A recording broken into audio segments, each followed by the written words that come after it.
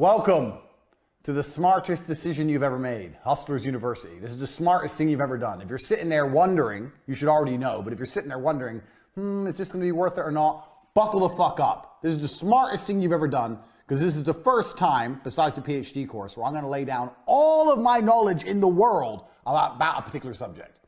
PhD course was girls. This is going to be about business. Everything I know about making money. So the way this came around was I was convincing yet another person to not go to university.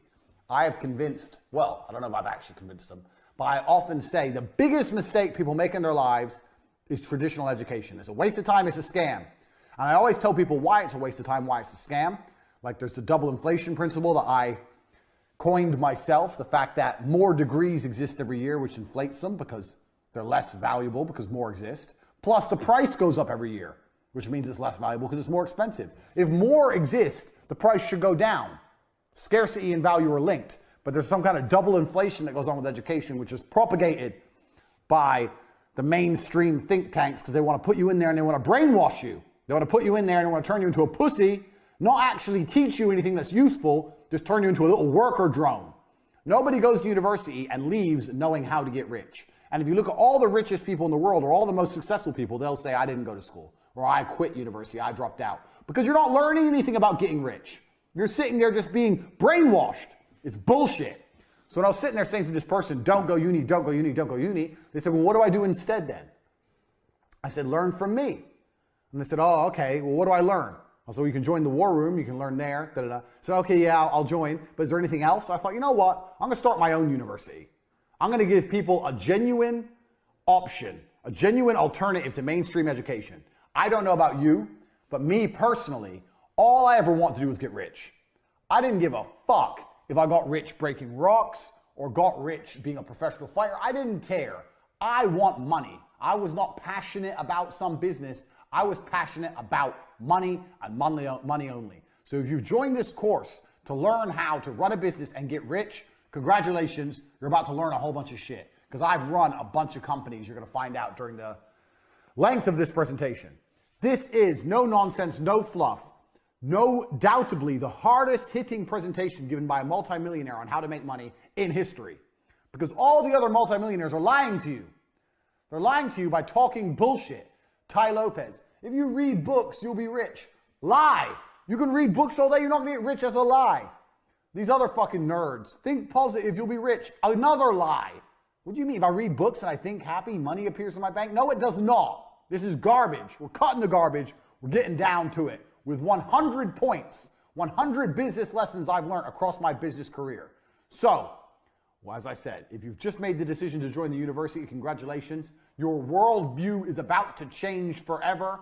I don't have a seatbelt on my chair, but I'm ready. If you have a seatbelt on your chair, put it on. If you don't, hold on tight. We're about to get rich right here, Hustlers University.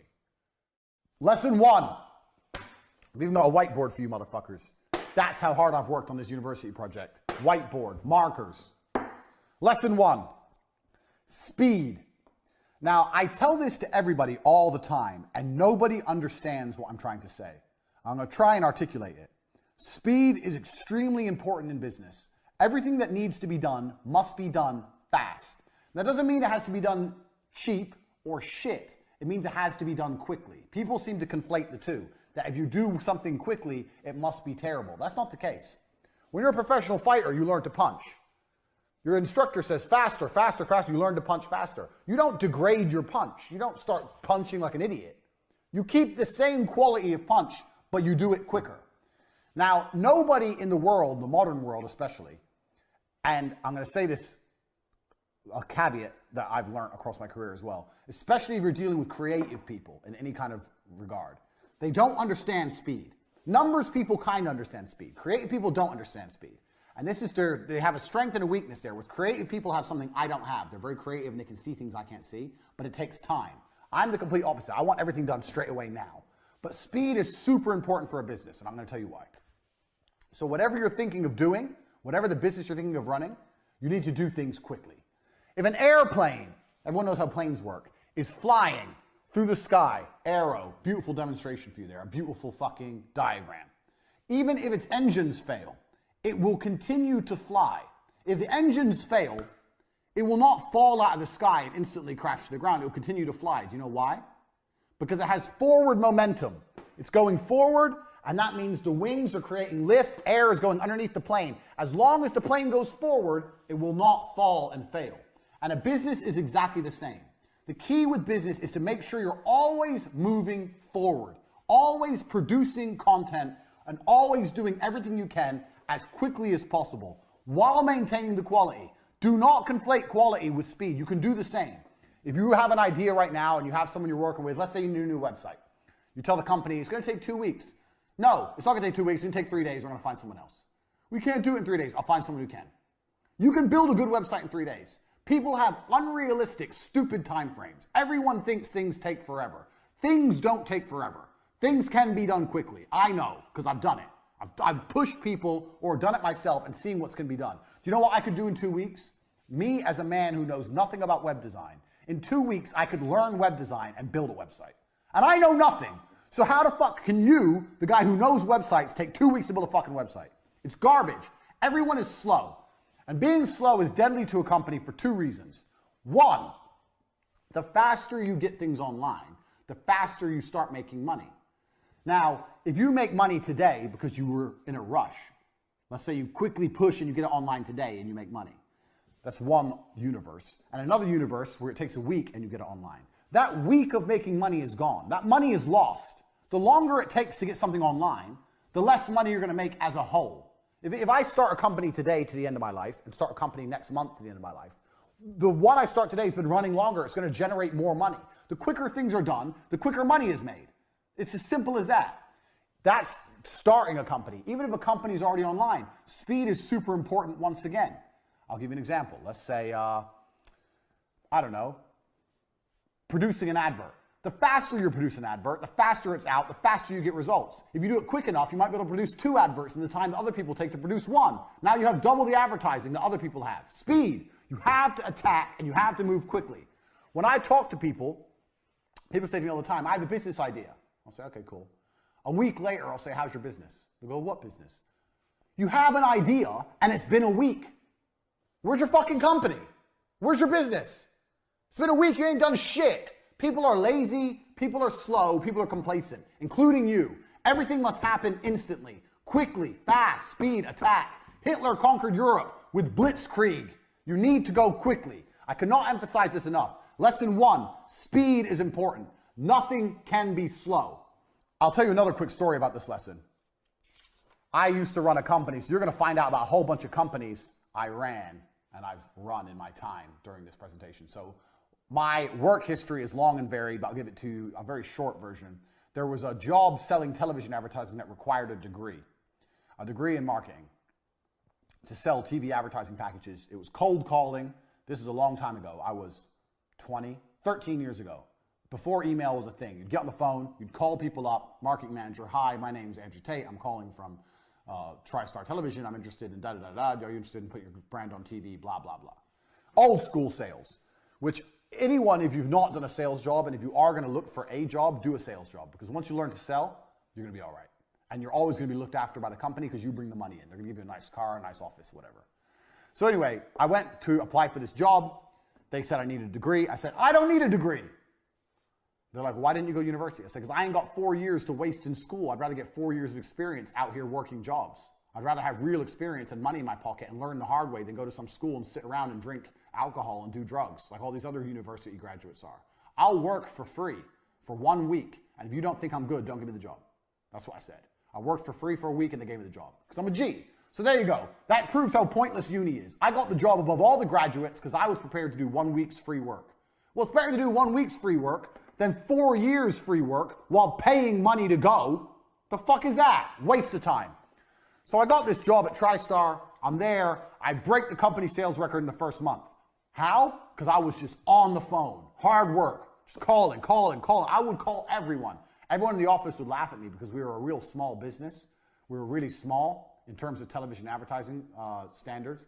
And I would call the companies like McDonald's, like the huge companies that we never stood a chance of getting a deal with in a million years. I'd call everyone, tenacious. I'd get the newspaper and go through it. Anyone who put an advert in, that means they had an advertising budget, means they had a marketing manager, call them. So I broke the company record. In the first month, I landed 3 40 grand deals, 120 grand I brought in, 10% turnover, 10% commission, 12 grand for me. I was 20, got 12 grand.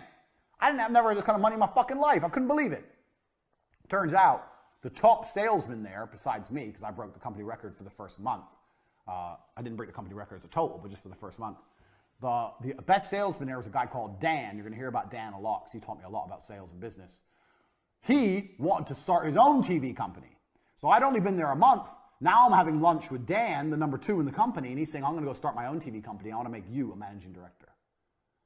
I've been doing it a month. I'm 20. Now I'm going to be a managing director of this company, but I have 12 grand in the bank, so I have a bit of money to sit on. I'm like, yeah, fuck it. What's the worst that can happen? Fuck it. So I only worked for this company a month and a half before I quit and start my own TV company. I'm 20. I own 50% of a TV advertising agency. Turns out Dan is a massive cocaine addict and basically left me to run the entire company. That's why he wanted me. He wanted me to do everything and him just go out and take the money from the bank and do cocaine. So at 20, I ran the entire company. Now, for a year and a half, this company functioned. And this company functioned by selling the cheapest television advertising that ever existed. So what we would do was, let's say we would charge people 19,000 pounds, and that would include a fully produced advertisement from start to finish, and their airtime on TV, and all the legalities to get them on TV. You have to go through the advertising standards, everything. That was a complete package with like 150 adverts on TV for like 18 grand. And we're calling people on the phone, me and Dan. Eventually we hired Tristan, ended up with like 10 members of staff, cold calling the world, promising television advertising at this price. Now, how does this all link back to lesson 1, speed? I'll tell you how. Because on an 18 or 19 grand package, we were only making 2 grand, 3 grand. We weren't making any money on it. In fact, a lot of the deals we were losing money or breaking even, but we were just trying to build up a customer base. We were just going into meetings saying, here's our clients, and showing a list of clients. People were like, how the fuck these young guys got all these clients? They must be some kind of young marketing geniuses. That's what people thought we were, but really we were just selling it too cheap. So we had all these clients. So how did we stay alive for a year and a half before it finally blew up in our face? Speed. We were robbing Peter to pay Paul. So we were getting money in. I bought a brand new car. Dan had a brand new car. We had this big fancy office. We're paying wages, but we didn't have enough money. So how do you pay to put the person on TV? Well, you get a new deal. You get a new deal. You get a new deal. So you're paying for old deals with new money. But the key was, as long as we kept the speed going, as long as we kept the speed, as long as we kept pushing forward, we were never out of business. We didn't even need to make profit. We just needed to get money. If you can just find a way to get money into the bank, you don't even need profit. We were doing 2 deals a week. In our first year, we turned over nearly £1 million. I'm 20. I've got £1 million business. But there was no profit. It was just land a new deal so we can put the old deal on TV. And eventually you get deeper and deeper and deeper and deeper into the hole. So it gets to the point where you owe shitloads of money, which is what happened. Now, this business would have still lasted another 2-3 years. And this business, I learned a very valuable lesson in, which we're going to come to later. We're going to come back to this business, so pay attention. But I learned a really important lesson in this business. But this business would have lasted another 3 or 4 years, except I took a 1-month holiday to go training kickboxing in Thailand. I was still training at the minute. I wasn't a world champion by then, but I was still a professional fighter. I was training. I took a 1-month holiday. During my holiday, Dan just did shitloads of coke from the company bank account, just emptied the company bank account. No deals were landed, and it all blew up in our stupid faces. Law, fucking court cases, everyone taking us to court. I was 20. When you're young, you're scared of things. There's bailiffs at the door. We've lost our office. I was literally sitting there. I couldn't sleep. I was panicking. I didn't know what to do. Everything fucking blew up in our stupid faces. But if I could go back in time and I didn't take that 1-month holiday and I would have kept it running for another 3 or 4 years, and if I knew then what I know now, some of the other lessons I'm going to teach you, this would have made me a millionaire at 20 years old. So, speed. If you are moving fast, you cannot fail. The name of this company was T2 Television, T2. T2 Television proves speed wins.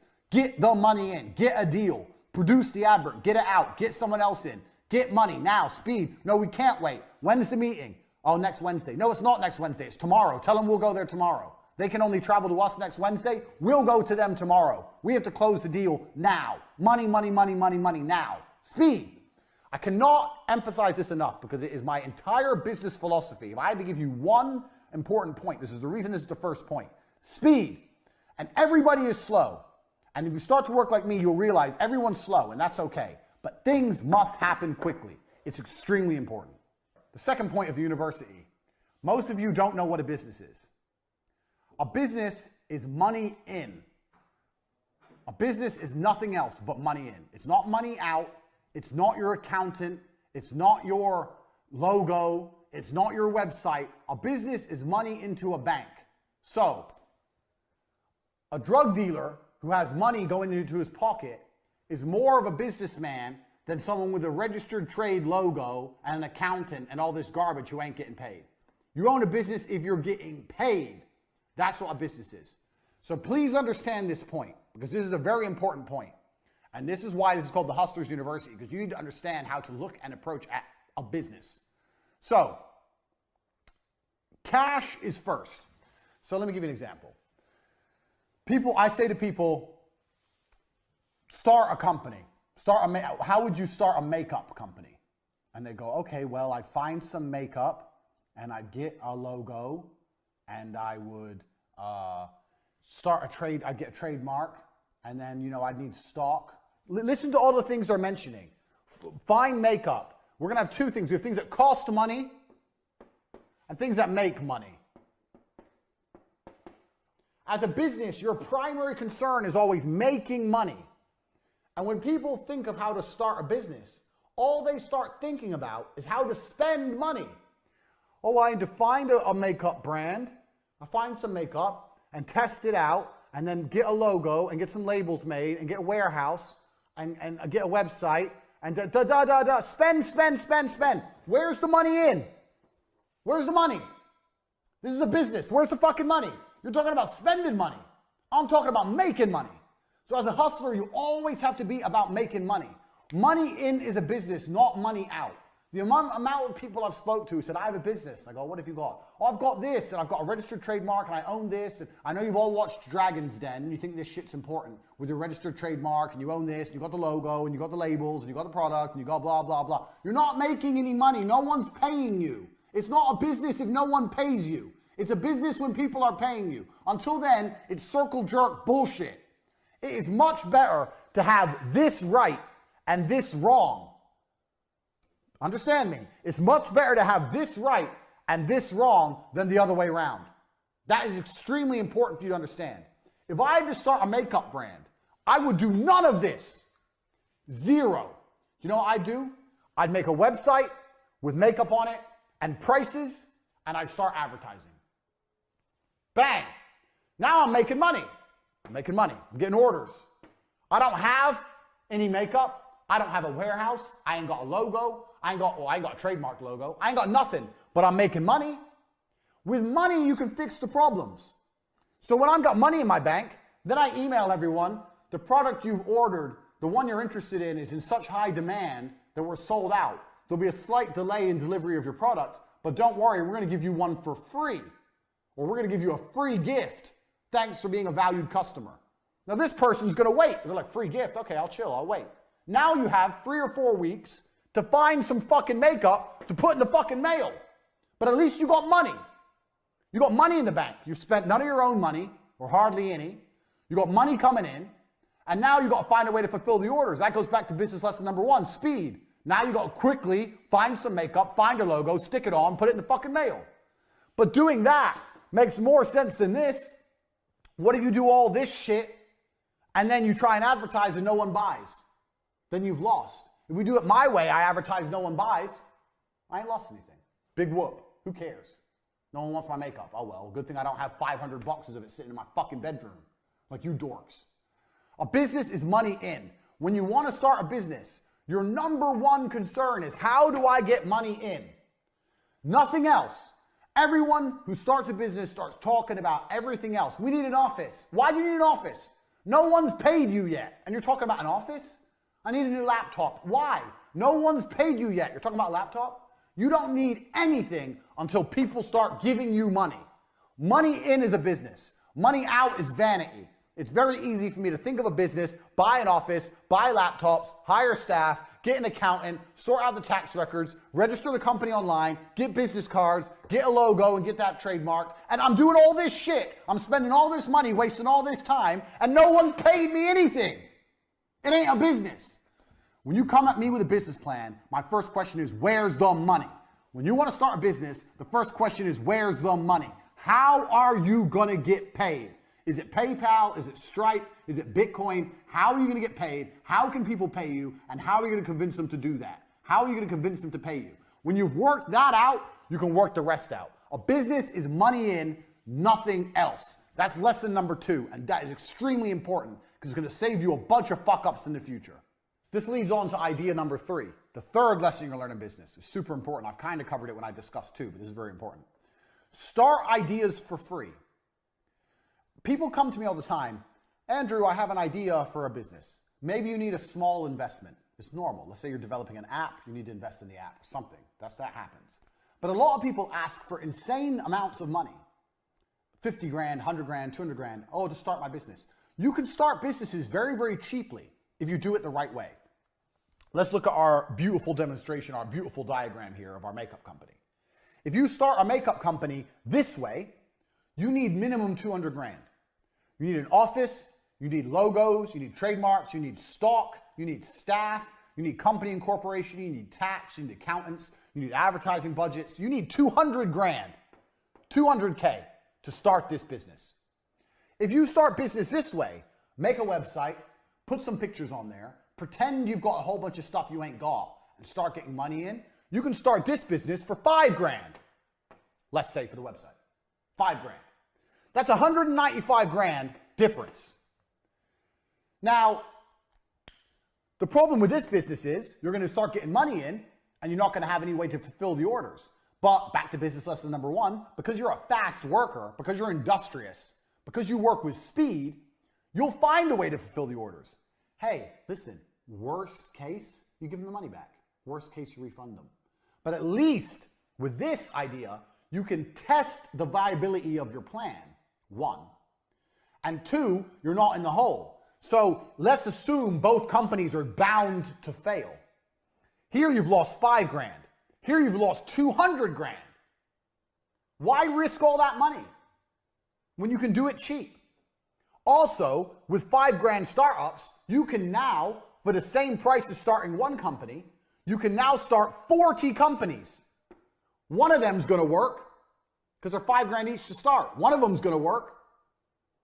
So you have to learn that the idea of starting a business is not expensive. Get that out of your head. I'm a millionaire, a multimillionaire, and I will not spend more than 5 grand launching a company. 5 grand max. I'll spend 5 grand, and if I see money coming in, maybe I'll invest some more. Or when the money starts coming into the makeup company, you might reinvest all the money. That's fine, because that ain't your money. That's money you're making. You can build a company off the money you're bringing in from the company and never spend your own money. That's how you launch a company. Now, every time I say this, people go to me, oh, well, what about this? What about that? If you're going to launch a fucking airplane company and try and compete with Boeing, you need money, obviously. But I'm talking about for you guys out there, this is the Hustlers University. If you're looking at making money, starting a new company, or you already have a small company, some of the biggest mistakes you can make is investing lots of money. When you're broke, it's hard to make mistakes because you don't have any money to lose. When you're rich, it's easy to make mistakes because you have a lot of money to lose. Start companies as cheaply as possible, basically for free, by prioritizing money in and not prioritizing fulfillment. That way, you get to start companies cheap. You can start a lot of them, you have money coming in the door, and you can reinvest money you're making in your company and build your company from the ground up. Every company I ever made, including T2 Television, was done this way. When I got my first deal for T2 Television, I had a BlackBerry and a business card. And I went to their office and I signed the deal. I had a business bank account that was free, no tax incorporation, nothing. They paid me and I used that money to buy an office. Done. I started a television advertising agency like this. I didn't get an office first. Office, staff, computers, desks. I didn't have any money. I had the 12 grand from the commission, but I was saving that for myself in case it all went wrong. I could have blown my whole 12 grand and set up the office. But no, I bought a laptop, I had a laptop, I bought a BlackBerry, had a business card, landed my first deal, and set up my whole business off of money already coming in. And if you can do that with an advertising agency, you can do that with nearly anything. This is television advertising. This is like premier shit back in 13, 14 years ago, before the internet was big almost. Everyone wanted to be on TV. That's how you start companies. I started an advertising company with a fucking BlackBerry. This is how. This allows you to start more businesses and allows you to see what's viable and what's going to make money and what isn't without risk. It's extremely important you approach businesses this way and not businesses this way. It is extremely important. Get this in your head. These first 3 lessons about speed, about money in being priority over everything else, and about starting businesses with this focus as opposed to the cost focus, money in as opposed to fulfillment, that's good. I've already taught you more than you're going to learn about business anywhere else. That's key, because if you do things this way, it's very hard to have a monumental fuck up. It's very hard to lose money. And also, now you can start nearly any company. You can start nearly any business. Give me a business. Name something completely random. A record label? A record label. You want to start a record label. So, record label, what do you have? You have, this is completely on the fly, record label. So, let me wipe my board. This is completely on the fly, unprompted. We're testing my business genius for the Hustlers University. Let me clear my beautiful diagram here. Right, so how does a record label make money? Make. We have make and we have costs. So a record label makes money by selling records, correct? I've never run a record label, so I might be wrong. So you have to sell records. Now, a record label is a digital product, so it's actually harder than makeup, because how can you sell records you don't have? So what I'd be looking to do first thing is test my distribution channels. So costs, you need to find records you can instantly supply, unlike a makeup company. So you need to find artists which are, I wouldn't say struggling, but there's certainly, you need to go out there and find some artists which don't want money up front. So you need to work out some kind of commission deal with artists and say, look, we're gonna give you X amount on the basis of the sales. So you have to find, we're gonna put broke boys. Because it doesn't, you know what, at this point, especially with a record label, although you need good quality artists to have a good reputation as a record label, if you have shit ones at the beginning, it doesn't really matter.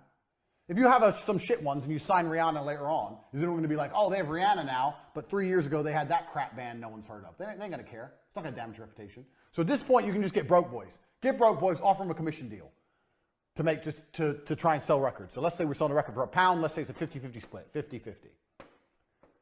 Now you've got distribution channels. How are you going to sell the records? Where are you going to sell them? Apple Music, Spotify, whatever. You have to test the distribution channels, test them out. Test out an independent distribution channel. So let's say you do all the traditional distribution, traditional stuff. And let's say you want to try and sell some stuff independently. So let's say you start a website or you go on, is MySpace still even a thing for music? No, what's the other one? SoundCloud or something like that. Yeah, so there's a few other abstract ways you can try and sell money. You can try and sell records. Let's say through their own website or through SoundCloud, through some of the other ones. You can try some abstract methods. Now here's what I would do. I'm running a record label. I find broke boys. Broke boys agree to go a 50-50 split. I promise to sell loads of records. You have to promise. This is your job. So I promise to sell fucking 100,000 records a month. Some bullshit. I promise. I'd lie. This is what I do all the time. No big deal. 100,000 a month. Easy, easy, easy. I'd get them. I'd put them across all the distribution channels. I'd see how many we sell. If we don't sell any, do you know whose fault it is? The broke boys' fault. I'll come back to them and go, okay, well, yeah, we have 2 of your songs. It's not enough. People don't know who you are. We need to produce some content to raise your profile. I don't know if you guys have any videos of you performing live. We need more music we can put out there. Da, da, da. And I would just continue to extract from the broke boys more videos, more songs, all for free, all based on a commission deal, and just put it out there. Speed, just like we said in number 1. Like I said, I've never run a record label in my life. This has come off the top of my head. Speed. Give me more, give me more, give me more. The more they produce, the more they give you, and the more you put out there, it doesn't matter. If you sell a little bit of each, you're going to start to make money. Look at what we do and what I do, all my different businesses. At this moment, I run CobraTake.com. I have the War Room, which is a business in itself. I have the webcam business. I have 2 YouTube channels. I have casinos. All I do, because it's just speed, scattergun. So in this kind of particular, if you're gonna do a record label, you need to have as much as possible video and music that you can afford. And when I say afford, a commission only deal, just constantly put out there, speed, on every single possible distribution channel. That's what you need to do. Then what you do is, when you have these boys everywhere, Broke Boys, the Broke Boy record band, you have them everywhere, and you have tons of their stuff, then you can approach someone who's not shit, or a little bit better. So we have the Less Broke Boys. Less Broke, well, right here. My terrible writing, because I'm writing at an angle. And when you go to the Less Broke Boys, you can say, well, look at the Broke Boys. We've got them on Spotify, SoundCloud. They're on their own website selling. They're here. They're on iTunes. They're there. Look at this. This is some videos of them performing. Yeah, we use these for promotion. They're on this YouTube channel. They're on that YouTube channel. The Less Broke Boys will be like, oh, these guys, they actually got them a lot of promo. What did you really do? All you did was extract it from these guys. Now the Less Broke Boys might want to work with you. Maybe you don't give them, maybe there's a slightly better commission deal. Maybe they get 60, you get 40. Take their shit. Before you know it, you're going to have a catalog of stuff. So people go, who's this record label? You go, well, bang. And you type any of those bands in, and they flood the internet with things. Now you're a real record label. Now new bands, up-and-coming bands want to work with you. Just because the amount of promo you got, you put them everywhere. One of these up-and-coming bands might be the next big thing. Who knows? All I've done in this business model, I don't know anything about record labels. All I've done is stick to my tenets of business. One, this is free. This is free. This is running a record label from your bedroom. Doing all this is some work on your computer, putting them on iTunes and making a website, whatever. That's all fucking free. Negotiate with the Broke Boys you can do in a Costa Coffee or a Starbucks. So this is a free business I've just given you. One, it's free. Two, we've prioritized money in. The first thing I wrote is, how do we make the money? How do we make the money? We sell records. Okay, so we need this, we need this, we need this. Prioritize making the money. And the third thing I did was speed, quickly. Get out, get out, get out. Tell the Broke Boys to make more. Tell the Broke Boys to start a daily vlog of them recording. A daily vlog of what it's like in the band. Start putting out on a YouTube channel. Speed, speed, speed, more, more, more. Give me content, nonstop. Speed. All I did was stick to my 3 basic business principles. Now, imagine you try this for 6 months and it doesn't work. Have you lost money? No. What did you lose? You didn't have a big fancy office. You didn't lose nothing. What's the worst that can happen? What's the worst that can happen? Nothing. And that is the exact point I'm trying to teach here. If you stick to these 3 tenets in nearly any business, you'll launch it for basically nothing, and nothing can go wrong. Nothing can go wrong. Point 4. Let me clear my board. I might get some hot chick. I can sit here and wipe the board. In fact, let me message a female right now. Sorry, bear with me. Let me get a member of staff. Right. Point 4. Staff. Now, this is going to be a controversial one, but bear with me. If you're watching so far, you should have learned a lot, because we're just getting fucking started. We have 100 business points to go through. We're on number fucking 3. Number 4. Family and friends are actually the best staff you can possibly get. Now, people say don't mix friends with business, don't mix family with business. Can you clean my board? Sit here and wipe it, please. Don't mix friends with business. Get that shit off. Don't mix friends with business. Don't mix family with business. That's a lie. So the reason people say this is because people are dickheads and they can't get along with anyone. They can't get along with anybody long enough to make any money. But I guarantee you have family members right this second who can make you money. I guarantee you have a 15-year-old niece, nephew, cousin, brother, whoever, who knows more about computers than you do. I guarantee there's a 15-year-old out there with nothing better to do who knows more about Photoshop than you do right now. His stupid ass needs a job. So you can start a company right now. You can call up all your cousins. One of my cousins works for me. My brother works for me.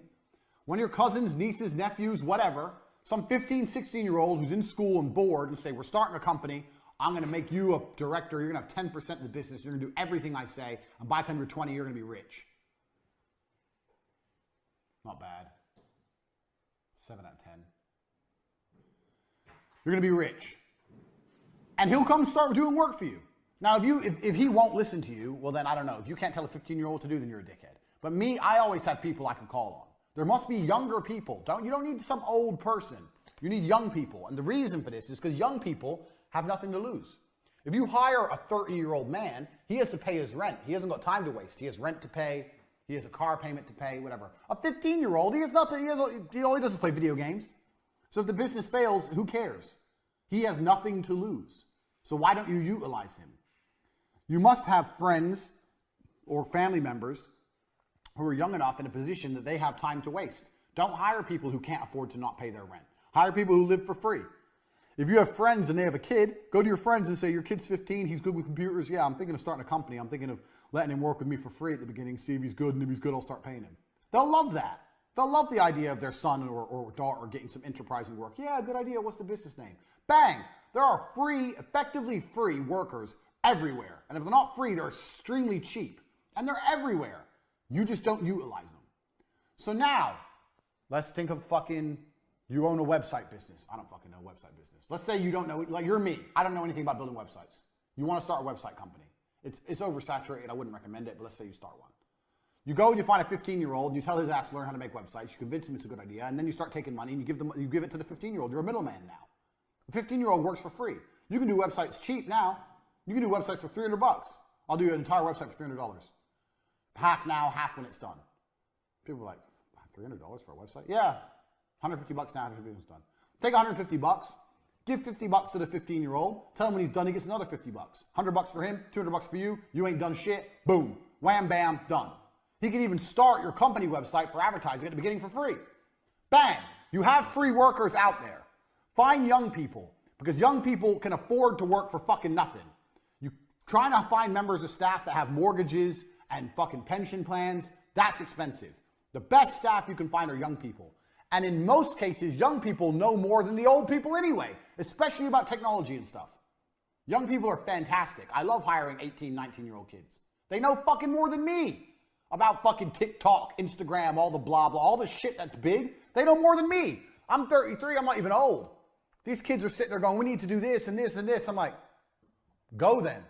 They're like, I'm like, how long is it going to take? They're like, a week. I said, no, it's going to be ready tomorrow. Tomorrow, show me it. Done. Don't piss me off.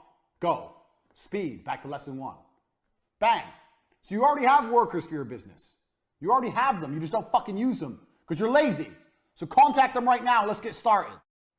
I apologize for the change of face, but Andrew has invited me here to talk about another very important point when it comes to making money, which is work with family when possible.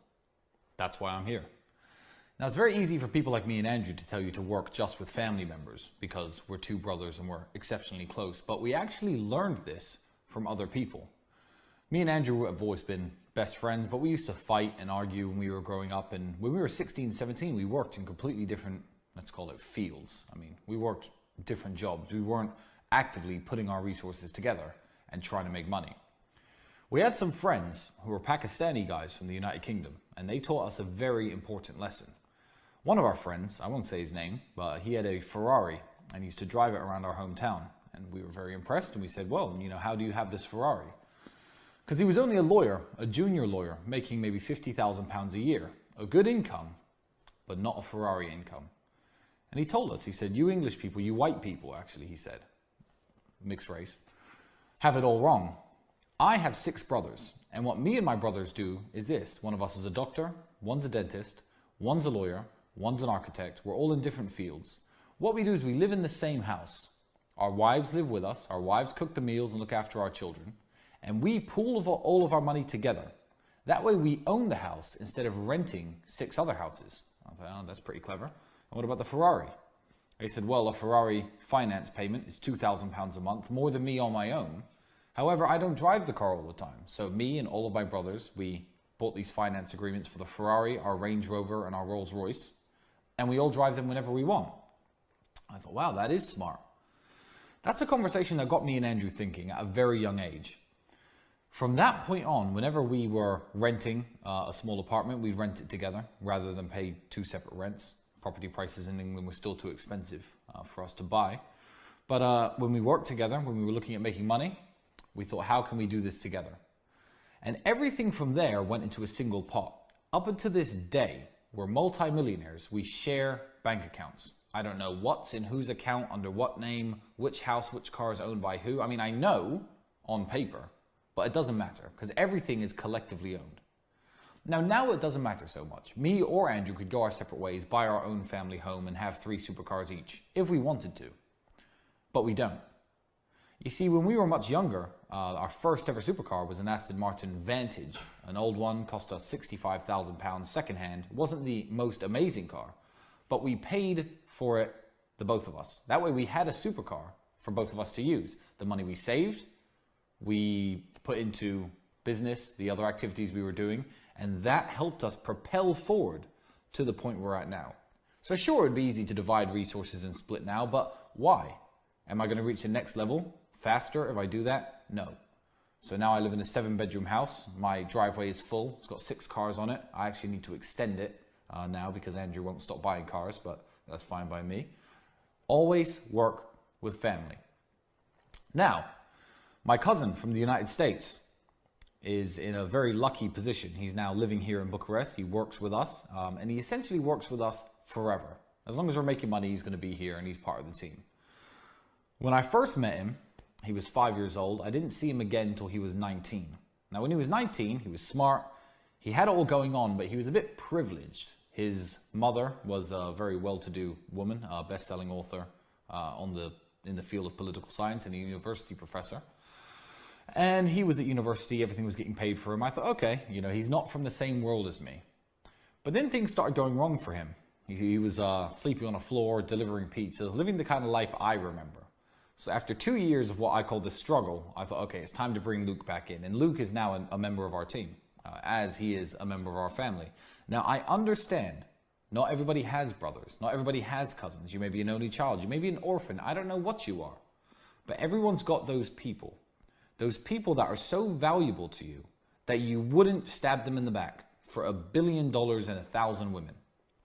Those are the people you want to work with. As long as you are sure that they share your sentiments, those are the people you want to team up with. Pool your resources, live in the same house. If you're broke, if you're both working dead-end jobs, rent one room together if need be. If you're good friends, if you meet a woman, tell them to take a walk for an hour and come back. That is one of the keys to mine and Andrew's success. Lesson 5, command respect. Now, what I want to do in the 100 points, this 100 tenets of business is I don't want to talk too much about the fluffy bullshit that all the other millionaires talk about and teach, because what they're really doing is copping out. So it's very easy for Tai Lopez, who has no real business skill. Tai Lopez doesn't know anything about business, to say, you get rich by reading books, because it sounds easy. Then everyone goes, oh, really? Okay, I'll read books. It sounds easy, but it's not true. And think positive, you'll get rich. That's not true either. But some things are true. And number 5, this is true. Command respect. This is true. So I'll give you an example. We're going to go back to Dan, the T2 guy. So I still talk to Dan sometimes now. And he's a good guy. He's got a good heart, but he just loves drugs. Some people do. One of the reasons I'm good at business is because I command respect. And I command respect because I'm a physical specimen of a man. This is the reality. I'm a professional fighter. So this helps me, whether I'm running my webcam girls or whether I was pitching television advertising. There's a level of respect humans have for other humans who are a physical specimen. Dan is a big black guy. The way Dan sold and acted and treated staff, he could get away with that he couldn't get away if he was an obese white guy. Because there's something evolutionary about humans. And if you're a person who's viewed as strong, people respect you and people trust you. If you want to run a business and you want people to spend money with you, one of the best things you can do is go to the gym. Tell you the truth.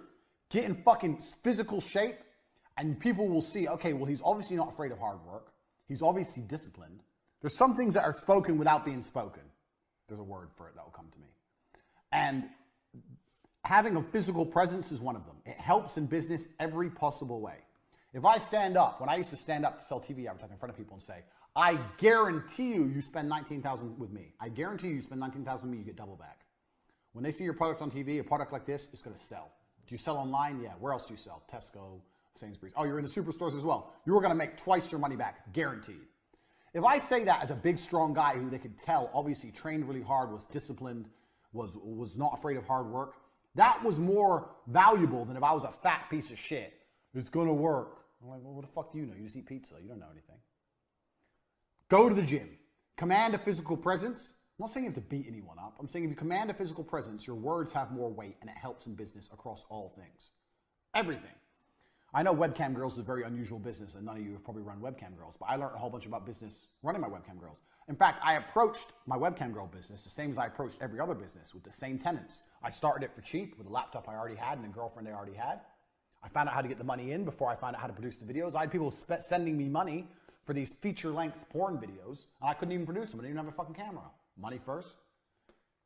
All my same things. Speed, quickly, get everything produced quick. I did all the same things with all my businesses. But the reason I could have so many girls listen to me is because I'm me. And I'm me because I'm big and strong. I'm Andrew Tate. So if you want to run your business, do not neglect physical presence. Now, you can be successful without physical presence. There's a whole bunch of dorks who are successful. But I'm talking about what I know about business and what I've learned. This is the Hustlers University. And what I'm saying is it will help you. Even if you're Bill Gates and he was super successful and he's a dork, he would have been more successful if he was a big, strong dude. It's never going to detriment you to be bigger and stronger in life, and whether it's in business and every other aspect of life. Being bigger and stronger and commanding physical presence will always help you. It shows discipline. It shows that you understand hard work, and it makes your word more valuable. And sometimes in business, all you've really got is your word. You have to promise people shit and they have to believe you. So if you do that as a big, strong dude, people just believe you more. This is just the harsh reality. This is the Hustlers University. I told you it's no nonsense, it's no garbage. If you want to run a company, start going to the gym, get big, get strong. It's going to help you make money. Sooner or later, I guarantee you, it's going to help you make money. This is point 5. Don't neglect it because it's very, very true. Even if it only helps you 10%. 10% is a lot. 10% is the business. 10% is the difference between success and failure. 10% is the difference between a little bit of money and a lot of money. 10% is a huge difference. If you're selling, let's say you're selling $1 million of product and you got a 20% margin, that's 200K. If you had an extra 10% margin because you're the big, strong guy and you got 300K, bang, that's an extra 100 grand a year. That's a fucking 911. That's a Porsche. There's a big difference. It's a big difference. So do not neglect number 5 because it's real. Check the guns. Would you, and here, let me prove the point. Would you have bought this course? You bought this course because I'm Andrew Tate. You trust me. You've obviously looked at me and you go, you know what? Something about this guy. He knows something. I trust him. Would you have still bought this course if I was morbidly obese? Genuine question. I know it's an extreme, but it's a question. If I was morbidly obese in my chair and very, very fat, I'm going to teach you about business. Would you have bought the course? Or would you have thought, fuck you, fat fuck, you don't know nothing? And if you're honest with yourself, you'd think, yeah, you're probably right. I wouldn't have bought from you if you were obese. So that's the extremes. I'm a professional fighter, obese. These are extremes. But the extremes prove the point. The closer you are to in good physical condition, the more likely you are to be respected, and the more likely you are to be able to say things and people believe you. So, get in physical shape. That's point 5. Commanding respect is always going to be able to help you throughout life, especially in business. Point 6. Resell to people you've already sold to. It's the easiest money you'll ever make. So, in T2 television, because obviously we knew we weren't making money. When shit was getting hard, what we'd do is we were selling these 18, 19 grand deals. And one of the reasons we survived so long is we'd get people to sign up, pay 18, 19 grand, make their advert, show them their advert, hope they loved it. And if they loved their advert, then we try and sell a bonus airtime package.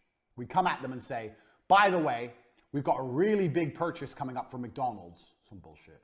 And we're getting airtime extremely cheap. And for only an extra 5 grand, we can get you an extra 100 spots on TV. Some garbage, some bullshit. And try and sell them this extra package. And this package had some profit in it for us. The spots we'd give them would be in the middle of the night, cheap, bullshit. And this was our only chance to make any profit. So if they said no to this, we did all the work for effectively nothing. If they said yes, we'd sell it for 5 and it was like 4 grand profit. That's how we were surviving. So if we tried to put that in at the front end and sell 24, 25 grand packages, we couldn't sell it. But if we sold them at 19 and then tried to upsell them later, we had about 60, 70% upsell rate if people liked their advert. So the easiest money you'll ever make is selling to people who have already bought from you before, as long as you relatively fulfilled your deal. So we did it after the advert. We never tried to sell it to them before they saw the advert because then it was much harder to sell. So if you do a good job or a half good job, the best customers you're ever going to have are people who have already bought from you before. You should already know this about business. This is a very easy one. But it is so much easier to sell to someone who's already bought from you than it is to sell to someone new. A lot of you watching this may have already bought something from me before. Congratulations, you must know a lot of shit. But it's very, very important. It's very, very true. So I know a lot of people with a lot of different businesses, and they all call me up for advice. And one of the first things, I had a guy call me up about 2 months ago, and he was saying he was struggling for cash. He asked me to borrow money. And I said, I won't say who he is or what his business is, because you'll know. Some of you will know. So to protect him, I was like, well, okay, how much do you need? He's like, 200 grand. So how many customers do you have? He goes, oh, all in all? Yeah, all in all. How many customers are on your database? He goes, oh, about 10,000. Like, bro, there's your 200 grand. Put together a fucking email campaign. Do a huge discount. You don't have to let it leak out into the public. Let them pay full price. These people have bought from you before. Put it all together, pow, and blast it out. There's your 200 grand. What do you need me for? These people have bought from you before and you delivered. There's your money. Your money's sitting right there. Go get it. So easy to sell to people who have already bought from you before if you did a half good job. In business, you don't need to sell to tons of people if you can sell to the same people over and over again. And it's much easier to sell to the same people over and over again than it is to keep finding new people. Keep that in mind, especially during times where you need cash, or you're trying to raise cash, or you want to increase cash flow. The first thing you should do, if you have a company and you're making a bit of money, making a little bit of money, and you go, you know what, I want to make some more, what can I do? Don't look at advertising more. Don't look at getting new customers. Don't look at a new product launch. The first thing you should do is go, is there anything I've already got that I can resell to people who have already bought from me? And that is the easiest money you're ever going to make. Don't forget that, because you'll need that at certain points in your business career. You're going to need to be able to pull that ace out your sleeve and generate money from thin air. So keep in mind, that's point 6. All right, point 7. This is another one that goes back to point 2 and point 3, but this is really important. Don't get legal before you get rich. This is super important. We're talking about hustling here. I'm telling you the hacks to becoming rich. Do not get legal before you are rich. You can fix your legal bullshit when you've already made money. It's a shame I've deleted or erased my beautiful makeup diagram, but it's very similar to what we were saying earlier. I know so many people who have registered a company, registered for VAT, registered with the tax man, already have an accountant, and haven't made any money yet. In most of my companies, will make $1 million before I'll even consider fucking around with a tax form, talking to an accountant, or registering any fucking companies. All that shit is on the later base until you have proved the viability of your company and you have money coming in. When you're rich and you have money in the bank, then worry about that stuff. Do not waste your time, energy, and money doing all that legal crap before you know anything about whether your business is going to work or not. Don't do that. It's counterproductive and it's expensive and it's a time sink. If every time I had to start a company or an idea, I had to go register a company, get an accountant, do tax forms, do VAT forms, what a waste of time. I've started maybe 100 companies in my life. 20 of them made money. You're telling me 80 times I would have had to fuck around? Don't do that. I know so many people who have a company legally, but don't have a company in reality because it exists as a legal entity, but it does not provide cash. A company provides cash. If you're a street drug dealer, you own a company. Much more than the guy with all the legal entities which ain't making money. We're hustlers here. It's the Hustlers University. Do not confuse this. Money in. What's the lessons I've been teaching you? Money in. Where's the money in? Legal shit is a cost. We're not interested in costs until we've seen the money in. Do not get legal before you get rich. You do not need any legal bullshit. You need a website, a domain name, and you. That's it. You do not need any legal bullshit before you get rich. Don't make that fucking mistake. The reason people do that is because it makes them feel better. It makes them feel better because then they feel like they have a company. So people go, I want to start a company. They don't know what to do and they don't know how to make money. So they think, well, if I spend money and set it all up legally, then I've got a company. Then they feel better inside, like they've achieved something, when really they've achieved nothing because they're still not making money. Don't fall into these traps so you can walk around telling everyone you have a company because you spent money. Anyone can spend money. Making money's hard. Spending money's fucking easy. Do not do that vanity, I own a company on paper garbage. Fuck all that off until money's coming in the bank.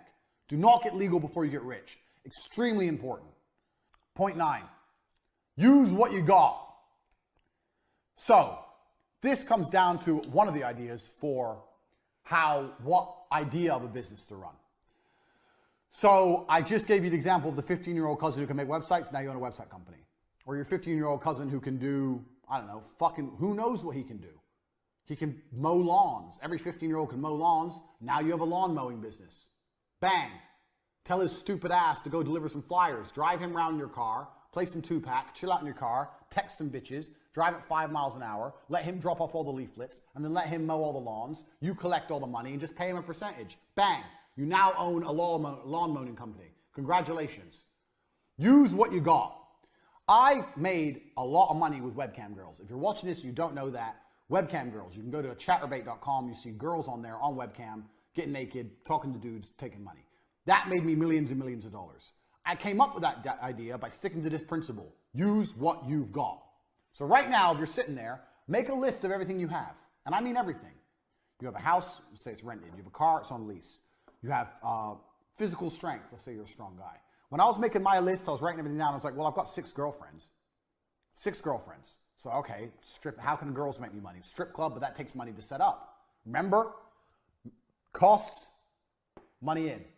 Strip club, I cannot get money in a strip club without a club. So I looked at all the costs for a strip club and realized it's too expensive before I could get money in. It's too big a risk. Remember? It's too much risk. I could lose 300-400 grand. Can't risk that. How can I get money in? How can I get money in for having hot girls without spending money out? So my first idea was strip club. But I looked at all the costs. I was like, okay, so why do men spend money on girls in strip club? Because the girls are beautiful. They get to look at the girls, see some titties. How can I do that without the club? Well, the internet. If I put them on the internet, it's cheap. This is literally how I thought. I stuck to my business principles. Okay, it's cheap. Start looking up, down, discovered the webcam websites. All right, so I've already got the girls. I've already got a laptop. I've already got the internet. Bang. The day I had the webcam idea, the same day I was making money. I didn't spend any money, but I was making new money because I refused to allow myself to spend. Then I started making new money in with the webcam because I knew I had the internet. I knew I had laptops. I knew I had girls. Use what you've got. Look around you. What people do you have? Does your old mother need a new job? Maybe she's at home and she's bored and she wants to, maybe she'll mail things for you. I don't fucking know. Do you have cousins, nieces, nephews? Do you have a girlfriend who has nothing to do? Use what you have. People, things you have. Make a fucking long ass list and you'll start thinking of ideas, business ideas. And they're going to come to you like the strip club came to me. But then you're going to sit there and go, okay, this is a good idea, but I can't afford that. But then you're going to go back to the other lessons I've taught you. Okay, this is how much it would cost to set up that way. But how can I get the money in that this would generate without all the costs? And if you do that and you sit there with a piece of paper and you write everything down and you stick to the principles I've taught you so far about how to start businesses, you may find a business you can start for a couple grand. You've already got your staff, a couple grand, you got an idea. You try it. Doesn't work, lost a couple grand. Does work, bang, you're rich. That simple. If it starts to work, speed, speed, speed, speed, more, more, more. Lesson 1. It's really not that complicated. This is how hustlers get rich. It's really, really simple.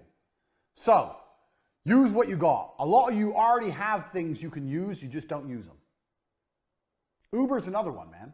Uber's a fucking perfect one. So, I know Uber doesn't pay very much at all. I know that. But,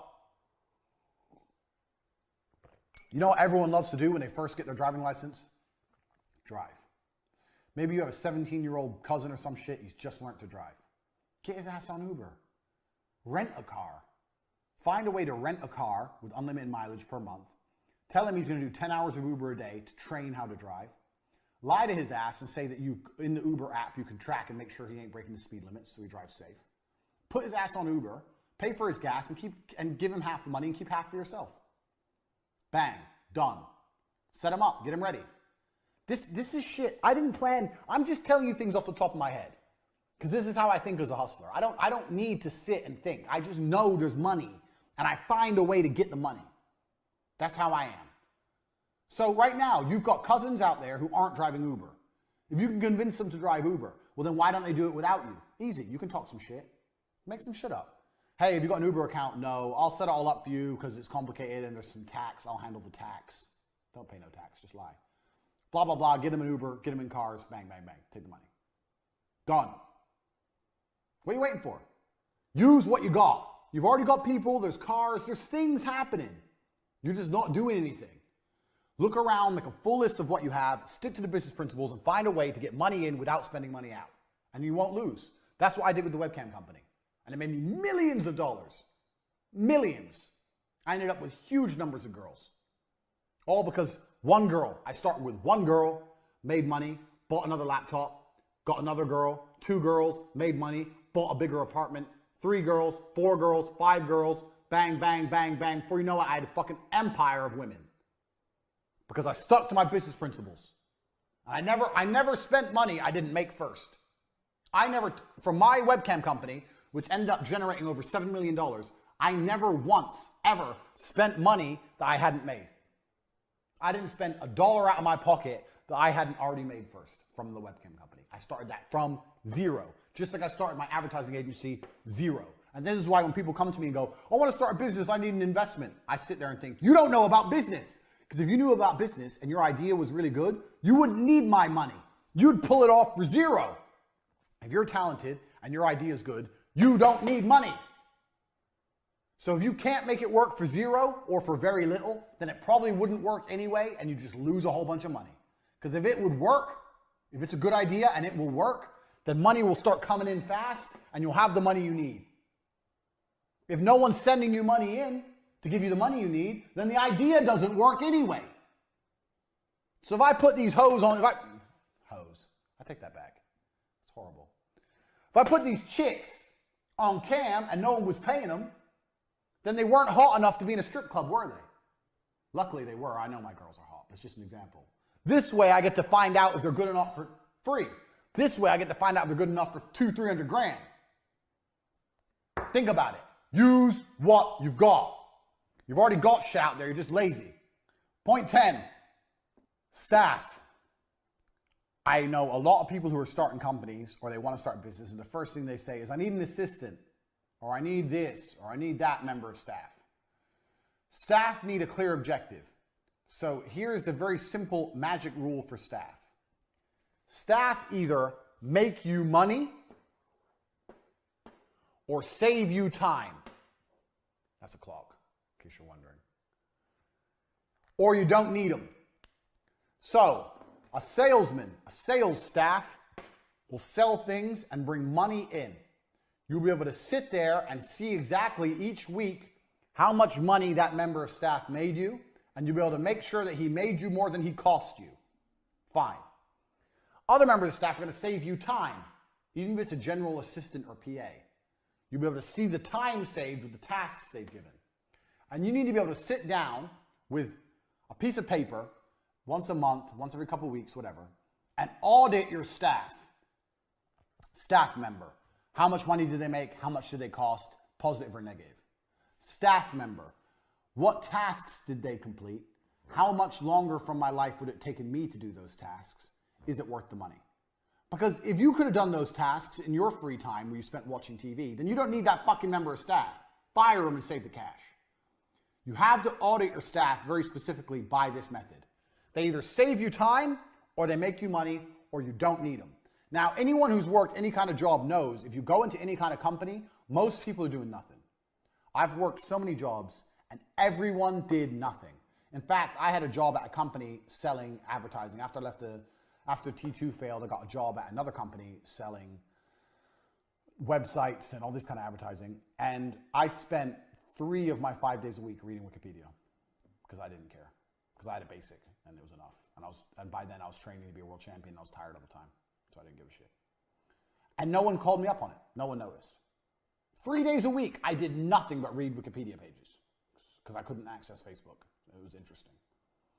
That is literally the level of laziness most people experience. If you take out coffee breaks, cigarette breaks, chit-chatting in the office, most people do fucking nothing.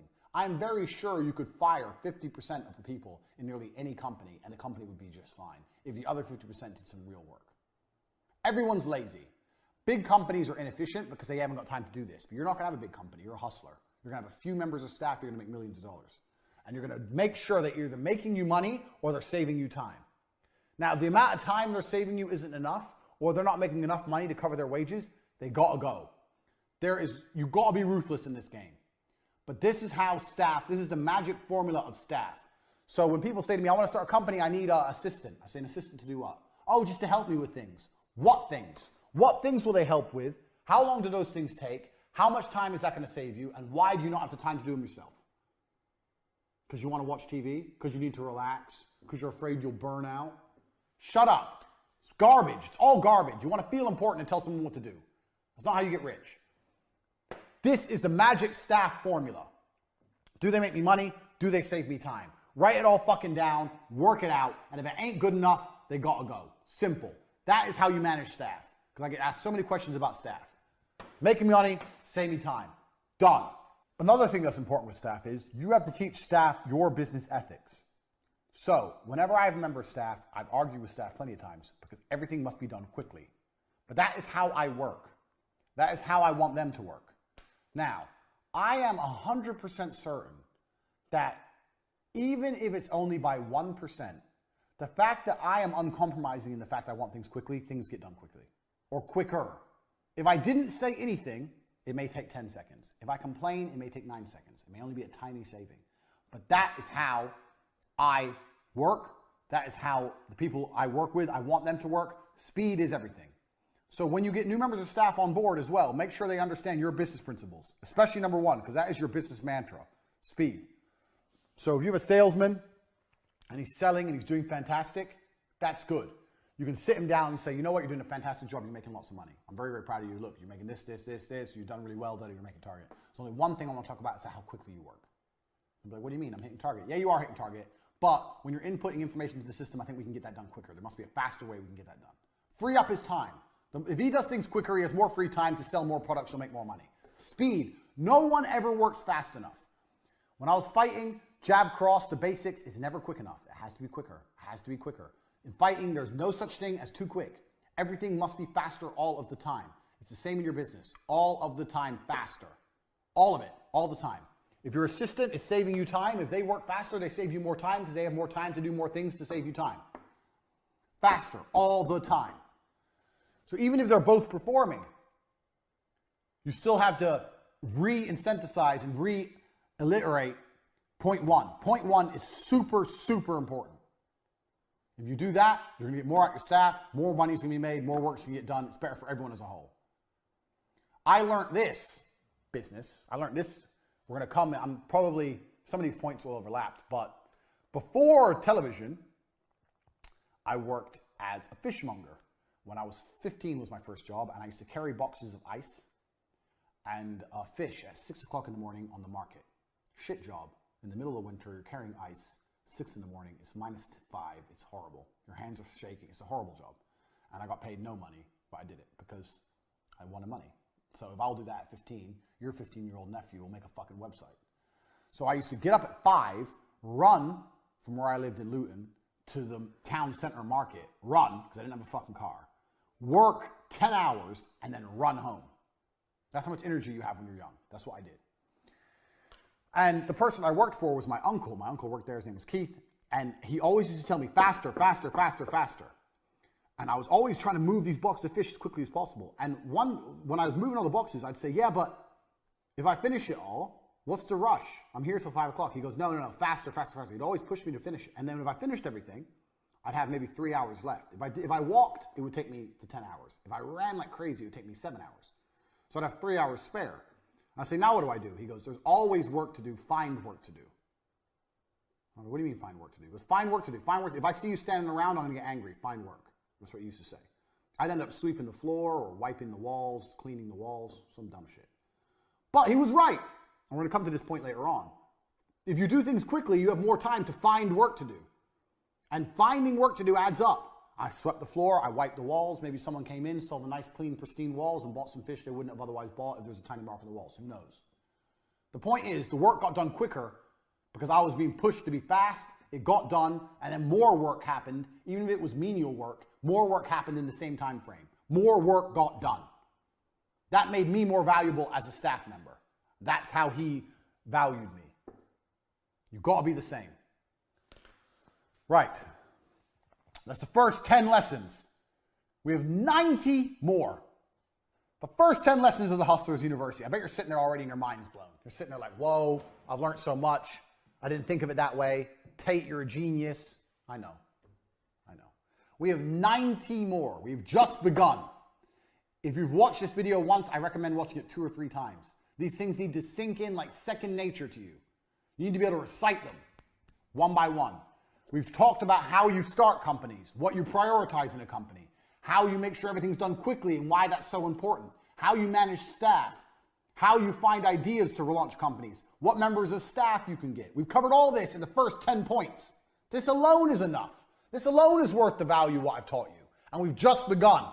The first 10 points of the Hustlers University. If you watch this video, I recommend you watch it 2 or 3 more times before you even move on to number 2. If you want to move on to number 2, do it. But you need to pay attention to these because they are the basis of everything I'm going to teach you here on after.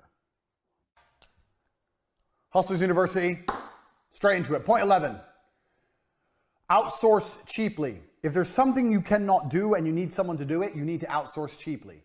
You can either find a student, as I've discussed earlier, finding a niece, nephew, blah, blah, blah, or find students. Students are fantastic because students need work to do for their fucking projects or whatever. Let's say you need a video. Find a film student. They'll do it cheaper than a film company. Find students or use Fiverr. Outsource cheaply. And never, the point 11 is, never hire, if you can avoid it, please do. Don't hire another company to do your work. So as a company, let me remove my beautiful diagram. As a hustler, so I'm not trying to teach you how to be a CEO. I'm teaching you how to make $5 or $6 million a year so you can buy supercars and enjoy your life. As a hustler, you want to be here at the top. That's me.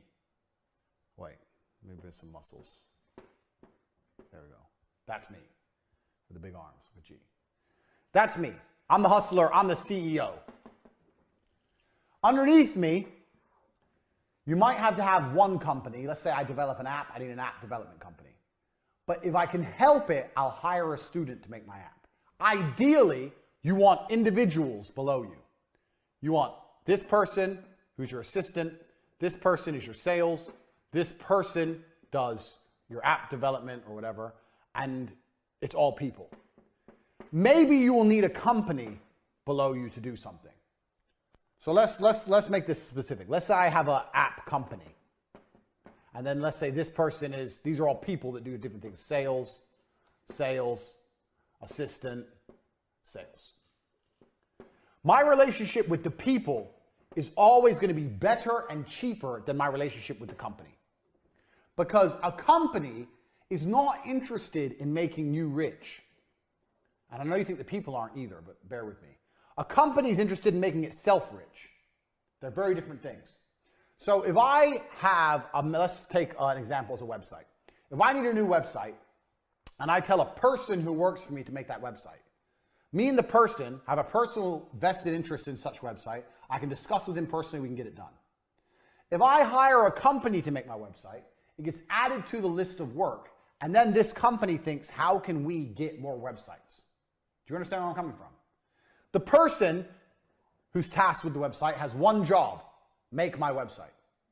The company who's tasked with the website has 2 jobs, make the website and find more people who need websites. They need to do 2 things. And if they're smart, and some of them are, if they had to choose between delivering your website on time or taking on more work and taking more money, they'll take the money. Their primary focus is not your site. Their primary focus is generating money. Do you understand these? There's a huge difference. This person's primary focus is completing his job for his boss. This person's primary focus is not completing the job for the boss. It's getting more money from somewhere else. There's nothing to do with you. Fair enough, they may have more people in different departments, blah, blah, blah. But that's still the primary goals of the individuals. The primary goal of the individual and the primary goal of the company. Plus, the company's more expensive. So, you want to try and outsource cheaply. You want to have individuals you work with. Now, if an individual has a company, fine. That's still an individual. When someone goes, I'm me and I have my company, I see that as an individual. I don't see big companies as people I want to work with. If I want a website, I don't want to go into some office full of people making websites. I don't like that. I've never had a positive experience with that. It's always expensive. They always have other jobs and other things to do. Their primary goal is making money. They don't really give a shit about you. Now, if you need something very specific and personalized and you need a really big company, okay, do it. But in most cases, you don't. Try and work with people and try and outsource cheaply and try and use students. This is number 11. Nearly anything you need done, a student can do. You can find students, and students are, drum roll, broke, which means they work cheap. Find students. If you don't know how to do something, find a student who does know how to do it. Try and avoid going to companies. Companies have a different objective than keeping you happy. If you have good staff under you, you become like a team, you become like family, everyone wants to work together, everyone wants everything to work. If you're a good leader, your staff genuinely want everything to work, and you genuinely want your staff to be happy. It's a happy medium. Everyone wants success.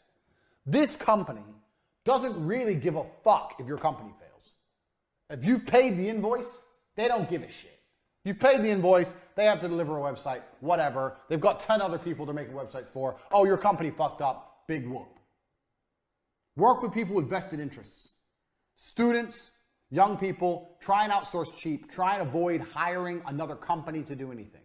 As a hustler, you want to have you at the top, individuals you can trust below you, and that is the happiest company structure. You don't want to be working with lots of companies. I know guys who try and start businesses, they hire a website company, they hire an accountancy firm, they hire this, that, and I was like, all it is you at the top, company below you, company below you, company below you, all trying to send you invoices and suck you dry. It's bullshit. Don't do that. You won't get rich very quickly doing that. Trust me. Point 13, and this is fucking important, and this is the biggest mistake I made with T2. Businesses won't last forever. I know you think your business will last forever, but it won't. And if a business won't last forever, you need to get rich quick and put yourself before your business. The biggest mistake I made with T2 is I was so desperate trying to keep it afloat that I wasn't taking any of my own money. I bought a new car and I gave myself a little bit of money. But if I could go back in time, I would have milked that cow. I had money in the bank. But to keep it surviving, I didn't want to take so much money. I had to keep Dan's Coke habit down. So I reduced the amount of wages we were taking, kept it low. So when it all blew up, I wasn't sitting on any money. I kept the company alive at the expense of me. If I could go back in time, by the time it all blew up, I'd be sitting on $500,000 clean. Look after yourself first. And this is very, very important because no business lasts forever. Doesn't matter what the business is. Even my TV advertising business that worked 13 years ago would never work today. Calling people on the phone trying to convince them out of money when they can just get a YouTuber for 500 pounds with more viewership and they can track the clicks and directly see how much money they're getting back that you can't do with TV. I could never sell TV to someone today. Never. This is before Instagram, before social media, before YouTube. All this came along and killed TV now. Now there's a few big brands left. Netflix, who even watches TV? That business wouldn't last anymore. I bet if you told blacksmiths 200 years ago that being a blacksmith ain't gonna ever work again, they'd be like, what? People always need metal. What are you talking about? Blacksmiths aren't around anymore. Every single business is gonna fail sooner or later. So if it's gonna fail, make sure you get that money before it blows up. I have no problem with any one of my businesses going boom if it's already paid me. If all my cam girls quit, but I have $3 million, good. If I've taken all that $3 million and invested it in a big studio and reinvested all the money and made everything nice and then they all quit, then what was the fucking point? The goal of a business is to make you rich. This is the point of your business, to make you rich. The point of a business is not to have a business for vanity. The point of the business is to make you rich. Look after yourself first. Now, obviously, this is an equation. I'm not saying only look after yourself to look after your business. I'm saying take this in mind, keep it as a happy equation, and make sure you're getting that money. With T2, I made a mistake, and I kept funneling all the money back into keeping the ship afloat. It's my ship. The T2 ship on the waves. And I didn't take enough of the money for myself. Kept investing in new staff, new computers, dumb shit. I was 20. All the lessons I'm telling you now are lessons I've learned. If I would have just taken the money, you know what? Get a deal in. All right, yeah, we'll keep it going. Yeah, just take the money, take the money, take the money, take the money. By the time it blew up, I would have been sitting on 500 fucking grand. And I didn't. You have to look after yourself. A business won't last forever, so you have to take the money and get rich. Look after yourself. If you're thinking about, oh, maybe I need a new camera, maybe I need a new car, maybe I need new vans, whatever your business is, doesn't matter. Think about it, but also think long and heavy. Is that going to bring new money in? Let's look at a video production business. Just come to my head. You have a video production business. You're filming in 4K. You want this new camera. It's still 4K, but it does all these extra features. Does the layman understand it? Not really. If you can go to a meeting and tell him you're going to film in 4K, it's the same. That camera is 20 grand. I don't know. I'm just off the top of my head. I don't know anything about cameras. Do you spend the money on that camera or do you just pocket the 20 grand? I'm telling you what you do. You pocket the 20 grand because it's not going to get you any more clients. It's still 4K. You can just lie in the meetings and pretend your camera can do what that camera can do. You're not going to lose or make any more business. Take the 20 grand. It ain't going to add money in directly, so you don't need it. You need to be getting rich from your company. Look after yourself first, because when your company fucks up, you need to be able to say, okay, abandon ship. Woo! Abandon ship with fucking suitcases. Don't abandon ship. When I abandoned T2, I had nothing. And that was a mistake. I worked my ass off, sleepless nights, millions of dollars through the bank for nothing. Don't do that. Look after yourself first. This is point 13. A business won't last forever. You need to get rich quick and you need to take the money. Take the money for yourself. Don't run a business for vanity. Look after yourself. Get that money and keep it. If you have to choose between you and the company, most of the time you should be choosing you. Obviously it's a balance. You need to make sure your company's looked after. You need to reinvest in your company, blah, blah, of course. But still, you are the primary focus of your universe. Everything serves you, including your company. That's point 13. Don't make the mistake I made with T2, putting it all back in and not looking after yourself. There's a reason why you can actually put this in the course. Look him up, Sir Philip Green with BHS. Billionaire, bought BHS, which is a big clothing store in England, saw it was failing, took billions and billions for himself, let it fail, let everyone's pensions go under, let it sink. Once he realized, you know what do I do here? Do I just make millions and billions for myself or do I save this company? Nah, for me. He actually lost his lordship for it because they thought it was such an evil thing to do because like 10,000 old ladies lost their pensions who'd worked there for like 40 years. Pretty evil. But the point is the same. As a billionaire, he understood me first, company second. So he milked it. There was another company, it was a toy store, and they ran up until Christmas Day and they took all the money for Christmas. No, it was a catalog. You remember the catalog? There was these Christmas catalogs. I can't remember. There's these Christmas catalogs and you pay every month and you build up this balance and then before Christmas you can order all your presents and all your food from the catalog. And they ran up until Christmas Day and then they closed, took millions and didn't deliver anything, ruined everyone's Christmases. I remember it was big in the news in England. They ruined something like 10,000 families' Christmases because they couldn't afford a Christmas anymore. But the managing director, because the managing director ended up going to court, but he still got away with it because it was legal. He took $7 million. He looked at his business and goes, you know what? I don't think this is sustainable anymore.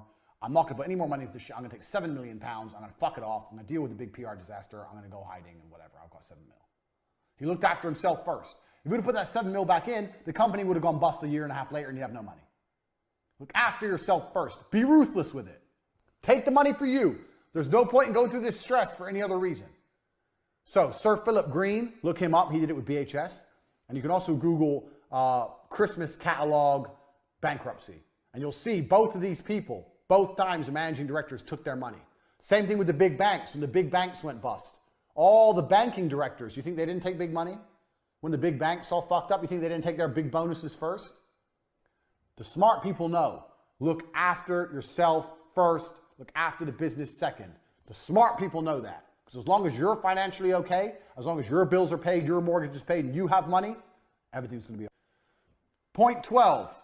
I've said this already, but I'm going to say it again. I've been over this, but I'm going to stress it. Like I said, some of these points are going to overlap a little bit because of the way I explain things off the top of my head, because I'm a fucking genius. I don't need to sit there and script this out. You can't fuck up if you don't spend money. This is key. It's very hard to fuck up if you don't spend money. Now, if you have a very successful business and you're sitting on lots of money and you don't upgrade your business and then you go out of business, that's a fuck up. You should have spent money, yes. If you're a Blockbuster and you are sitting waiting for people to rent videos and you didn't invest in a streaming service like Netflix and you go out of business, yeah, you fucked up. You should have spent money.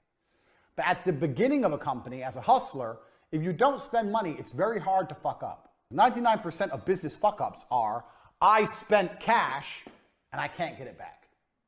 I spent cash and I lost it. I spent cash and now I don't have enough cash. If you don't spend, it's very difficult to fuck up. And this is why being broke is so liberating. I was happier starting businesses when I was broke. If you're watching this and you're broke and you're living at home with your mom, you are lucky. If everything goes wrong, you still have somewhere to sleep.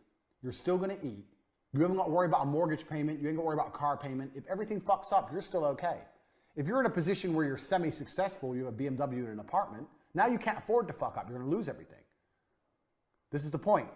So, if you're not successful, things are even better.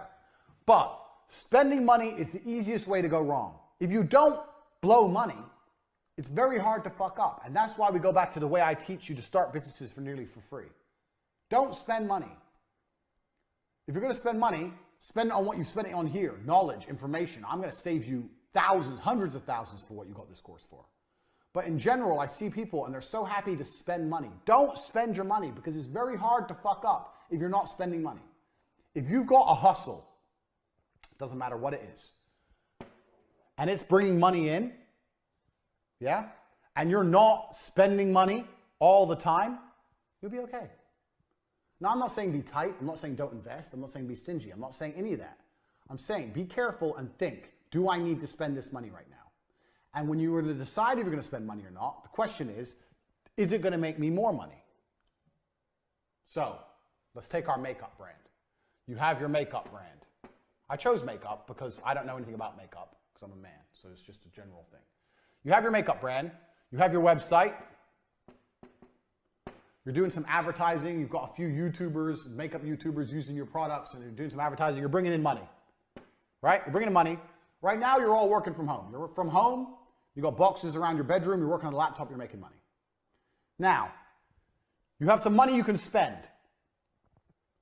How do you spend that money? I'm asking you, but I already know the answer. The answer is you spend the money in a way that will bring more money in. So let's say you're semi-successful now. You may sit and think, well, I want an office now. I need to get an office. No, you want an office. You don't need an office. You're making money without an office. Setting up an office, is that going to bring in more orders? How is you being in an office when the website's exactly the same going to bring in more orders? It's not. It's not going to change anything. If you spend that money on more YouTubers talking about your products, you'll bring in more money. Only spend money if it's going to directly, if you can see the clear path to how it's going to lead to more money in, or don't spend it. Too many people fuck up because they just go, oh yeah, let me invest in, oh, I need an office, or I have this all the time with people, all the time. I get approached with this all the time. You need a back end. Fucking back end. All the time. You need to spend, it was only 2 days ago, 15,000 euro he wanted to build me this super back end, because I have the war room, which is all run on Telegram, and all this bots. So when someone buys a product, it automatically links to their Telegram ID, automatically adds them in and out. And the war room checks what other products they have, links them into the right rooms in the war room, blah, blah, blah, blah, blah.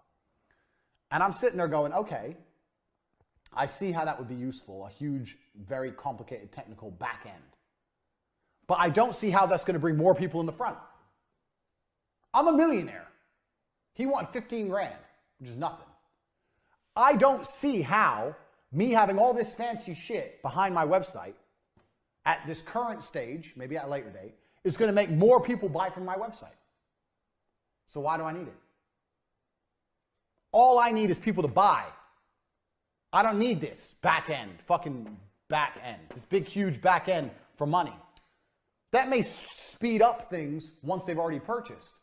But right now I'm doing everything manually with staff, and the staff are competent and it's getting done. It's fine. So why do I need to spend this money?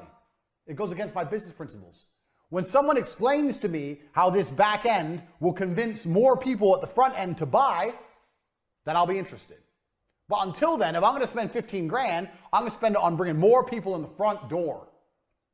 Now, if I get overloaded and there's no possible way I can deliver on my products, I'll buy a back end.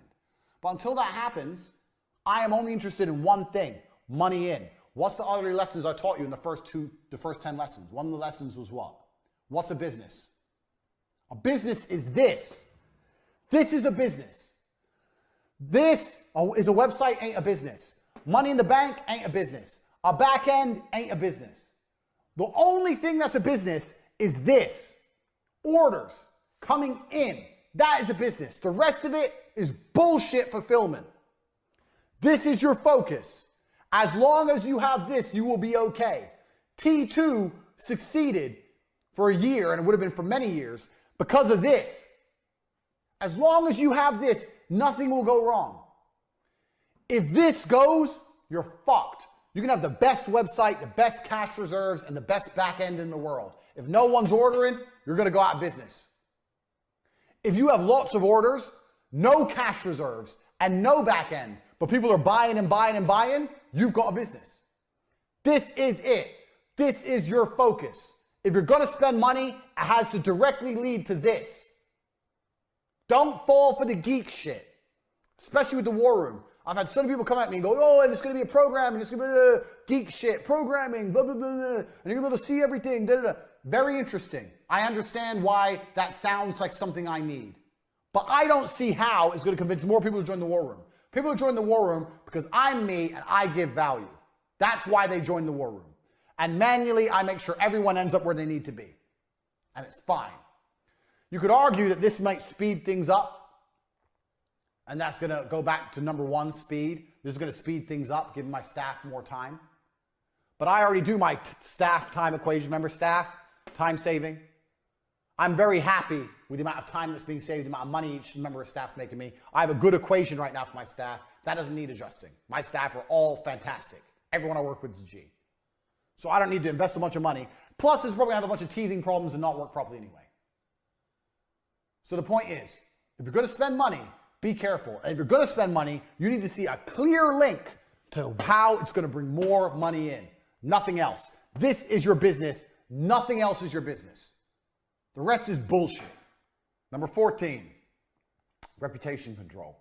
I get lots of questions of people who say, well, what about, my reputation? People are saying bad things, etc., etc.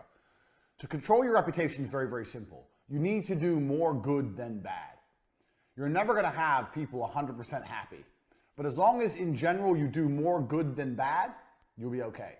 Also, you'll find that people don't often really go out of their way to slander you unless you've really, really pissed them off. And one of the easiest ways to piss people off is to ignore them. So, in business, no matter how bad things are going, you never ignore them. Even if they're blowing up your email and messaging you nonstop, I'm unhappy, I'm unhappy, I'm unhappy, try and find a solution. People only get worse and they only get bitter if they're ignored. Because if they're emailing you, then they're not writing all over blogs and forums and making their complaints public. They're complaining directly to you, which means you can manage it. So this is another very important thing about business. Everything I've taught you so far, you obviously see there was some struggles along the way. And I learned the most important thing you can do to manage your reputation is to take all the criticism personally so they can't spend the criticism anywhere else. So if someone has any kind of problem, contact them and say, hey, you got a problem, let's talk about it, let's see if we can work something out, blah, blah, blah. Even if they're a complete unreasonable idiot, if you continue to email them back and forth and let them vent a little, they're very unlikely to continue to just spread crap all over the internet. Because that's the world we live in now. It's easy to find customers with the internet and it's easy to lose customers with the internet. So for reputation control, make sure you're prepared to speak to people even when they're being dicks. That's point 15. And this is very, very important. This is going to be a major way you should change your thinking in regards to business. So you've learned a lot of things so far and you're about to learn something else. And I think I've mentioned this before on Twitter, but if you missed it, this is very, very, very important. You have to change the way you think about money. And you're going to change the way you think about money by only thinking about money all of the time. So I'll give you an example. 99.9% of people who go in a coffee shop and buy coffee and sit down. If I go in a coffee shop, I go in, I look at the prices of the coffee, I look at how busy the place is, I buy my coffee and I sit down, and then I think, if I had to run this business, would I make money? Is there a way I could run this business and make more money? How much do I think the rent is in this establishment? How much are these coffees? How busy is it here? Do they sell cakes and sandwiches to make extra revenue? Who are the main customers? Well, it's mainly businessmen. I can see there must be a business district across the road. Why are the waitresses or why are the people who work here not hot young girls to attract more men to come in if that's the main customer? Think outside the box and look. If I were to open a coffee shop right next door, could I beat them? Are these coffees expensive? Are they cheap? Are they good? You have to start looking at every single business you interact with, every single one, and see how you would compete with them. Or if you had to run their business if you believe you'd make a profit. Because what you'll often find is you'll see there's a lot of people making mistakes and you think you could probably do better and you might be able to beat them. So you need to sit, and when you're going through your normal life, you're having your coffee, you're sitting in fucking Starbucks, whatever. Obviously competing with a multinational like that is going to be very difficult.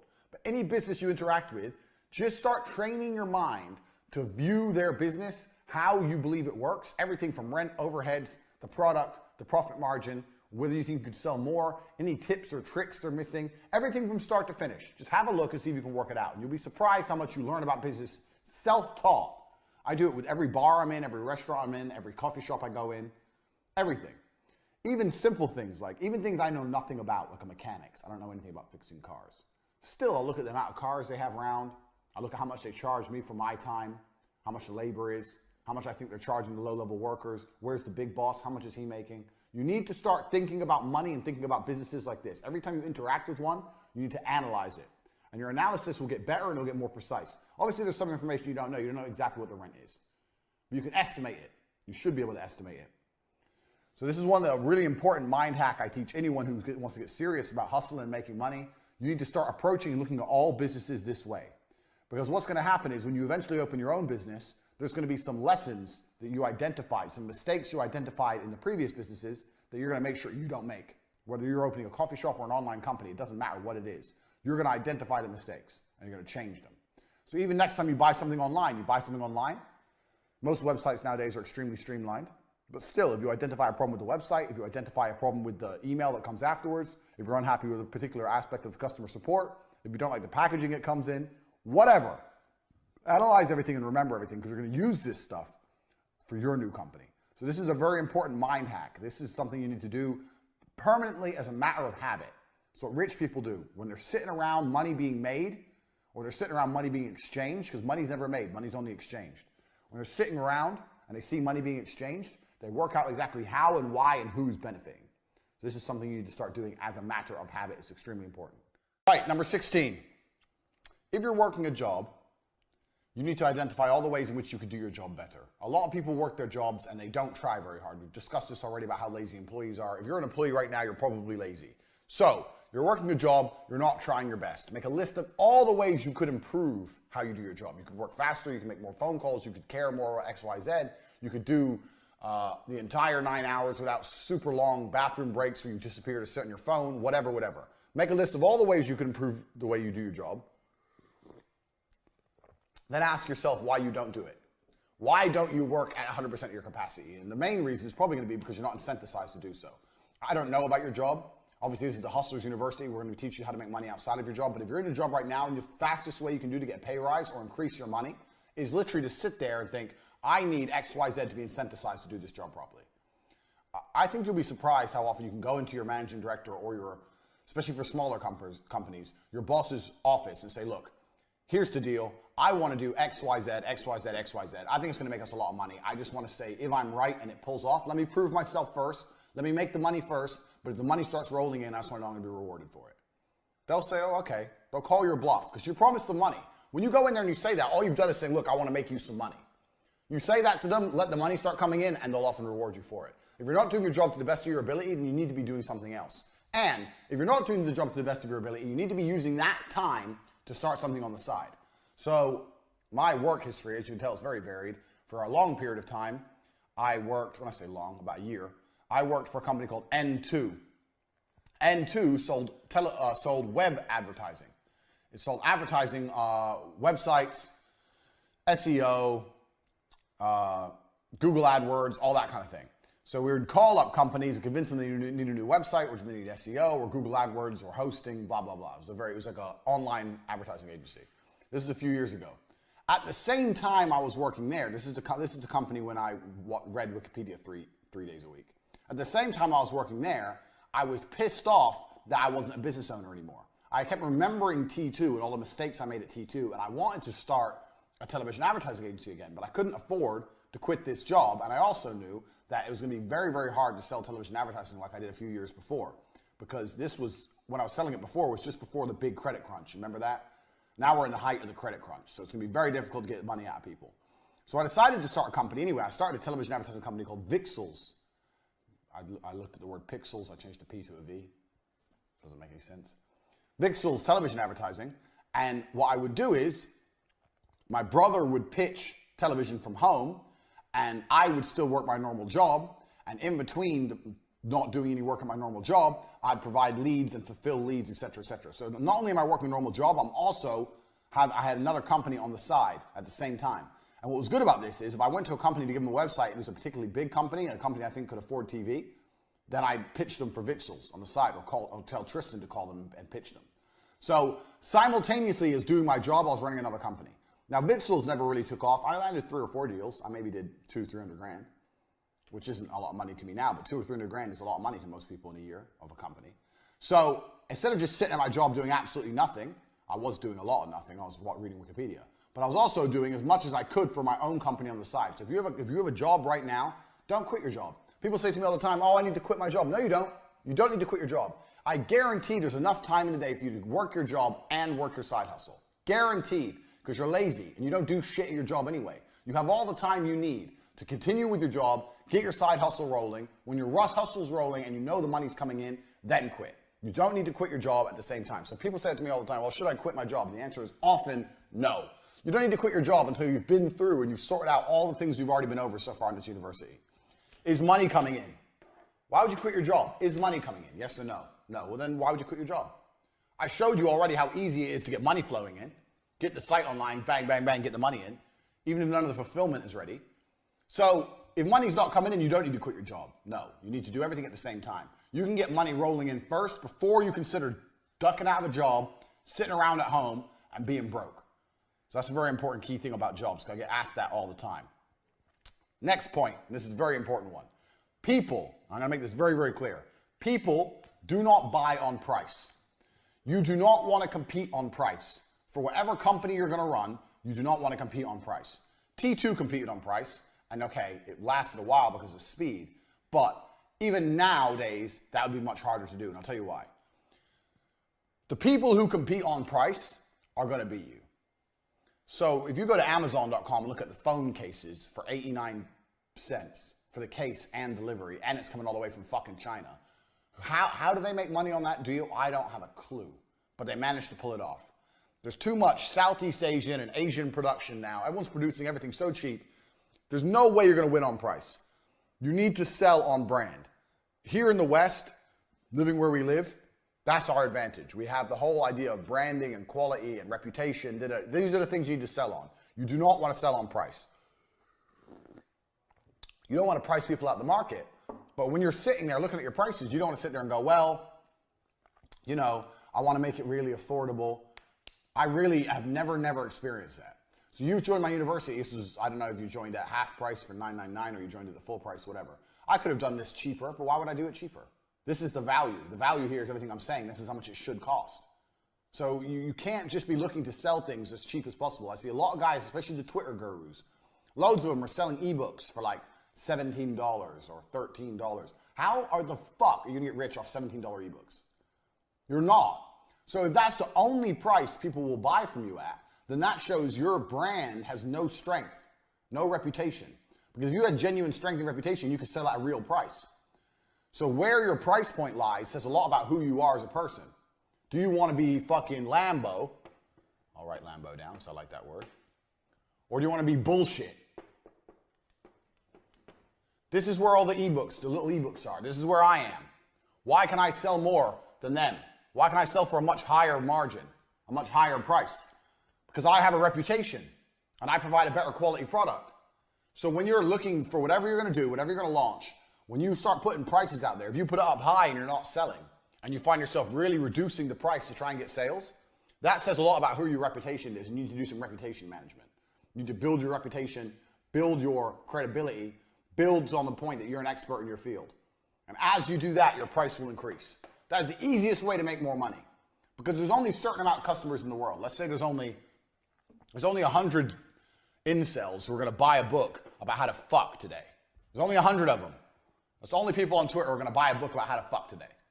So the easiest way to make more money is to charge just 100 people more money instead of trying to find more people, especially with Twitter, because if you're selling on Twitter, Twitter following doesn't grow that fast. Your Twitter followers may not be that big, and even if it is, let's say minus 30,000, they don't grow very quickly. You get shadow banned, it takes a long, long time. So you only have a certain amount of potential customers, so you want each one to spend as much money as possible. This is the reality of the game. So if you're selling shit cheap, like a lot of these Twitter guys do, that's because they're cheap and they're lame. They're lame. Never sell on price. Also, you'll have more problems and more complaints from people who buy cheap things than people who buy expensive things. And the reason is because the people who buy expensive things are getting Lambo quality, like you're getting here, all the information I'm giving you. The people who buy the cheap things, they're just buying it because it's so cheap. They don't believe in the person. They're just like, oh, what's the worst I can do? I'm only losing 13 bucks. But then they'll still feel pissed off when they realize it's garbage. So your number one goal, your number one aim in whatever business you do is to constantly be increasing prices. You need to be looking to constantly increase the price. And the way you do that is by constantly building on your reputation. That is how it goes. Even if you have to start off with a lower price, you need to always increase the price. You should never get to a point where you've priced yourself out. People don't buy on price. People buy what they want. If people want something, they're going to buy it. There's a whole bunch of expensive shit that people buy, trust me, because they want it. So you have to make sure that people want your product. Do not be one of those, well, I'm the cheapest on the market, guys, because that never works well. It gives you a bunch of dickhead customers, and it stops you making any kind of serious money. It's bullshit. Don't do it. Next, you need to learn to shut up and listen. This is a really important point for business. Super important, because it's something I see a lot of people make mistakes with. I'm going to destroy my beautiful diagram here. Right. Most people, once they start a business, won't shut the fuck up about their business. I know so many people who are making money, and yeah, they're making money. But as soon as you start talking about money, all they talk about is how they make money, their business, how smart they are, ego investment, how great they are. That is not going to teach you anything. You only learn by listening. So whenever I'm around people who are making money, I don't talk about money. I mean, it's different if they're friends of mine, I've known them for a long time, we're interacting. But I mean, if I'm meeting people and they're businessmen and everyone's talking about how they're making money, I shut the fuck up and I listen. Because anyone who's making money, one way or another, knows something you don't know. There's a lesson everywhere. So when you interact with someone who's rich, you have to say enough to convince them to talk. But don't talk too much yourself. The more you talk about your own business and how you do things, the more time you've wasted. You already know your own business. You already know how you do things. Maybe if you're asking him directly for feedback, yeah, I do this, what do you think of this? But if you're bragging, blah, blah, and I'm this, and I turn over this, da-da, you're just wasting time. Let other people talk. Learn from other people who are making money. Even if they're in an industry which is completely different to yours. It doesn't make a difference. Shut up and listen, because somebody knows something. Even Dan, who I ran T2 with. Dan was a crackhead. Dan taught me shitloads about advertising. And shitloads about sales. He taught me loads of things. This guy's got a fucking coke problem. He's out of his mind, and he taught me things. There's nobody you cannot learn from. You can learn from anybody who understands anything about either sales or making money. So be prepared to shut the fuck up when you interact with these people and sit and listen and adopt it. Be super prepared. Next. I'll tell you another little thing we did at T2, actually. This is something that just came to my mind. We had T2, and we had another company called Angel. I was 20. I was a dick. I don't know why I called it Angel TV. So we had another company called Angel TV. And what we do is we'd pitch TV companies as normal.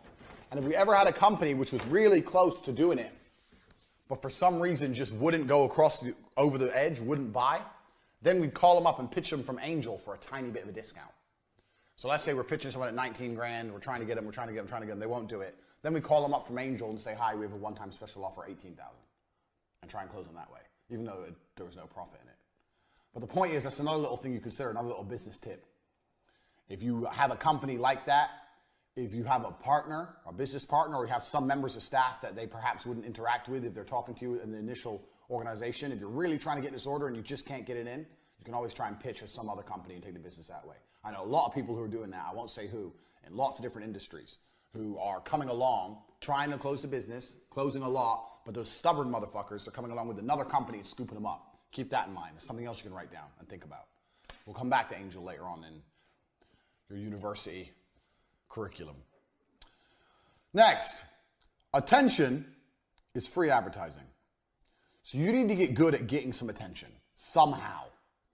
I get attention because I'm the Don. But you need to find a way to get attention, because all advertising is buying attention, which is fine. But buying attention is more expensive than getting attention for free. And when I say for free, I mean free financially. Getting attention is still going to take time with your money. But you need to find a way to get attention. I think you already understand this. You already understand viral marketing, no such thing as bad press, blah, blah, blah. But finding a way to get attention is a fantastic way to start generating money. Now, what most people do is, you see a lot of people, they find ways to get attention, but they don't monetize it. So for this, I'm going to put in an example of my Star Wars thread. We're going to start putting it on the screen now. When you look at my Star Wars thread, I said something that pissed off the nerds. You can see I pissed off the nerds. It started to go viral, started to get traction. And for every single tweet afterwards, all I'm trying to do is promote my website. I'm doing it in a funny way. I'm doing it in a way that annoys them. I'm doing it in a way that's going to get some interaction. But I'm still trying to promote my website from start to finish. That is the end goal. Get attention, and then do not be afraid to shamelessly sell. But you have to find a way to get some attention first. Now, that's not easy in the modern world because everybody's vying for each other's attention, especially on the internet. Everyone is competing for attention. But attention is key. So finding a way to do it is important. I had a guy who had this is the most simple, stupid example, but it's true. It's one of these guys in Romania, and they wrap cars, and they're in an industrial estate. And he painted the entire side of his wall with a huge mural, like a spray paint mural of a car being wrapped. And I said to him, that was badass, how much did it cost? He goes, it cost me $3,000, but it's increased my business big time. I've made all my money back big time. I was like, why? He goes, people look at it when they drive past, and then they see it's artistic, it's creative, and they want to work with us. He got attention. He fucking painted his wall. But anything it takes to get attention. If you have a sign on your company, is the sign big and bright and bold enough? Probably not. There is no such thing as bad attention. In the world we live in now, we live in an attention economy. If you have lots of attention, you can turn that into money. If you have no attention, you're not going to have any money. We're in an attention economy. You don't even need good ideas now. YouTube has proved attention economy. You have fucking morons out there doing nothing on vlogs, talking shit and being complete losers. But because people watch it, because they get attention, they're millionaires. Attention is the currency of the modern world. So if you're going to start any kind of business, one thing you need to consider is, we talked earlier about money in, all your money out. This is your only real business, the money in. And how you don't want to be investing any of your money in anything that doesn't lead back to here. You can see that bottom one there. But you know what's going to lead to this? You know what's going to increase the number of sales coming in? Attention. Attention is key. Attention is going to accelerate everything. So you need to keep that in mind. Don't be afraid to do things that are a little bit crazy to get people to pay attention to you. Now, obviously, I'm not saying join ISIS or something stupid to get attention. Keep it in mind. But attention is the currency. Attention is the magic formula, that the catalyst that's going to take any company and blow it up fast. So keep that in mind when you're looking to launch your company or you're already running your company. Does my company get enough attention? No. Okay, so which company in my industry does get attention? This one. How do they get it? Oh, well, they pay for advertising, or for example, or they did this viral campaign, or they sponsored this. How are the people taking the attention that you want? How can you get the attention? Find a way. If you have to go and run a marathon dressed as a fucking dinosaur with your company name on the back, then go do it. It's effectively free and it's good for you. Don't be lazy. You have to do something to get some attention. Attention is the key. That's going to be the difference between a failed business and a successful business. Even with the cam girls. People say to me all the time, cam girls, that's not real business. Girls just get naked and they just make money.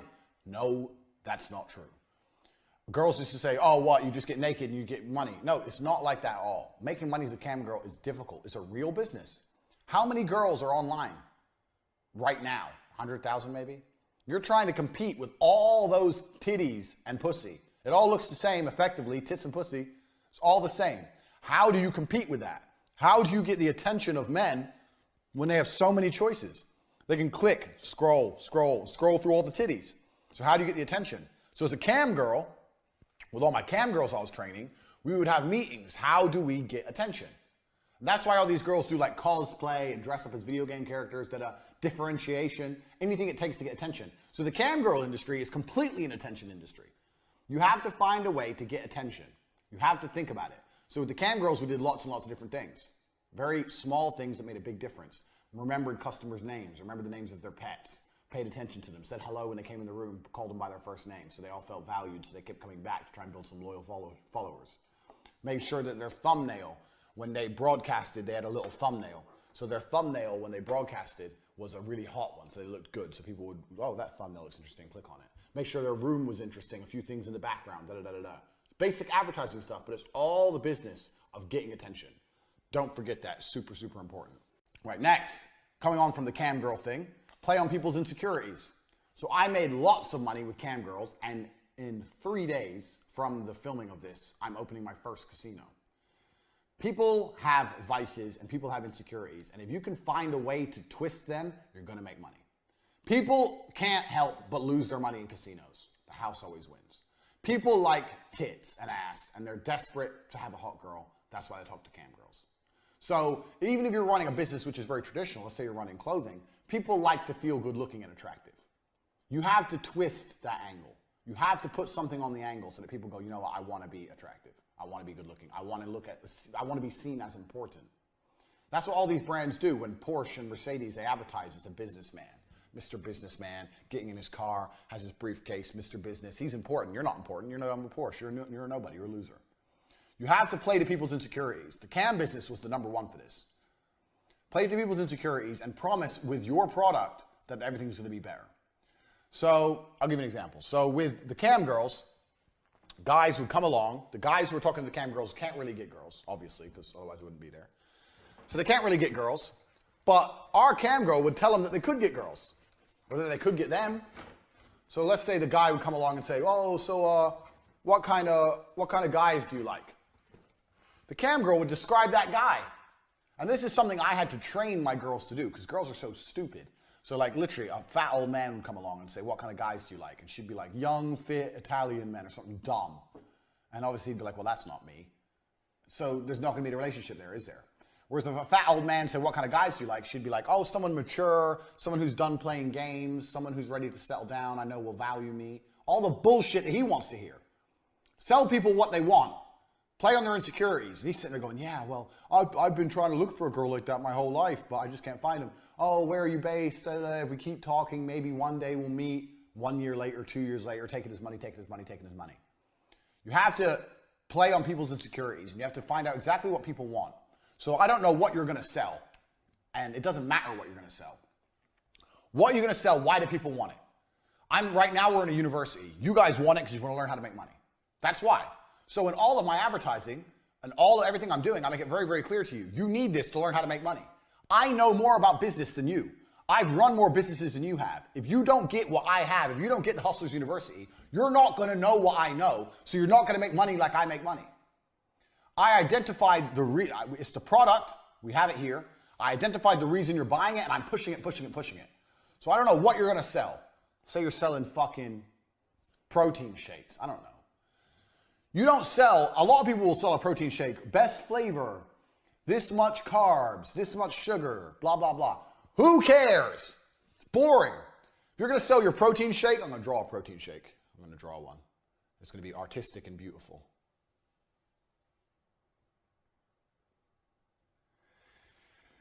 If you're selling protein shakes, you need to say to people, you won't be strong without the protein shake. You won't be fit without my product. Why are you wasting your time in the gym when you're not going to get in good shape anyway? Oh, you'll get in shape, but you'll be in better shape if you use my product. Fuck the product. Who cares what's in the product? Sell the result. You need this. You need this because of X, Y, Z. Doesn't matter if you're selling protein shakes or the Hustlers University or motherfucking raspberries. Doesn't matter what it is. You have to push that point over and over and over again. Play on people's insecurities. That's what makes people buy. Because they're not going to buy otherwise. Oh, I can go to the gym and I'll get in shape. And, oh, do I need more carbs? I don't know. No, who cares? It's all dork shit. The all geek will care, but most people don't care. You need protein shakes or your gym time is a waste of time. Why are you suffering in the gym for no reason? If you drink this one drink, you're not wasting your time anymore. Stop being a loser. Quickly, buy. That's how you have to be. Play on people's insecurities all the time. Next, this is a really important one. And this feeds into one of the points I made earlier about the coffee shop. Let's imagine you go in the coffee shop. You probably, unless you're a complete loner, are not going in there by yourself. The people you're going in the coffee shop with should be the people doing the same thing you do. Analyzing the price of things, analyzing the rent, analyzing how much the coffees cost, how much do the staff cost, can money be made here, could we make more money if we open somewhere next door, is there any gaps on the market, are there any mistakes they're making, identifying problems, etc. Everyone you roll with should be thinking about money. The lesson number 21 is, network is everything. This is super important. If you're a loser and you're rolling with losers, you are going to stay. I'm going to write this down in case you motherfuckers don't believe me. So I'm going to make this extremely clear to you. If you're a loser and you're rolling with losers, you are going to stay a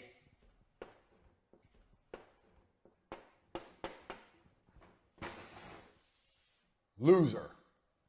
I don't know if you can see that. You're going to stay a loser. Underline. Losers roll with losers and winners roll with winners. Number 21, network is everything. The people around you need to be thinking about money, thinking about hustling. If they're not, you don't need to talk to them. I hear this all the time. Oh, but he's my friend. We like hanging out. Hanging out, why? To do what? Play video games? Make jokes? Ha ha, he's so funny. Ha ha. Ooh, ha ha ha. Jerk each other off? The fuck you doing? If your friends aren't talking about money, why are you talking to them? This is why I started the war room. If you're watching this and you're not in the war room, get inside. Everyone in there is hustling. Everyone in there is interested in increasing their income and changing their lives. That is the point of a network. To increase your life, you're a node in the network. That's how networks work.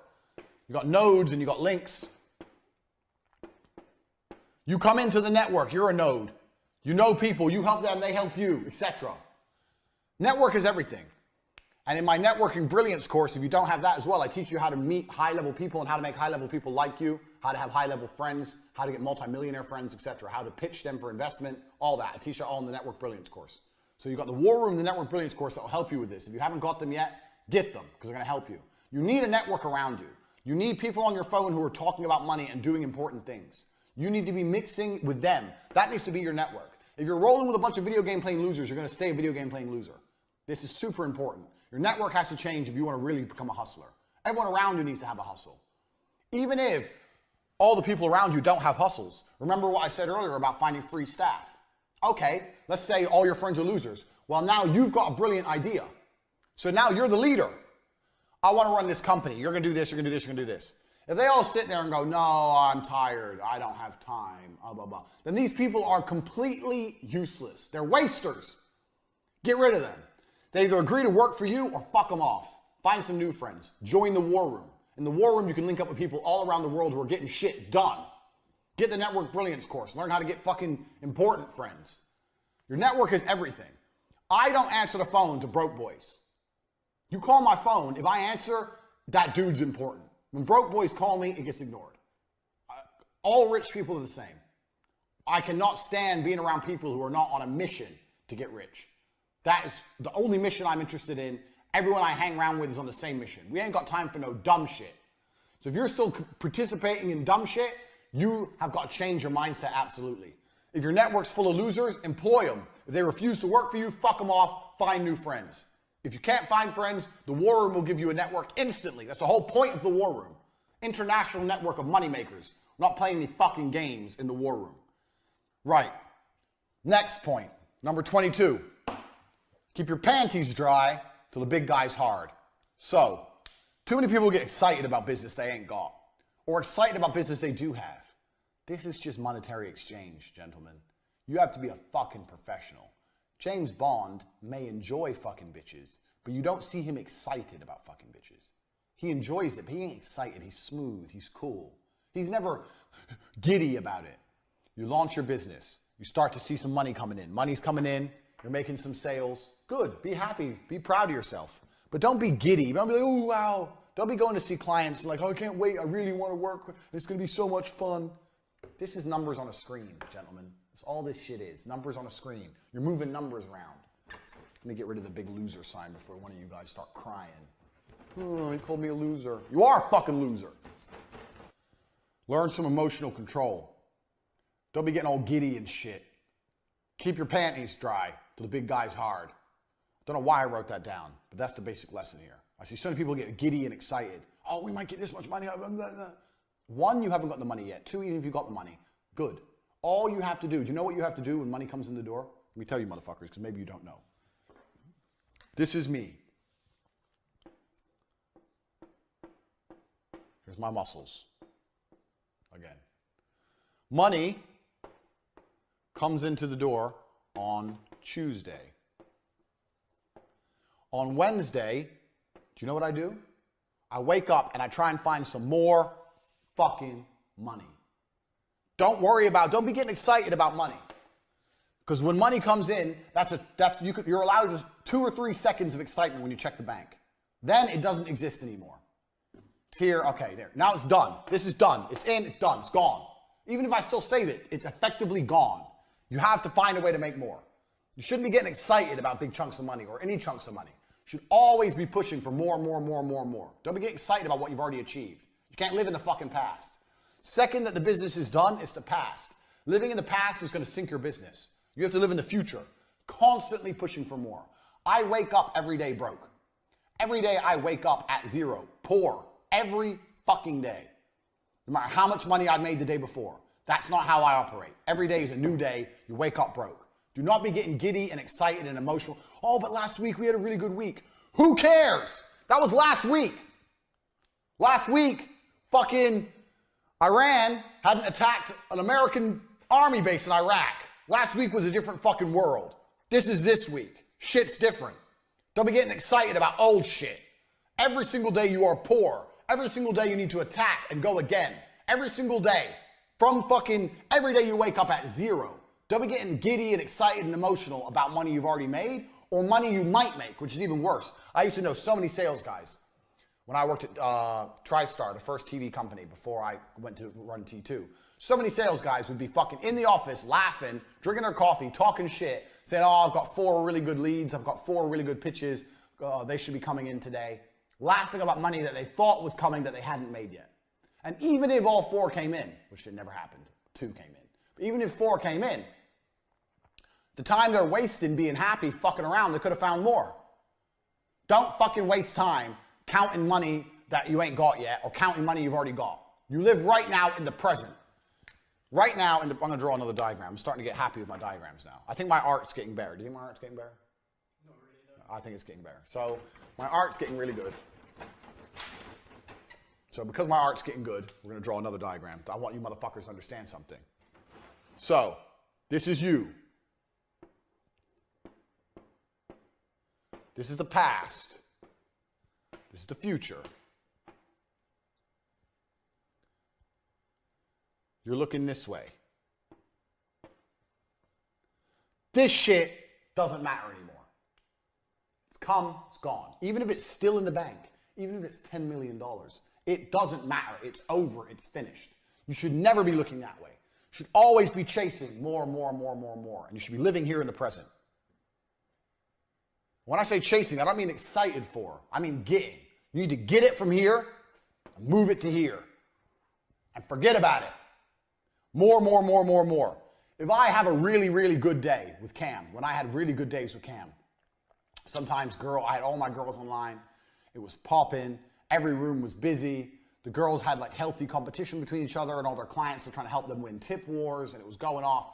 And we made fucking $12,000, $13,000 in a day profit for me after I paid the girls and everything.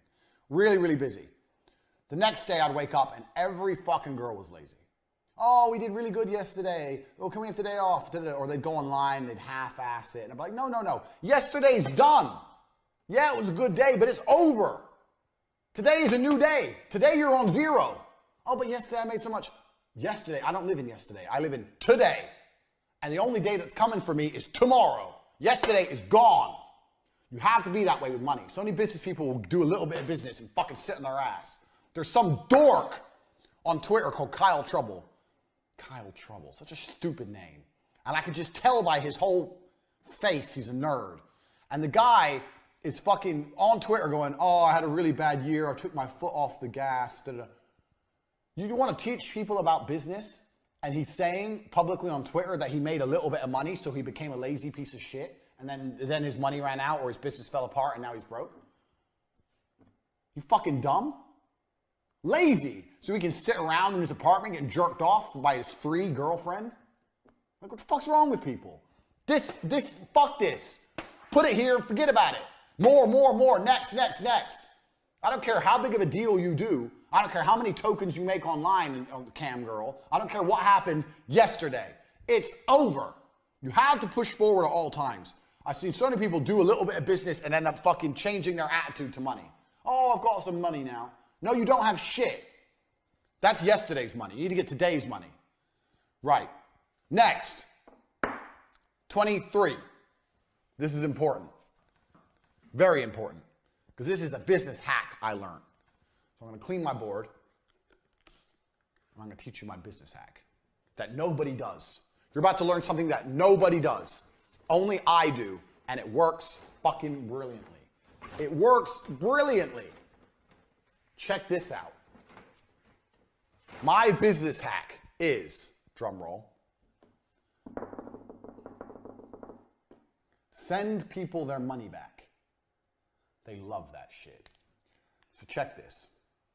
How many times have you bought something and you really wanted it, but then you kind of looked at your bank afterwards and thought, that was expensive. What a bit of a waste of money. Do you know what I mean? So what I used to do when I sold advertising was, I had this trick where I'd sell a package, let's say, I don't know, 2,000. I'd sell it, they'd buy it. They'd buy. When the invoice come in, I'd call them up and go, hey, this is Andrew Tate from N2, da-da-da-da. He's like, oh, hi, Andrew, blah. I'd say, yeah. I just want to let you know that some things have changed. I don't think now is the optimal time for you to start your advertising. I'm interested in this as much as you are. I have a vested interest in this working. I don't want to just take your money. I want to make sure that this pays off for both of us. Because if it pays off for both of us, we can do a lot of business in the future. I think it'd be better to wait about 2 weeks. In 2 weeks from now, I think it's going to be a better opportunity. So what I'm going to do is I'm going to send you your money back now. I don't want to sit on your money. It's your money. We can still do the campaign. I just think if we wait a week, maybe 2, not very long, I think there's going to be some more opportunities in the market. And they'd be like, oh, okay, yeah, all right, that's what you think. I said, yeah, well, I want this to work. I want to, I've been doing this a long time. I want to make sure this is very, very good for both of us, blah, blah, blah. And I'd send them their money back.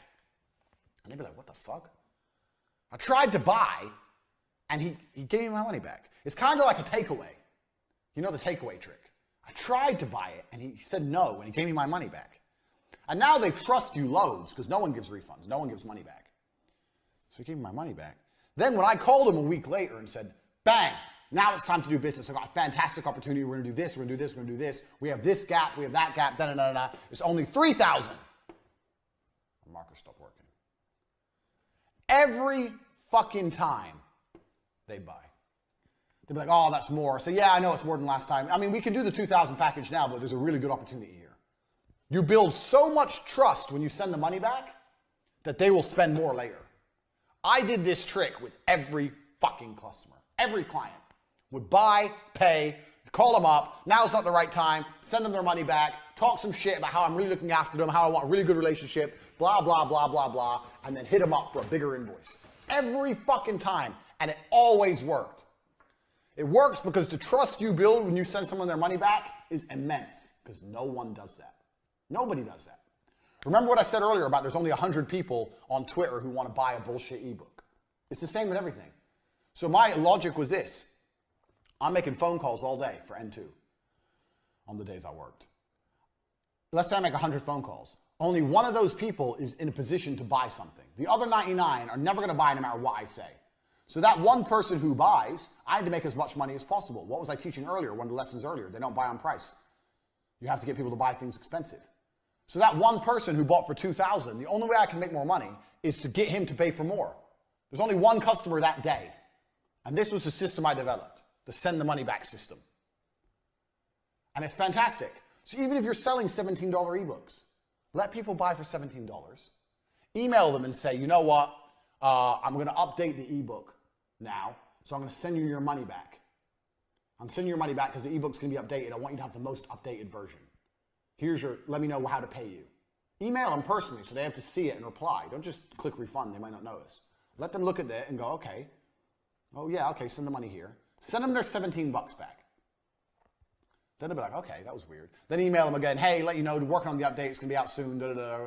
I think you're really gonna like it. I could have, and then remind them, I could have left you with the older version, but I think it'd be better to have the most up-to-date stuff. Bang, email them again. Watch that person go, oh yeah, you know, I really appreciate that. Most people wouldn't do that. Most people wouldn't care. Because now you've sent them their money back. This person's you don't understand the psychological effect this has on people. Now they're like, whoa, I can trust this dude. Then you come at them and go, hey, so it's updated. I've updated, I'm gonna give you the latest version. As well as that, I've got a new product that's coming out. It's not out yet, it's blah, blah, blah, blah. It's worth $100, da, da, da. If you're interested in both, I can give you both for $40. Bang, I guarantee you he buys it. You've turned a $17 sale into a $40 sale with a 2-day wait and a fucking 2 emails. You've doubled your turnover. You've doubled your turnover. Do you have any idea how important that is? You've doubled your turnover with a 2-day wait and a couple emails and a bullshit story. You ain't gonna update anything because they've never seen the original ebooks. They don't know if it's updated or not. You just have to add on another ebook you already had. A big famoose. Famoose is the word I invented in T2. Famoose. You take the money, famoose them. You famoose a goose and you famease the geese. This is business. Listen. He's the goose. You famoose him. You famoose him by taking his $17, emailing him, sending it back, promising a whole bunch of fucking updates, then saying you can get a bundle worth $120 for $40 because he waited, and you apologize for the wait. Like you're doing him a fucking favor. I know you bought 2 days ago. I've updated the ebook now. I know you've done a bit of a wait, so if you want my $100 product for only an extra $20, I'll give you both for $40. Sorry for the delay. Oh, he's doing me a favor. Yeah, okay, he gave me the update, and I got his ebook from Moose the Goose. Bang, doubled your turnover. And it only works because you send that money back. When you send people their money back, I guarantee you it changes how they think. So that's a trick you need to start implementing. Finding ways you can send people their money back. Because that shit works. Trust me, I did that for a very, very long time, especially with low value products with 17 bucks.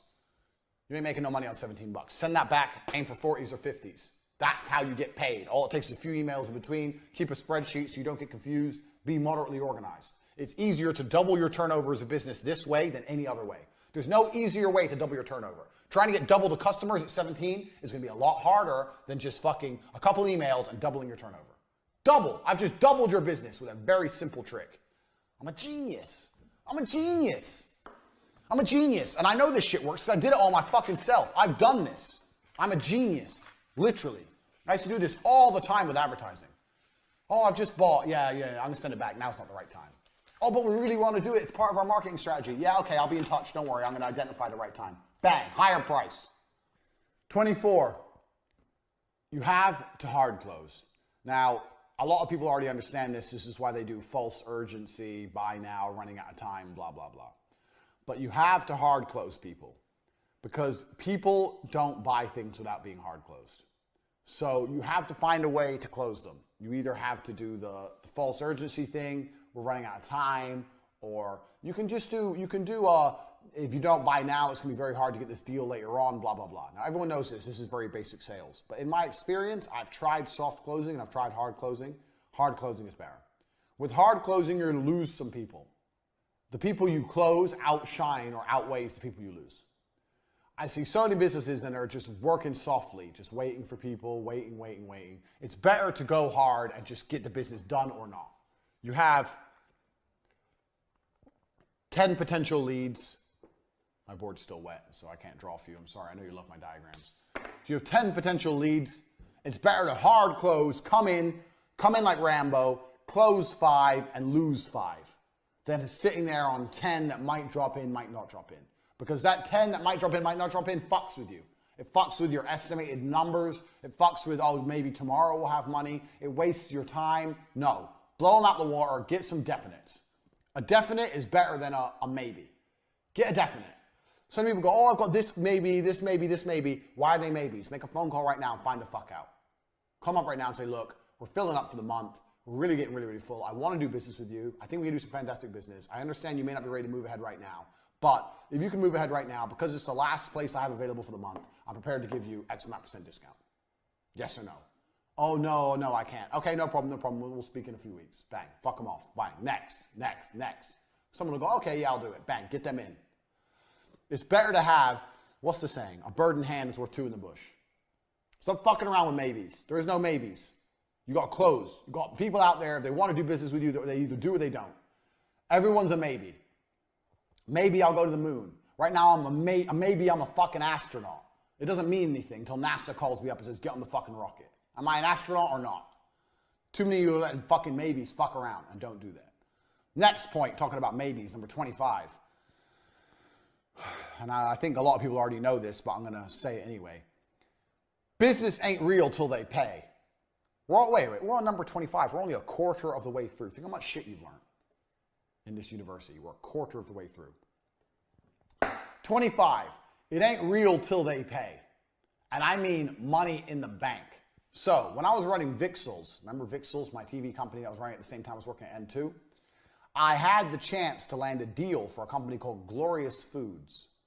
Is Glorious Foods still a company? Let me have a look. I'm curious. Glorious Foods. Gee. And what they did is they had food brands in superstores in the UK. Glorious Foods. Glorious Food, yeah. Oh no, this is a caterer. Fuck. Anyway, they were a very big company. So Tristan called and pitched Glorious Foods for TV. Spoke to a junior marketing manager. Convinced her TV was a fantastic idea. We're talking about sponsorships on the food channel, blah, blah, blah, blah. Anyway, this was a £600,000 deal with £250,000 profit for me and Tristan. $250,000. So he convinces her TV is a good idea, blah, blah, blah. Organize a meeting. I go up to the meeting. In the meeting, I meet the head of marketing, the big boss, and this little loser that Tristan famoosed on the phone. I do the meeting, and I destroy it, because I'm a chi. It was beautiful. Completely destroyed the meeting from head to toe. Bang, did it. They loved me. They loved it. They wanted to do business. I sent them the proposed advertising plan. They loved it. I sent them the contract. They loved it. The deal was done. Me and T, it was done. And when I say done, I know you don't count money until it's in the bank, but it was done. They'd emailed back, yes, no problem. They'd signed the contract. The deal was done. We were just waiting for the money to show in the bank. Anyway, so we're emailing. The head of marketing, whatever, got sick. So when you emailed her, it came back saying, hi, on unexpected leave, I'm dying of some fucking disease, whatever. She got sick. The junior marketing manager had no power. And it turns out the big managing director didn't want to start a TV campaign when the marketing manager was away. So he just wouldn't pay the invoice. Stop fucking. Sue me. Because he knew they were so big, this is like £1 billion company, that we couldn't sue them. Like, I know they signed the contract, but what the fuck are we really going to do about it? Like, we're just me and my brother. Take them to court, waste our time and money? Bullshit. So we're sitting there waiting for money, and guess what? It never comes. Until the money's in the bank, it ain't real. Doesn't matter if they signed the contract, doesn't matter if they said yes, doesn't matter if they've agreed to everything, doesn't matter if you've started the work. Nothing matters until money is in the bank. This is super important, because me and Tristan, when we realized the Glorious Food money wasn't coming, that was the closest I've ever come to feeling genuine depression in a very long time. We were so excited about that money. We did exactly what I said don't do. We got giddy. We weren't professional. We were excited. $250,000 liquid cash. What can we do? We can do this, we can go there, or buy this, buy that, change our lives, all this bullshit. We weren't rich then. That's life-changing money. Do not get excited about money until it's in the bank. Super, super important, because trust me, that Glorious Foods thing fucked me up for like a week. I couldn't even work properly for a week. I was so pissed off. Totally demotivated. Don't let that happen to you. And that feeds into the next part, number 26. Stress tolerance. You need to learn to care about things mentally, but not emotionally. How successful you are as a hustler is directly linked to how much stress you can tolerate. Money making is only stress tolerance. So when you're making money, most of the time, what you're doing is you're taking stress off other people, especially if you provide a service. Even if it's a cleaning service, you're taking away stress from someone else. You're adopting someone else's stress for cash. The more stress you can adopt, the more money you can take. You need to have high stress tolerance as a hustler, as a moneymaker, as a businessman. You have to be able to deal with stress. Things are going to go wrong all the fucking time. You have to be able to just ride the waves. So, in life, usually there's two kinds of people. You have the stoner dickhead who smokes weed, who doesn't give a shit about anything, who gets nowhere. And you have the person who cares about things, but is very emotional, very uptight. Oh, fuck's sake. Oh, no, this has gone wrong. Angry, blah, blah, blah, running around like a nutcase. You don't want to be either of them. You want to be in the middle. You have to care about things mentally, but not emotionally. Andrew, the website's gone down, and PayPal have blocked us, and whatever. You need to sit there and go, okay, yeah, all right, I understand. Let's find a solution, ... And you need to care mentally, but not be getting emotional about it. Stress tolerance is a huge aspect of this. Most of you people out there, the only reason you're not successful is because you can't tolerate stress. And I'm saying this to you now. You cannot tolerate stress. I mean, what do you mean? I know you can't, because if you could, you'd already have side businesses, and you don't. You work a job and you don't have side businesses because, oh, I'm busy, oh, I'm tired. This is sales stress tolerance. Needing to sleep is stress. That shows you have a low stress tolerance. Not having the energy shows you have a low stress tolerance. Not knowing what to do is a low stress tolerance. You do know what to do. You have ideas, you're just lazy and you're just afraid of the effort and you don't like the idea of stress. Oh, now I got more things to do. I can't handle it, more things. You're a little fucking baby. Stress tolerance is super important. Life's stressful. Being successful is stressful. I have 8 supercars in the drive and it's all stress to fucking get them. And I enjoy them when I drive them and I wouldn't have it any other way. You have to increase your stress tolerance. You're going to be stressed. You have to learn to do more things and deal with more bullshit. Increase your stress tolerance. If you're watching this right now, I don't care what position you're in, start a company today and deal with the bullshit.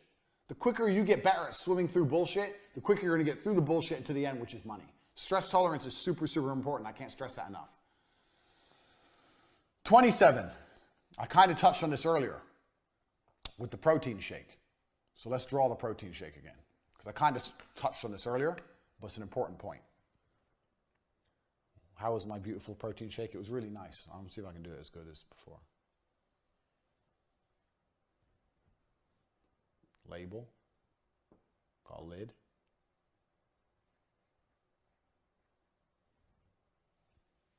Yeah, stick to boxing, mate. That's good. So, protein shakes. The way you sell protein shakes is you convince people they need them. This is one of the most basic tenets of business. You have to convince people they need whatever you sell. You don't talk about the product. You talk about their need. What's the old adage that they do? Sell me this pen. Have you ever heard that before? Sell me this pen. People go, oh, well, this pen is blue and this pen is, it's made of plastic and it's durable. No, that's not how you sell a pen. Sell me this pen. You need to be able to write things down. But I've already got a pen. Yeah, but now you can write more things down because you have another pen. How are you going to write down all your ideas? Think of all the things you can write down. You can write the next novel. You can become J.K. Rowling. You can become a billionaire if you had a pen. You don't have a pen. You need a pen to write things down. Sell the need. Don't sell the product. It's blue and it's plastic. As opposed to you can become J.K. Rowling because you need a pen to write things down. You have to sell the need at all times. Most people don't sell the need. Have you noticed with me, I never sell the product. So let's look at my products compared to other dorks who sell stuff online. So you'll see other dorks will go, my 18-page ebook includes blah, blah, blah, blah. Have I ever told you how many pages are in my books or how many exact modules you're getting? Did you know how many modules you were getting with this university? Did I say this many videos, this? No, because that's selling the product. And you don't care. You signed up anyway. If I would have said 10 videos of this and ebook and PDFs, who cares? I sold you the need. You need to know what I know about business. It's the need that sells, not the product. So whatever you're selling, it doesn't matter what it is, sell the need. Even if you're selling fucking raspberries, they need raspberries. Why do I need raspberries? You need raspberries because it's good for your, I don't know, immune system. Talk some shit. Super berries, whatever. That's what goji berries do. What the fuck is a goji berry? I've never heard of a goji berry. Now I see them everywhere. Superfood. Goji berries, the superfood. Superfood, why? Am I going to do it? I ate goji berries. I feel exactly the same. It's bullshit. But they sell on need. Superfood, you need goji berries all of a fucking sudden. I don't even know what they look like. Anyway, sell the need. At all times, you will catch yourself not selling the need. All the times you'll catch yourself not selling the need. So, even a coffee shop. This is the biggest mistake things like coffee shops make. They don't sell the need. They'll sell on, a coffee shop will sell you on price. They'll try and do it nice and cheap because they have lots of competition. They'll have a nice looking coffee shop. They'll have like a good, nice chairs that'll look nice, whatever. But they very rarely sell the need. If I had a coffee shop, I would have a massive sign outside saying, tired, ? Nice warm coffee. The need. Because everyone's tired, aren't they? Everyone's stressed. Everyone's going through life. Tired? A bit. Nice warm coffee. Yeah, nice warm coffee. Okay. Walk in. That's selling the need. I don't say Arabica beans in a cup. Who gives a shit? Care about fucking beans? Sell the need at all times. Never take your eye off that prize. If you're still paying attention, which you motherfucking should be, write that down. Already, all the information I've given you should be formulating how you view business. You might have to watch this university 3 or 4 times.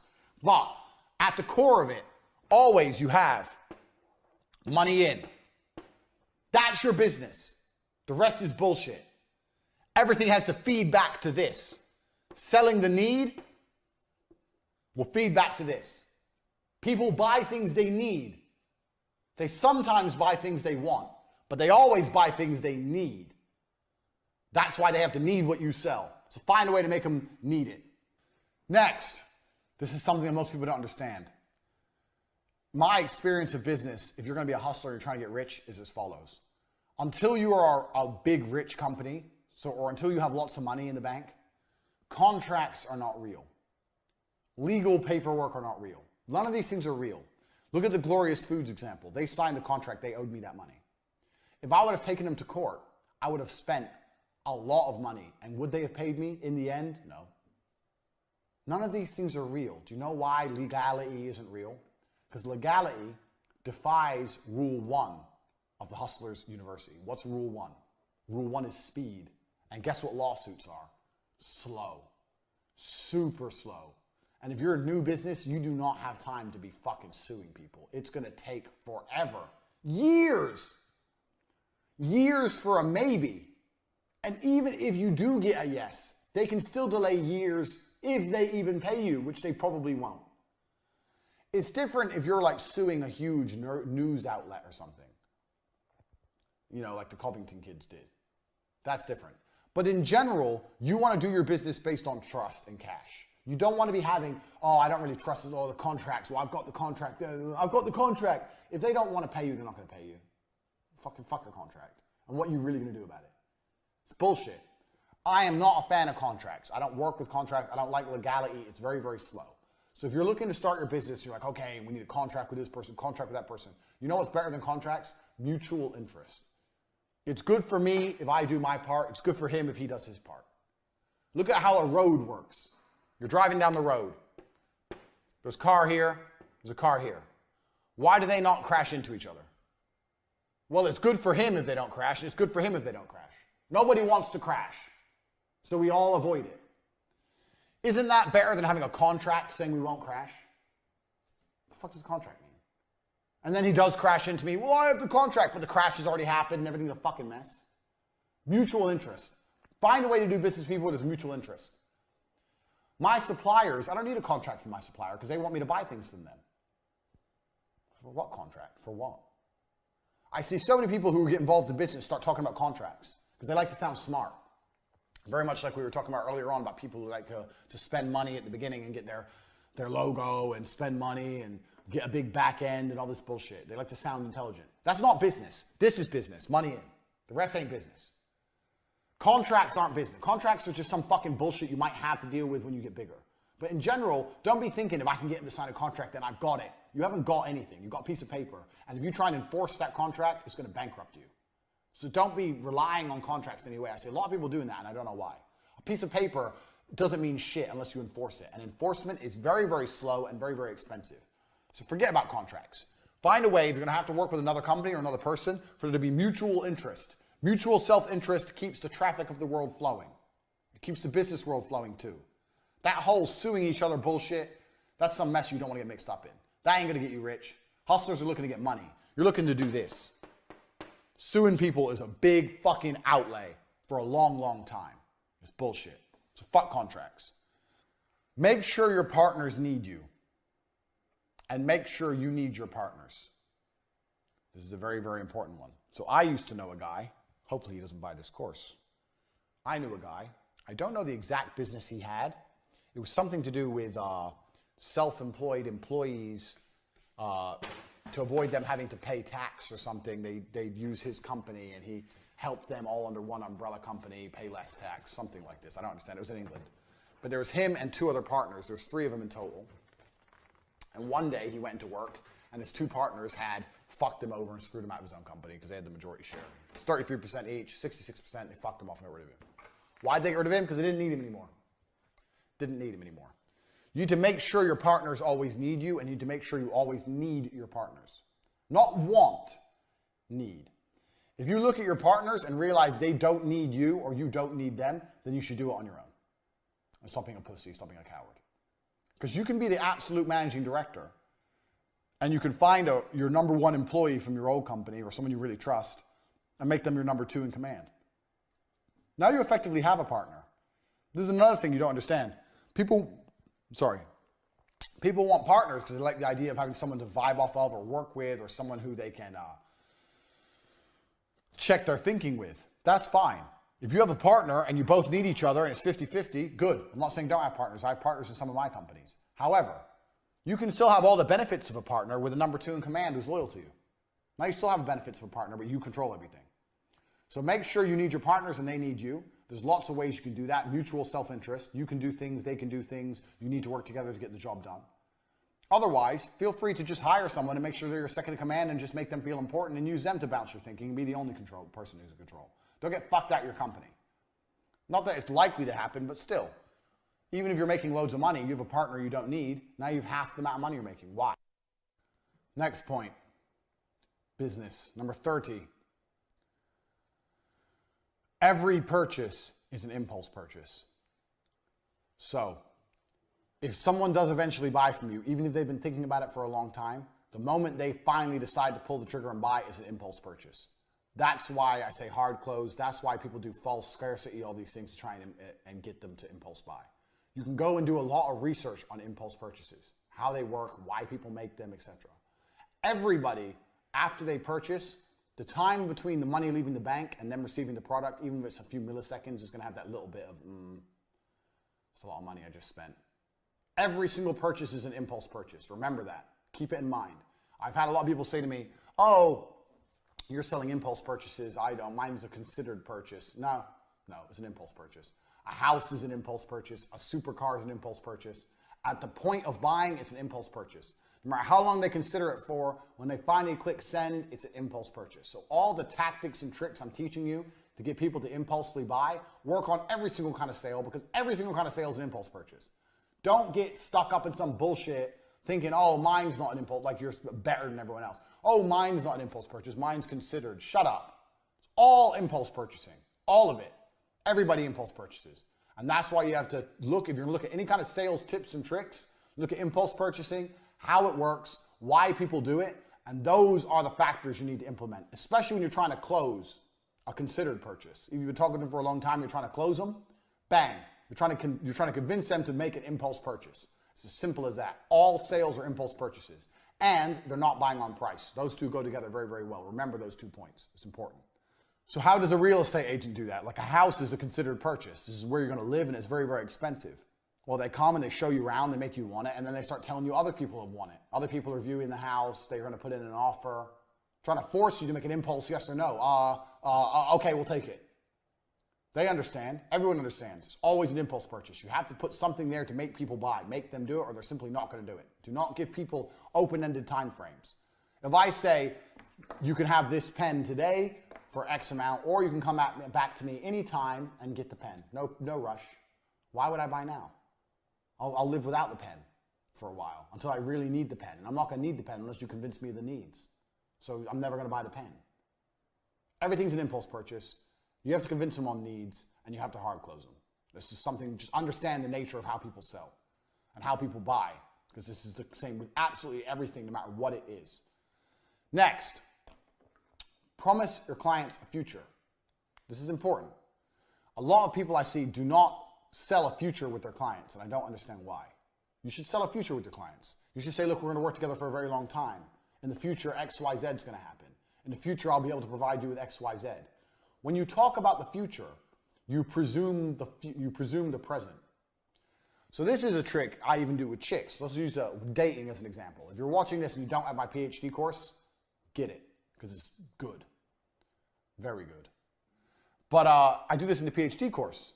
So if you preempt the future, if you talking about the future, then you've already assumed the present.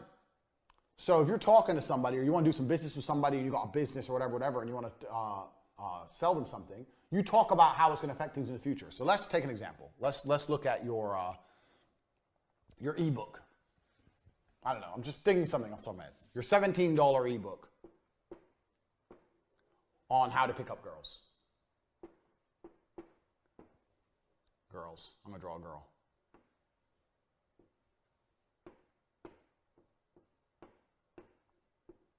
There you go. She's hair. Beautiful smile. So how do you preempt the future to make sure that they buy? So let's say you're talking to someone, they're not sure if they're going to buy or not. Well, then you talk about the future. You say, well, in the future, maybe we can go day gaming together. This is all pickup artist bullshit, but whatever. In the future, we can go day gaming together. Or in the future, if you're texting a girl and you're not sure exactly what to say, let me know. Or in the future, if you see a girl doing some of the things I point out in my ebook, send me examples because I can use them on my website. I'd really appreciate that. Talk about the future like he's already bought and digested the product. And that makes them far more likely to buy and digest your product. It's just, I do the same thing when I date girls. Oh, well, when we're married, how do I know you're not going to cheat? Fuck, I just met her. What do you mean married? Ha, ha, ha. If you're talking about when we're married, that's presuming I'm going to fuck you sooner or later, because we're going to fuck before we get married. Presume the future. Presuming the future makes the present, you're setting you're setting what the present is going to be. You're saying this is what's going to happen now, so I know what's going to happen in the future. You can do exactly the same thing with business. So when I was selling TV advertising and I was talking to clients, and I'm trying to close a small 19 grand deal, I'd be talking about 2 years when we're doing the 500 grand deals. So when I'm trying to close this, I'm talking about this. I'll be like, oh, well, in the future, well, in a few years, when we're launching the big campaigns, we can do the sponsorships. We can sponsor the before and after the programs. And when you're spending that kind of money, we'll also be able to have meetings directly with the channel, blah, blah, blah, blah. And they're sitting there going, yeah, okay, yeah, sponsorships, yeah. Talking about all this imaginary shit to try and close this. Sell the future. At all times, if you presume the future, it makes them more likely to buy now. And that's something that people don't do. Even for bullshit $17 ebooks, for television advertising, for websites, doesn't matter what it is. If I was trying to sell a new website for N2, I'd be talking about how 2 years later down the line, we can integrate a new back end with our website. Who knows? Who gives a shit? Talk about some fancy shit that's going to happen in the future. If you do that, you're more likely to sell now. That's super important. Don't talk about now. Back to the ebook. If you buy my ebook, you'll see what girls are texting you and you'll see why they mean it or why they're saying it. If you buy my ebook, you'll see why girls are saying what they say in text messages, as opposed to after you've seen my ebook and you see what these girls are saying, it's going to be exactly like I told you. And when they do it, screenshot it, send it to me because you're going to see. The future. Okay, after I have the ebook, then I'm going to know, he said, I'm going to understand why they're doing it, and I'm going to send it to him. You've already told him he has the ebook. Presume the future at all times. Very important. Next, number 32 is something I've already been discussing at length accidentally. What happens is when your brain, like mine, is a plethora of knowledge, you end up tapping into things that you're supposed to be saving for later because it fits at the time and you just know so much and you're just so hyper intelligent. I don't know if you'd understand that. But that's what happens when you have deep knowledge of a subject. Sell the result of a product, not the product itself. We've already discussed this. So we'll discuss it again very, very quickly in case you weren't paying fucking attention. Ebook. Selling the product is, I have an ebook and I deliver it to you instantly and it has 8 pages and 5,400 words and it talks about girls. That's selling the ebook. Selling the result is you're going to understand women and you're going to have a better sex life for the rest of your life and you're going to have lots of women in your bed. Which of them is more interesting for $17? The result.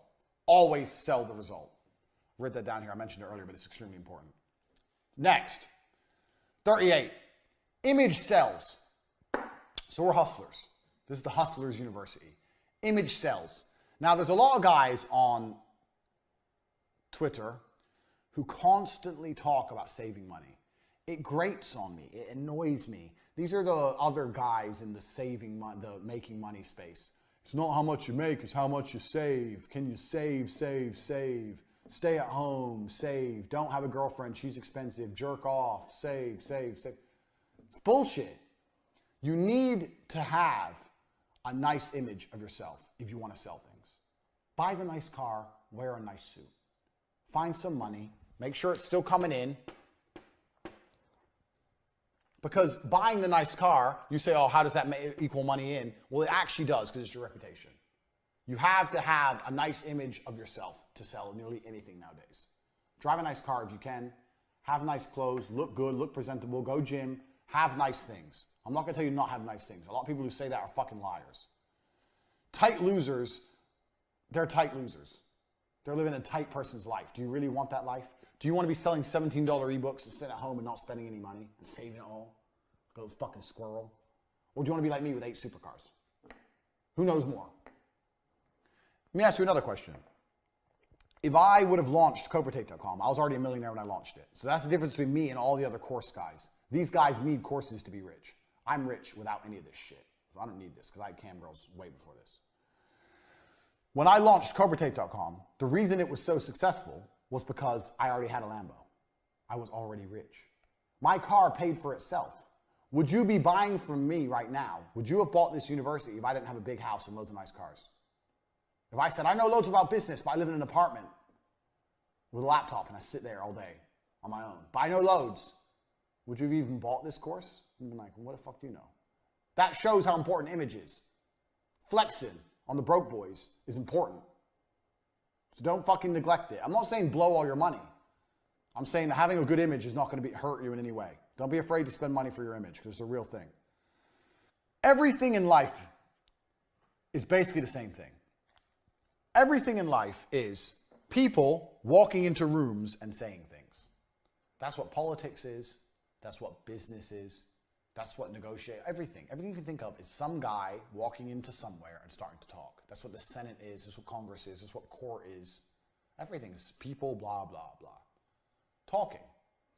Talking is something you need to get good at. If you're good at talking, you have the gift of the gab, as they say, you can sell anything. No matter what you're selling, the better you get at talking, the better you're going to sell it. So if there's one skill you need to practice for your sales, it's how to talk. How to talk convincingly. How to put energy into your presentation. How to not be boring. Learn to speak.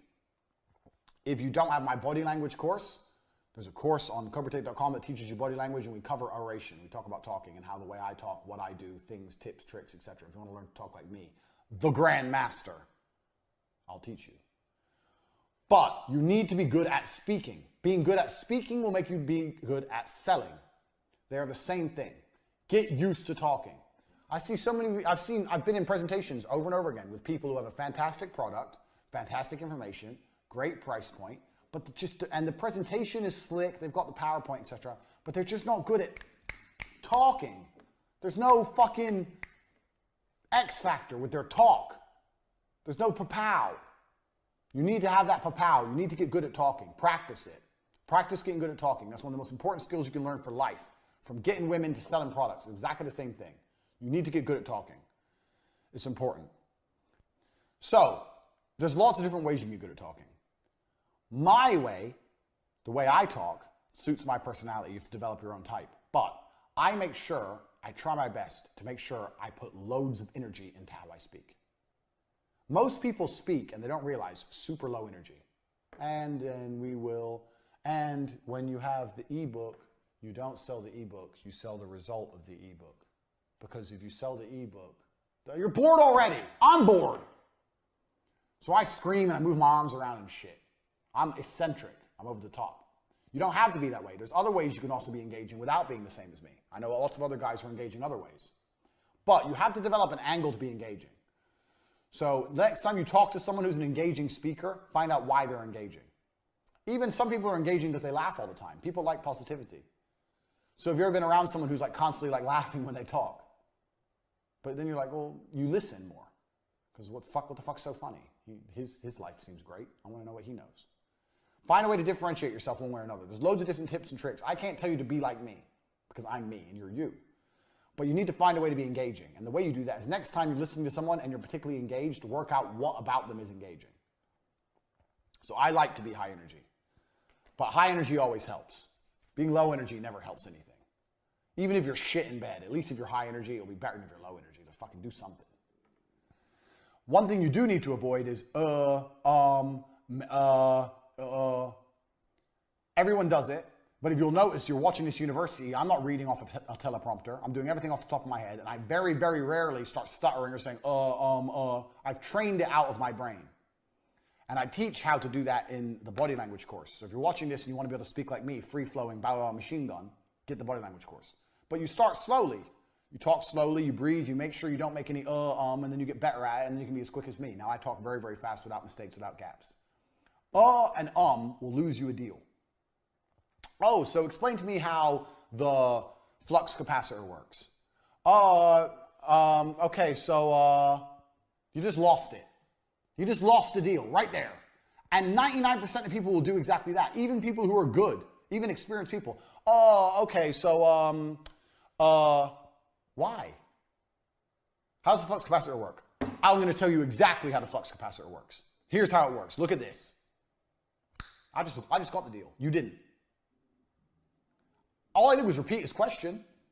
You're saying, so you have time to think. I'm repeating the question, so I have time to think. Tell me how the flux capacitor works. Okay, or tell me how the flux capacitor works. I'll tell you what I'm going to do. I'm going to tell you exactly how the flux capacitor works. All I did was repeat his question. It's not complicated. There's tips and tricks so you learn how to speak without sounding like a moron. If someone uhs and ahs in a presentation with me, I won't buy from them because I don't like that shit. I don't speak that way. Learn how to not speak that way. If you're watching this and you want to learn what I know about how to talk, get the body language course. It'll teach you. I gave you one little trick there, but there's a bunch more. Next. Everything will go wrong all the time.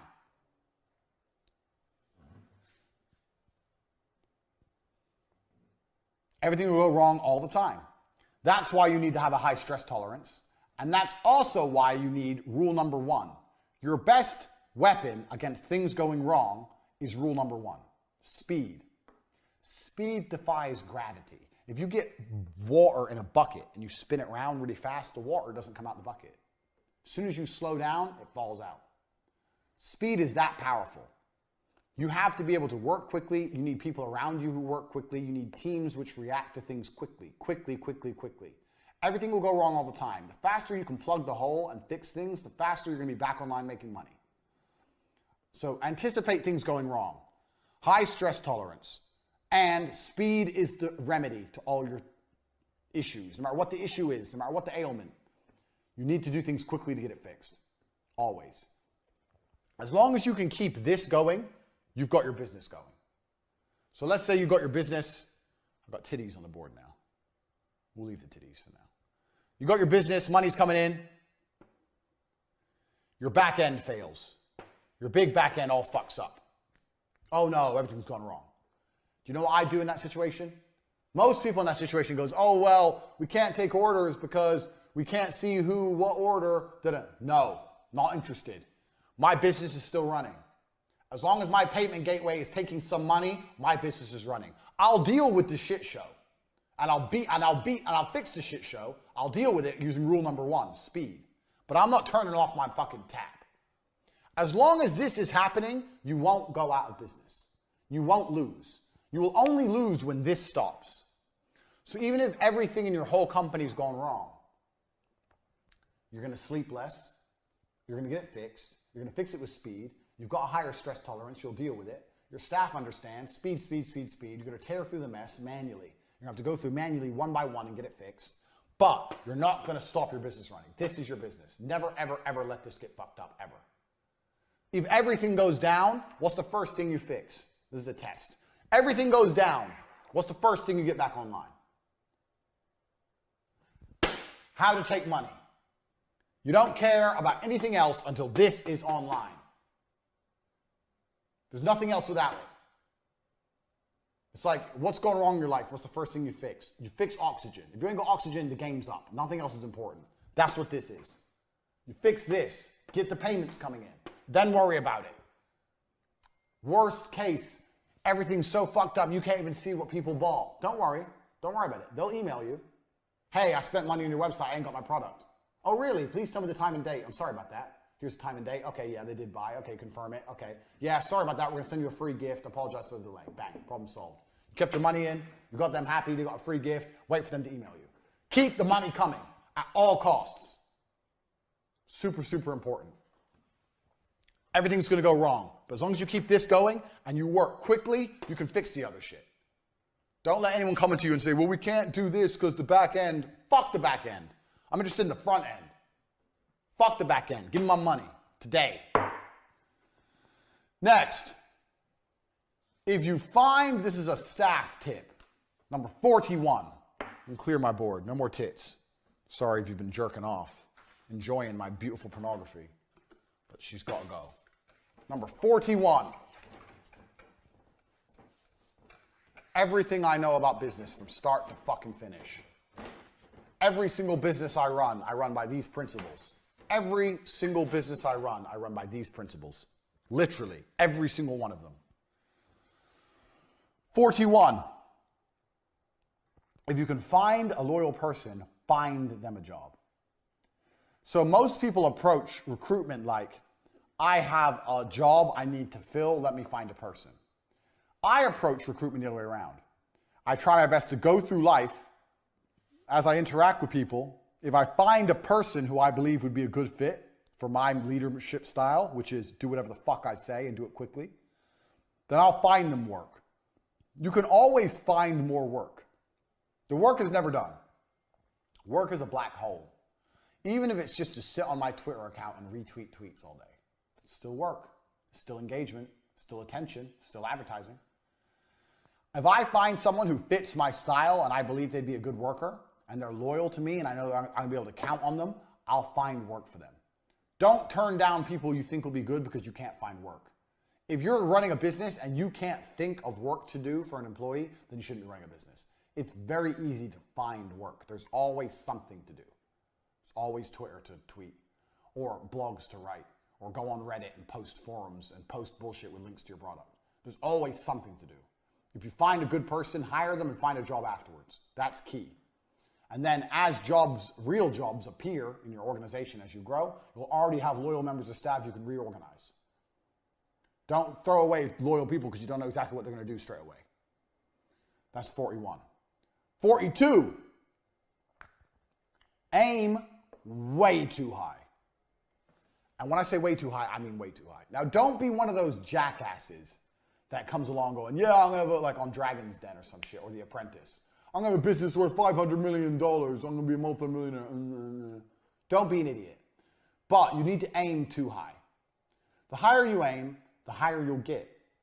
If you aim for the moon, you'll get to the stars. If you aim for the stars, you'll get to the sky. If you aim for the sky, you won't get off the ground. That's how it goes. You need to aim high.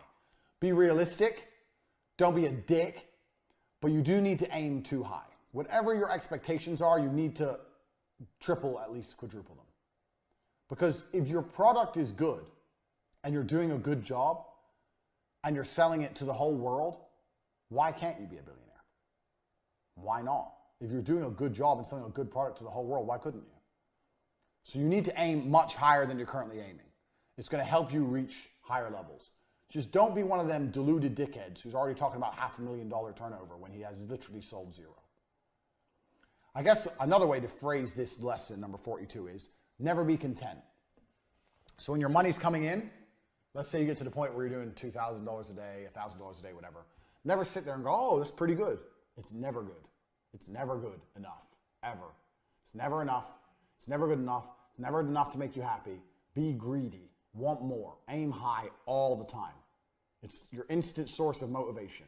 If you're happy and content with what's coming in, you're not going to aim high enough. You have to be pushing forward. Remember, always looking to the new money. Forget the old money. Aim higher. All of the time. I can't stress that enough. Next lesson. Irrational self-confidence without being a bullshitter. People like confidence. If I'm going to spend my money with you, I want you to be extremely confident on what you're doing with my money. If I'm going to, okay, so let's say I'm going in for surgery. I'm going to go see a doctor for surgery. Do I want that doctor to be confident about the operation or nervous? Do I want the doctor to say, yeah, I've done this loads of times. Yeah, I know exactly what we're going to do here. Yeah, it's easy. It's simple. I've done it loads of times. Or do I want him to be like, oh, well, yeah, I mean, things can go wrong. And, I didn't sleep last night. What do you want? You want confidence. So if someone's going to spend money with you, they want you to be confident all the time. So you have to be confident in your delivery. Now, don't be a bullshitter. Don't come along and say, I know more about girls than Andrew Tate, because everyone's going to know you're an idiot, because you don't. Anyone who's seen the PhD course knows that. But still, you need to be super confident at all times. So if anyone's going to spend money with you, they need to be confident. So when I used to go into sales, when I would go sell things, when I was doing television advertising, I would say I was the best. Say I was the best. Now, I was relatively new to the game, and I'd say, yeah, I've been in this game a long time. I've met a lot of people, and I've met a lot of agencies to see how they do things. I'm not trying to sound conceited, but I'm very sure that we are the best at what we do. And they'd be like, oh, okay. I was like, no, really, we are the best at what we do. In terms of price-wise and the way we plan the media, I know we're the best. We're the best in the country. Did I have any evidence? No. Just said it. Who gives a shit? Evidence. What evidence? They go, why? And I say, oh, because of the way we do planning and the price point we work at. I've been in this industry a long time. I've seen lots of people, and I've also taken lots of big clients from other competitors, and I know that we're the best. Bang. Just said it right there.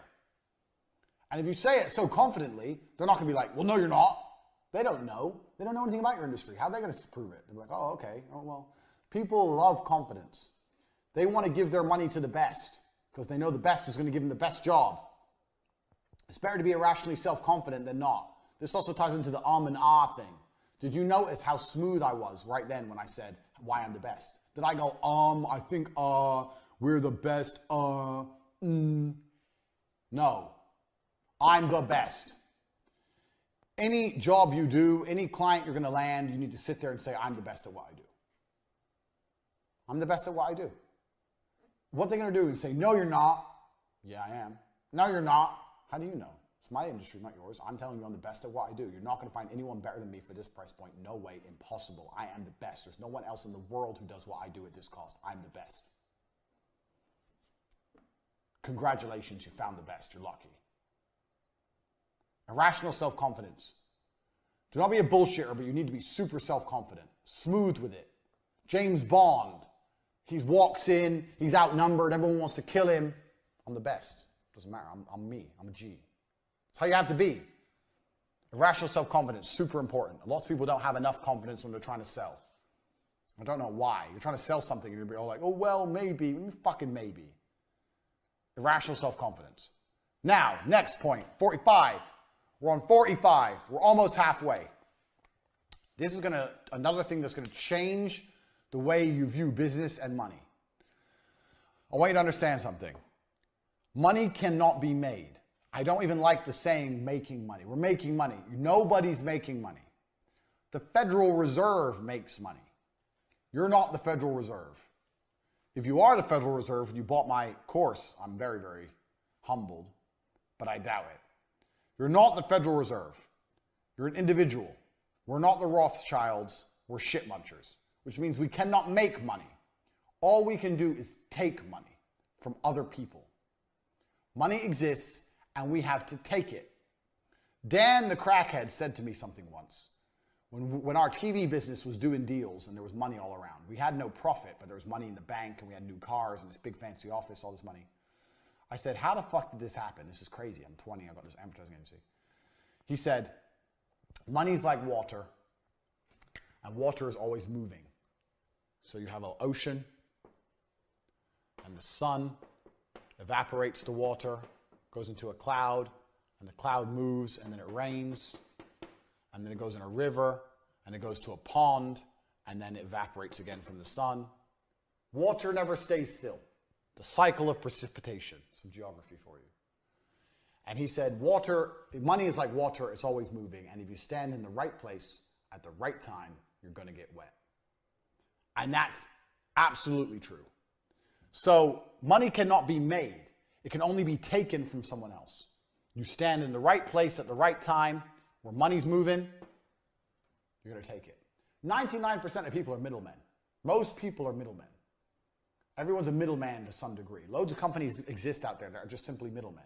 All they do is there's something, this is a product, this person wants the product, they're in the middle, they make money. They supply the product. Done. And it really ain't that complicated. They're middlemen. So, money cannot be made, it can only be taken from other people. So every single penny that comes in your bank is not made, it's taken from someone else. Why are they going to give you their money? Why? That's a serious question. Get a piece of paper and write down. I have this. I'm selling to this person. They will give me their money because.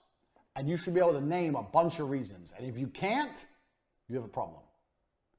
Don't be thinking about making money. You're not making money. You are taking money.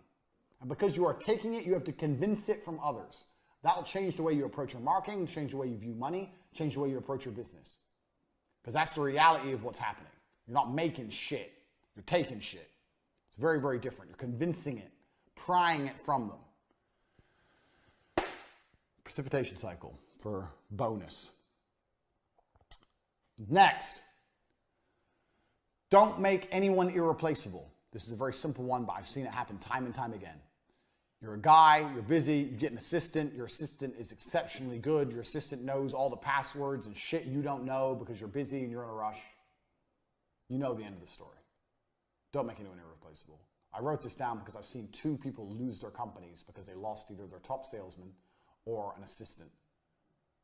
So if your top salesman's floating your company, he's irreplaceable. You need to fix that quickly. So with T2, we had one salesman who was better than all the rest. His name was Gerdip, who was really, really good. And we didn't make him irreplaceable. And when he left, we really suffered. What I should have done is go to Gerdip and say, you know what, bro, you're really, really good. You're amazing, da-da-da-da. Do you mind on Fridays, if every Friday morning you give a speech or you teach the guys the pitch or what you're saying on the phone, and then you can have Friday afternoon off. I'll give you a day off a week, or I'll give you some extra money, or we'll go out for lunch, or I'll give you a company car, anything. If you can teach, you don't mind, you know. In fact, you probably would have done it for free because people like the ego thing, the promotion of telling others what to do. How about every Friday you can teach the guys and we can go through the script and they can learn from you? To make the others get up to par so he's less irreplaceable. Take what he knows. Never make anybody irreplaceable. If you see or identify someone as irreplaceable, or you look at your company and go, I couldn't survive without this person, then you're in trouble. You should always have a company and you should work with people and it should be fantastic, but you should know if any of them leave, you can find someone else at all times. Next, another basic sales tactic. Tell people they can't have things. You already should know this if you've sold anything before, but you should know. Tell people they can't have things. All the time I tell people they can't have things. If you tell people they can't have things, they want things. This is the reality of the world. So let's say someone calls you to buy, let's say you sell flux capacitors. I'm going to draw a flux capacitor.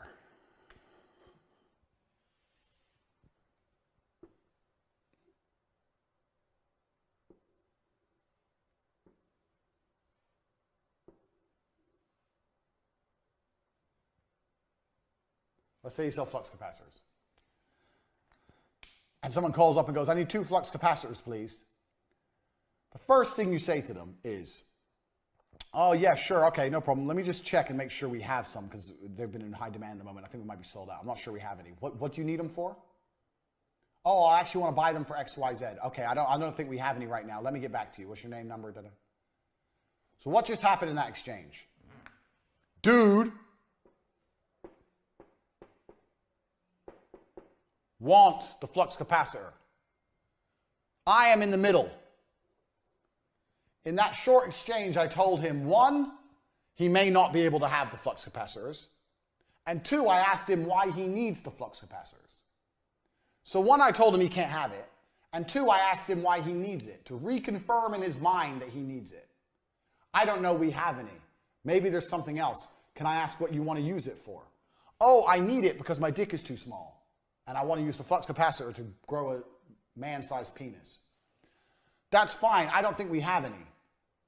So he's reconfirmed his need, and I've told him he can't have it. Takeaway. His desire for the flux capacitor is higher now than it was before. He wants it more than ever. So, this is obviously one example of how this can be done, but you apply this basic principle. Get them to confirm what they need. Tell them they cannot have it. You cannot have what you want. You cannot have it. You're not allowed it. When I eventually call him back and go, okay, how many did you need? 2. All right, I can get hold of 2 for you, but it's going to be difficult. Are you looking to purchase right away? Oh, well, I'll stick it next week. Okay, well, I don't know if we're going to even have any then, so bye. Are you looking to purchase right away? Yeah, I am. If you ask someone, are you looking to purchase right away, and they say yes, it's done. Deal's done. They ain't going to fuck around giving you credit card details. They've already said yes. They're looking to purchase right away. Bang, done. This is sales.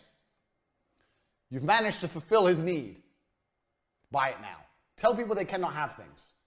Now, a lot of people do this online with the simple running out of time, this book won't be allowed around forever, blah, blah. But that's shit, because an ebook is around forever. So everyone knows you're just doing it because it's garbage. If you actually could use your brain and think outside the box a little bit, you could find a better way to do it than that. Telling people they can't have things. So, for example, if you sold a $17 ebook on girls, let's say, saying the ebook won't be around forever, everyone's like, bro, it's a fucking ebook. It literally will last forever. Shut up. If you say, I'm going to cap the number of sales because I don't want people stealing my lines, or I don't want my lines to become less effective, that's probably a better angle. It's not a fantastic angle, but it's better. At least it has some kind of validity to it. But telling people they can't have things is a fantastic way to make people want things. It works. So here's a little example of how that's done.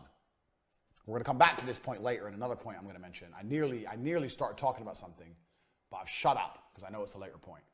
Learning. We have reached the halfway point of your education. Point 50. And I've deliberately made this point 50 so I can tell you something that you already know about yourselves halfway through this presentation. You already know what to do for your business. You already know how to make money. You're fucking lazy. And I'll give you an example. The other day I was talking to some chick, story of my life. She's talking shit, obviously, about how she wants to run a makeup company. I said, if you want to run a makeup company, why don't you have a makeup company? She goes, oh yeah, I know, but I don't know what to do. I said, okay, I'll tell you exactly what to do. Here's what you do. Let me clean my board. Here's what you do. Go to Alibaba.com, get some samples of makeup, find one you like, put a new sticker on it, make a website, sell it on your website, get YouTubers who talk about makeup to talk about your makeup brand, sell makeup. Done. You own a makeup company. She goes, that's a good idea, actually. I go, yeah, it is. A week later, I said, how much makeup you sold? She goes, what do you mean? It's like, I told you how to do an entire makeup brand from start to finish. I told you to do an entire company. How much have you sold? She goes, oh, well, she did nothing. 7 days, she did nothing. I told her how to run a whole company. You wanted to run a makeup brand. I just told you how to do it. Didn't do it. A lot of you are out there already sitting on ideas, and guess why you're not doing them? Because you're fucking lazy. You know how to do it, but you won't do it. You already know what you should do. You already know how to do it, but you're not doing it because you're fucking lazy. You already have the idea. Go. Stop waiting. Number one, speed is everything. What are you waiting for? If you would have started the idea a week ago, it would be ready by now. You're fucking around. A lot of people out there with business already know what to do, they just are lazy and they don't get it done. If you're waiting, hoping you need some kind of investment, or you're waiting for something, you should have learned enough in the first half of this Hustlers University that you don't need investment. You can get the money coming in without investment. We've already discussed that. There is nothing to wait for. I hear it all the time, man. People don't realize how often they do it. I hear people say, oh, I've got this idea for a course, let's say. Cool. A month later, yeah, I'm working on my idea. A month? Do you have any idea what I could achieve in a month? A fucking month? If I have an idea, it's ready same day. I had this idea. When did I have this idea for this? We're halfway through filming. We made the advert. We made the website. We start getting enrollment. I had this idea 34 hours ago, maybe. Like, fucking, let's get going. You know what to do. You're all slow and you're all lazy. That's the reality. That's point 50. You need to accept that about yourself and accept that if you really had the tenacity that you desire, if you really have the tenacity to get what you desire, if you're really like me, a go-getter, a warrior, you'd already be doing shit. Too much waiting, too much talking, not enough fucking action. I managed to get you here watching this program, and I got paid to do so, and I had this idea 32 hours ago when I was yelling at someone not to go to university. I move quick. That's why I'm rich and you're not. Miss Makeup Bimbo is what 99% of people are when it comes to business. They have an idea, and even if you tell them exactly how to do it, they don't do anything. They fucking sit around waiting for a makeup brand to fall out the sky and land on their face. Garbage. 51. Welcome to the second half of the Hustlers University.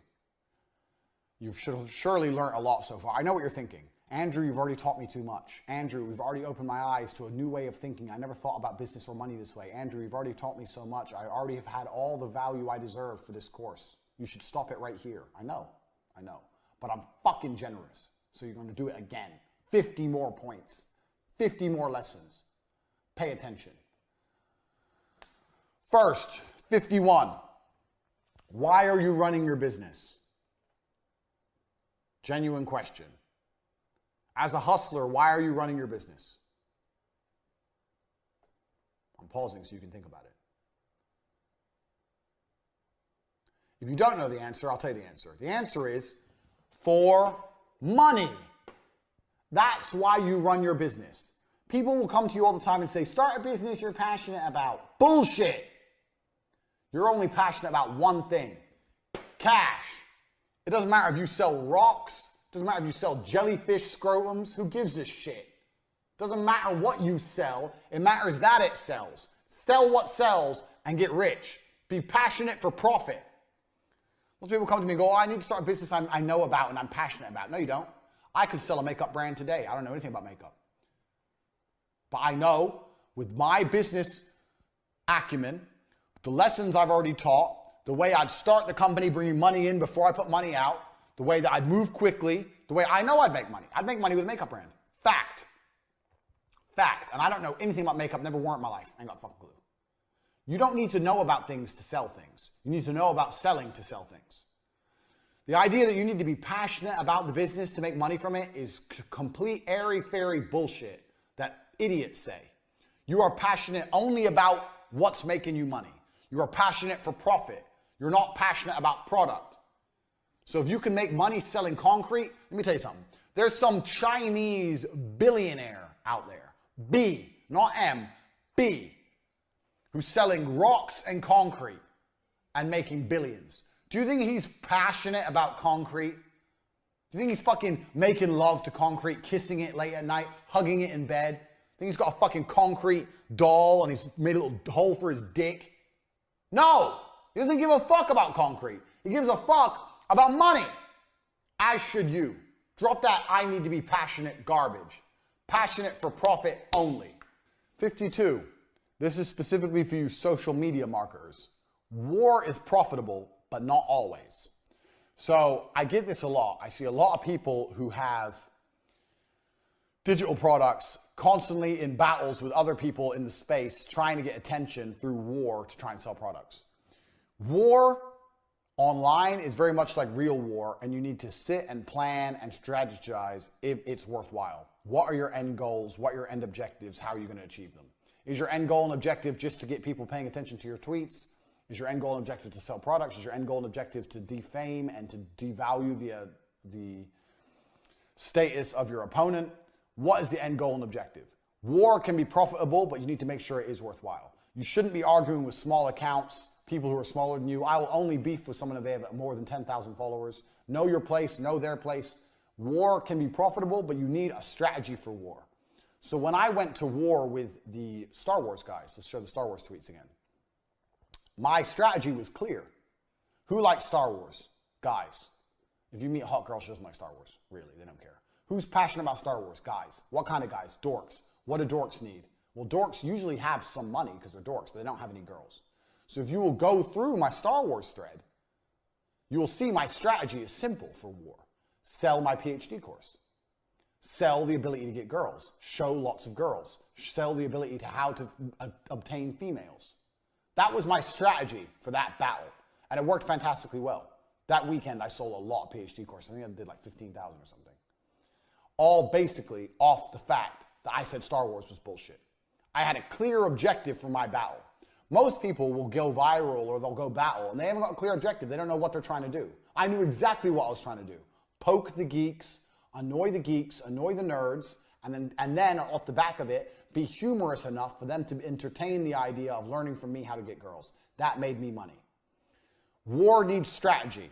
So if you're going to go to war in any way, either in the physical world or the internet reality, you need to be prepared. And you're not prepared without strategy. So war is only profitable if you have a strategy. Have a clear end goal, have a clear objective. Don't end up like America, stuck in the Middle East in forever, endless, pointless, nothing wars. That's what most people online are doing, constantly jabbing at each other for no reason.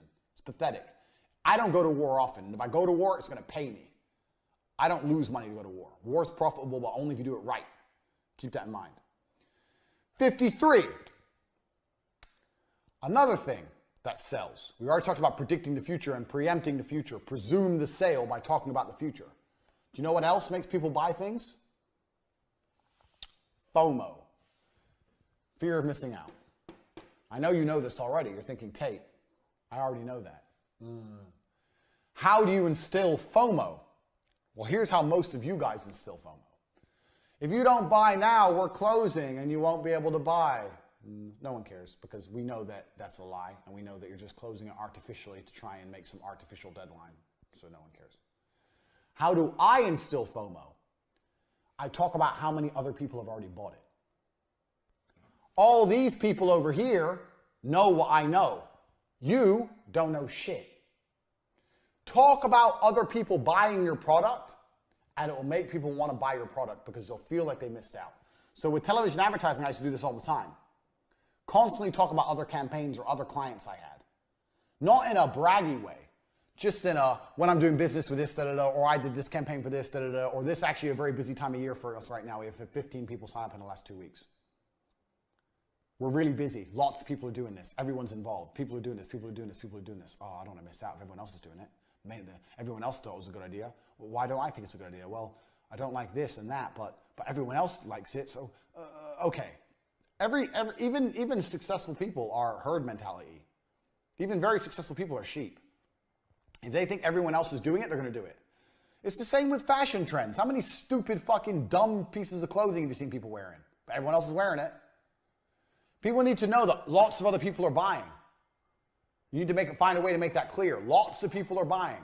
Lots of people are doing this. You're the one who's not doing it. So with this university, I told the truth. I've been very, very impressed with how many signups I've had. I've not lied. I didn't need to because I've had lots of signups. But lots of people are learning all of my secrets to making money. You don't know. That person has FOMO now. I don't need to say I'm closing the uni. I need to say, look, these fuckers know a whole bunch of stuff you don't know. I did this all the time with advertising. It was fantastic with advertising. This is a really busy time of year for us. I used to say this, you know what, any time of year. January, February, March, April, May, June, July, August, September, October, November. Didn't matter. Do you know what I used to say? I say this is a really busy time of year for us because people are gearing up for Christmas. They'd be like, Christmas? It's March. I'm like, yeah, exactly. People are preparing already for the Christmas rush. It's March. So now they're sitting there going, it's March. We haven't even thought about Christmas yet. All these other businesses are thinking about Christmas. They're thinking about doing adverts at Christmas. It's March. We haven't even thought about Christmas. Yeah. Oh, yo, shit. Oh, shit. Christmas. Shit. I used to say that any time of year. December 1st or January 1st. I used to say January 1st. I used to say, when I used to go to meetings, I say, you know what's funny about January? They say, what? I say, we sign up most of our Christmas advertising this month. They go, really? I go, yeah, we're preparing for Christmas in January. After Christmas, everyone's made a lot of money with TV advertising. People have made a lot of money in the campaigns we've already run. So now they're already preparing for the next campaigns at Christmas. So we're actually gearing up for Christmas right now. People be sitting there going, oh, maybe I need to do a campaign at Christmas. Other people are doing things. You're not doing anything. You are lazy. You are slow. Other people are ahead of you. Quickly, get on the train. The train's leaving. Quickly, get on. Quickly, pay the invoice. Yep, thanks. That's how you do it. I used to do it all the time with advertising. Talk about other people buying. It sells. Always talk about other people buying. Super important because it sells. Because one, instills some confidence in them that you're a real person, a real company. Two, it allows their thinking to be checked. Well, I think it's a good idea, and all these other people think it's a good idea, so it must be a good idea. So on my website, you'll notice on CobraTake.com, I have something called social proof. I pay money to have that thing in the bottom that tells people every time someone buys from my website. So when you go on my website, you see other people are learning. You're not learning, but other people are. FOMO, super important. You can apply this to nearly any other company, any other business. Other people need to buy. Super important. 54, chaos and opportunity. I once got told that chaos and opportunity are the same word in Japanese. I don't know if that's true, but I'm going to say it. Chaos and opportunity are the same word in Japanese. In other words, every cloud has a silver lining. Every time stuff's fucked up, every time there's chaos, every time there's a mess, there is an opportunity, a huge opportunity. And you have to find a way to identify it, one way or another. That's all it is. There's always a way to identify. So, what's a chaos? What's a fuck up? I don't know. Off the top of my head, it doesn't matter what it is. The point is, you already applied speed to fix it, but you need to find a way to twist it in your favor. There's always a way to twist it in your favor. So, it doesn't matter what it is. Let's say your back end isn't done properly. Your back end is missing a bunch of vital information, let's say. Okay, cool. So you need a whole bunch of orders. You need something, you need people to fill in some information to fill in the back end.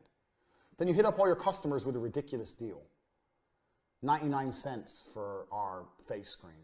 Usually $10.99, 99 cents if you buy with any other product. Some ridiculous fucking deal. Even if it's a break even. What do you get? You get a whole bunch of orders, fills in your back end's back. Even if you just broke even on it, you filled in your back end, you've got some more loyal customers who are more prepared and more used to spending money on your website. Bang, done. There's always an opportunity. Doesn't matter how fucked up things go wrong, there's always an opportunity somewhere, you just need to find it.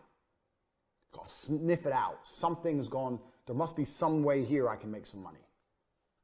And everything has to feed back to remember the money in. That's important. Chaos and opportunity are the same thing. Especially, that's chaos within your business. If there's chaos within your market, it's even better. So, I don't know. Let's say, okay, off the top of my head, 9/11. Why that came to my head, I don't know. 9/11 fucked up the airline industry. All the planes got grounded, no one could fly, huge lines at the airports, Chaos. There's chaos within the industry. So where's the opportunity? This is all off the top of my head. If I was an airline executive boss, I'd be going, okay, from now on when we sell tickets, we're going to sell it with an added option for insurance, for refunds in the event of a terror attack or an unpredictable event. We're going to contact a big insurance company. We're going to get them to insure us. We don't have to really do anything. We'll get them to insure us and we'll sell the insurance packages on top at a premium and make some extra money. Because now people who've been stuck in the airport for 4 days, next time they book a flight, they're going to be like, yeah, you know what? I'm going to pay for that insurance. I remember last time it was a nightmare. If I pay for this, I get all my money back and they'll book me a hotel. Bang! Chaos in the industry. Opportunity to make more money. This comes to me off the top of my fucking head. Where else was there a huge chaos in an industry? Can you think of chaos in an industry? It happens now and again. Now and again, things really go wrong. So, fuck knows. But it happens all the time on smaller levels. And when there's chaos within a specialized industry, you need to find a way to monetize it, like I just did there with 9/11 the airlines. Because there's always a way to monetize chaos. So when things go wrong, it happens. So like the YouTube apocalypse, for example. Everything went super, super wrong with all the YouTubers were making loads and loads of money off advertising, and then the apocalypse happened, they weren't making money off advertising anymore. So let's say that I'm a YouTuber and I see this has happened, there's huge chaos in the industry, no one's making money off advertising anymore. Do you know what you do? Well, I'd go, okay, well that means I need to sell merchandise. So I'd contact all the other big YouTubers and say, hey, I've got a really good link for merchandise if you're interested in selling merch. I'll start a fucking merch company. Or I get a link with a merch company for commission. It's not complicated. So let's look at the adpocalypse. Everyone, I don't know if you know what happened. Everyone had all these big YouTube channels. They're making loads and loads and loads of money. Overnight, that all goes down to zero. Now they've still got viewerships, but they've got no money. So how do they make money from there? Well, they all decide to start selling merchandise, but they don't have any merchandise set up or worked out.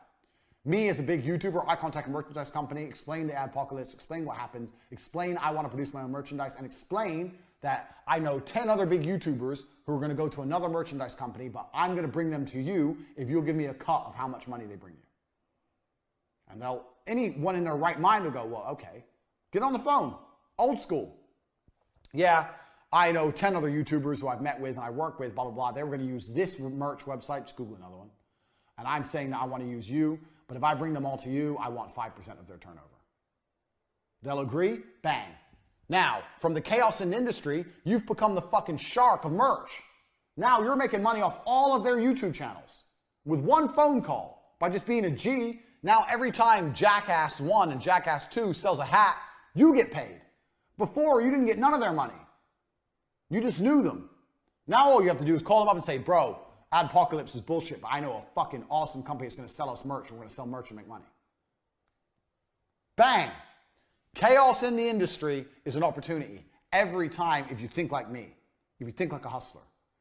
This is setting up a company, a revenue stream. It costs you nothing. There's no outlay to this. This is just a phone call and a hustler's mindset. Bang, you got paid. Chaos is opportunity. Find it every time.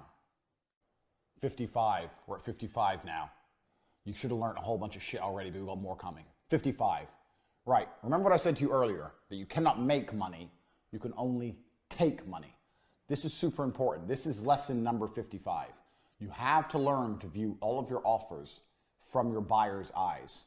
You have to understand why that's so important. The Federal Reserve can make money. They can print money. You can't. There's only one way you're going to make money. I'm going to give you a demonstration of how that happens. This is Mr. Customer. This is his money. This is you. He gives it to you. Beautiful. Very complicated, I know. That is how you make money. You don't print money. You don't generate money. You make money because people decide to give it to you.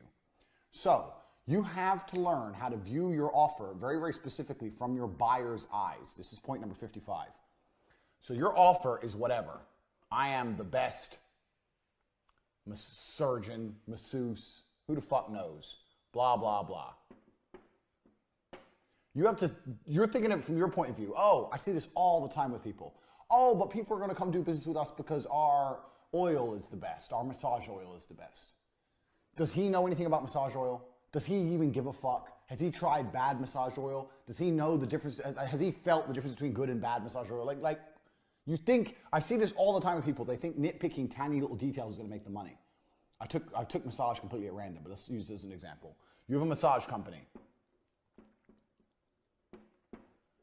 That's supposed to say massage. You think, oh, we use the best massage oil, that's why we're the most expensive and people are going to come to us. If you actually, instead of being a fucking dork, like most people who run their businesses are, you're a geek and you're a massage oil geek. It doesn't matter if you're a programmer geek or a mechanic geek or whatever your business is, a drop shipping geek, anything, it doesn't matter. You'd understand that from the buyer's perspective, they don't give a fuck about massage oil. They don't know the difference in different kinds of massage oil. And they don't even know they don't even know the benefit of using a good massage oil. They've never used a bad massage oil. They don't know how bad a bad massage oil is. To them, oil's oil. So you're not viewing the things. You're not viewing the offer from the eyes of the consumer. You're viewing the offer from the eyes of you, a knowledgeable nerd. Most consumers are not knowledgeable, especially on what you're trying to sell them. They don't know anything. You have to view it from their eyes. If you view it from their eyes, you'd understand they don't give a fuck about massage oil. So then your choices are as follows. Either you educate them on massage oil, you incorporate that into your advertising and teach them and explain to them why it's better, or you fuck it off and get something cheaper and save money. Those are the two genuine options. Always look from your buyer's eyes. Why is your buyer going to give you money? And do this intricately, like do it down to the tiny details. Doesn't matter, we'll go back to a coffee shop. Why are they going to come get coffee with me? Because my chairs are comfortable, because my building looks warm. I use those the same lights we have in here, Edison bulbs, to make it look warm. my staff, I've got a couple cute girls there. My cups are cool. I got colored cups. It doesn't matter. You need to think of everything. Why would someone walk past my coffee shop and go, yeah, I actually do want coffee? You have to think on it at that level. For every single product you sell, why you and not someone else? Because there's always someone else selling. So you're viewing yourself from the buyer's eyes. While you're doing that, you can view your competition from the buyer's eyes. So if you do it in this example, this is the competition. He uses cheap massage oil, but he's cheaper than you. So from the buyer's eyes, he's like, okay, masseuse, he's 20 bucks cheaper. Massage is a massage. I'll just go with him first. They'll go with the cheap guy first, and unless it's absolutely awful, they're not likely to upgrade. Now, I've said many times, don't sell on price. So I'm not saying you should try and outprice your competition. My point is, if he is viewing two of you and the only difference he can identify is the cost, why would he buy the most expensive one? So you need to understand here, okay, I have an important job. My job now looks like a dick. So you're a dick. You're a dick. My job here is to identify my USP, which is the expensive massage oil, and educate my consumers as to why they should use it. So every time someone calls you on any poster, anything like that, you need to be saying guaranteed no skin irritation or guaranteed best results for acne. I don't fucking know. Best results for eczema, whatever. Anything to make people go, oh, why is that guaranteed what? And you can explain to them, oh, we actually use this kind of oil. Other people use cheap oil from China. We don't use that. We use oil which is hand pressed by beautiful virgins in the Italian mountains. Blah, blah, blah, blah. View yourself from your buyer's eyes. Otherwise, you end up like this, a dick. And think about that seriously. You can do this on so many levels. So it doesn't matter what product you have, doesn't matter what you're selling. View yourself from the buyer. Identify why they're going to do business with you above someone else. And never assume the buyer has knowledge. This happens all the time where people go, oh, but actually my company does this and my company does that. And I sit there and I go, yeah, but no one knows that. And no one cares. You think that matters. It doesn't matter. You think that matters. It doesn't matter at all. You need to educate the buyer why that matters. Otherwise, they don't give a fuck. View yourself from the buyer's eyes. Do not view yourself from your own knowledgeable eyes. And this feeds perfectly into lesson number 56. If you want an unbiased opinion from a general consumer on your company, I'll tell you who you get it from. Number 56. Let me clear my board quickly because having the dick behind me is a bit weird. We've all identified your dicks. Number 56. Ask your mother about your company. Doesn't matter what company you want to launch. Go and ask your mother about it. I'll tell you why. Your mother is going to be very indicative of a typical consumer. She isn't going to know a lot about what you're trying to do. She isn't going to know a lot about technical stuff. She isn't really going to understand a lot of the things you say. I'm talking about my mother anyway. My mother's an idiot.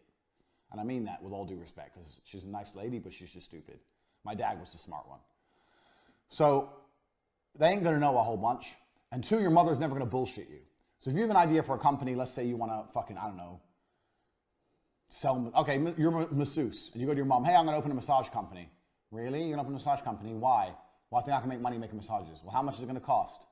This much. That's expensive for a massage. If that's the first thing she says, you've got a problem. No, it's not expensive because we use the best massage oil. Well, what's the difference in massage oil? It's all the same, isn't it? Bang. Your mother is going to give you the best market research you're ever going to have in your life. Now, if you're selling something super specialized and your mom may not understand, then maybe, I don't know, maybe a little bit more difficult. But for anything basically normal, you should ask your mom about your company because she's going to identify all of your problems straight away. That conversation, imaginary conversation I just had with my mom, she identified that I'm coming across as expensive and that no one gives a fuck about massage oil. Bang, there's your problems identified. Your mom's never going to bullshit you. She's always going to be straight to the point and explain to you exactly what your issues are and what needs to be solved. Any company you're launching, you need to show to and speak to your mom about because she's going to cut the bullshit faster than anyone. Please remember, your average typical consumer is not an educated person because most average people in the world are not educated people. They don't have much knowledge of anything and they certainly don't have knowledge of your particular subject and they don't have specialist knowledge of your subject. I don't know about you. I mean, I'm a professional fighter. I've been getting massages where I've been training hard for many, many years. When I walk into a massage parlor and they say, do you want sports massage, Swedish massage, this massage, that massage? I still don't know the difference. I don't know. They're all the same, aren't they? I don't know. All I just go, okay, this one. So I don't even know about massages. And I've probably had more massages than most people. And this is my point exactly. Your consumer is not educated. So you either need to educate them and then make them understand why you're charging more, or you need to remove that barrier. So when I just gave that conversation with the mom there, with the massage oil, she's already identified as expensive. She's identified no one gives a shit about massage oil. Your mom is going to tell you what ideas are good and what aren't, and she's never ever going to bullshit you. But you know why? Because your mother wants you to be successful. Your mother does not want you wasting your time on some company that's never going to pay you. Your mother wants you to do well. So any idea you have, go to your mom and say, what do you think of this company? See what she says. And then if she sits there and she says only good things, say, well, would you buy from me? No, because I don't want that. Why don't you want it? Oh, I don't know. I don't. Start writing down all the reasons she wouldn't buy from you. Why doesn't she want it? Why wouldn't she buy from you? Work out how to overcome all of these things. You're going to get a whole bunch of information. So you're speaking to your mom, ask her, have a general conversation about the company, and then ask her why she would or wouldn't buy from you, and make sure you write that information down. If she says, I would buy from you because X, Y, Z, good. Those are your points you need to press home in all your advertising. So she wouldn't buy from you because of X, Y, Z. You need to go, okay, how do I solve? How do I overcome these? Why wouldn't you buy a massage from me, Mom? I don't have time. Oh, we have mobile masseuses, though. We come around, we'll come to your house if you haven't got time. Oh, yeah, but, well, how do I book it? We'll put a flyer through your door, and you can just book by text message. Okay, like anything to overcome. Find out what her problems are and overcome them. So you have to speak to your mom about every single company. This is super important because it's the best market research you're going to get. If you can do your market research in advance before you launch your company, that's less time you're going to spend fucking up, and more time you're going to spend making money. So every single company I launch, I speak to my mom about it. So even when I launched my PhD course, I said to my mom, I'm going to launch a course telling guys how to get girls. And she said, oh, don't make more men like you out there. That's what she said. I was like, what do you mean like me? She goes, oh, well, the way you are with women.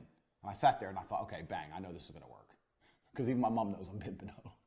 Even my mom knows. She's seen so many chicks coming out the door. Even my mom's like, all right, I don't know what kind of son I've raised, but he's tearing through these chicks dangerously. So with the PhD course, I knew it would be a fantastic idea. Because even my mom was saying to me, look, you're going to make some dangerous men out there. So every single business I've ever run by my mom, all of them. And sometimes she said some pretty smart shit. There's a level, you know what? There is a level of intelligence which comes from absolute stupidity. So like smart and stupid is a circle. So you have smart at the top and you have stupid at the bottom. And you have this circle. And let's say this is the smart side and this is the stupid side. So it's in half. This is stupid. I know this is written bad. And this is smart. But sometimes you can get comments which are just on the edge, and mums are great at this. So I bought my new Lamborghini and I drove to my mom's house. I said, Mom, I bought a new car. What do you think? She goes, what is that? I said, it's a Lamborghini. She goes, how much was it? I said, oh, it was 300 grand. She goes, you spent 300 grand on a car? I was like, yeah. She goes, let me see. So she comes out and she says something that was so smart. It was actually, it was so stupid. It circled back around to smart. She looked at my Lamborghini and goes, why would you spend 300,000 on something that only has 2 seats? As in, it should have more seats because it costs more money. So I should have got a bus for my money. I guess that's her logic. Her logic is, why would you, it's only got 2 seats, so it's shit. Which is stupid, but it kind of gets into the smart realm. It's kind of, you get a lot of these kind of comments from mothers. They say things which are kind of dumb but kind of smart. And if you can extract those comments and apply them to your company, you'll fix a lot of problems in advance. So that's why speaking to your mom is so important. Next. Key point 57. And this is very, very important. I'm going to tell you a story with this one.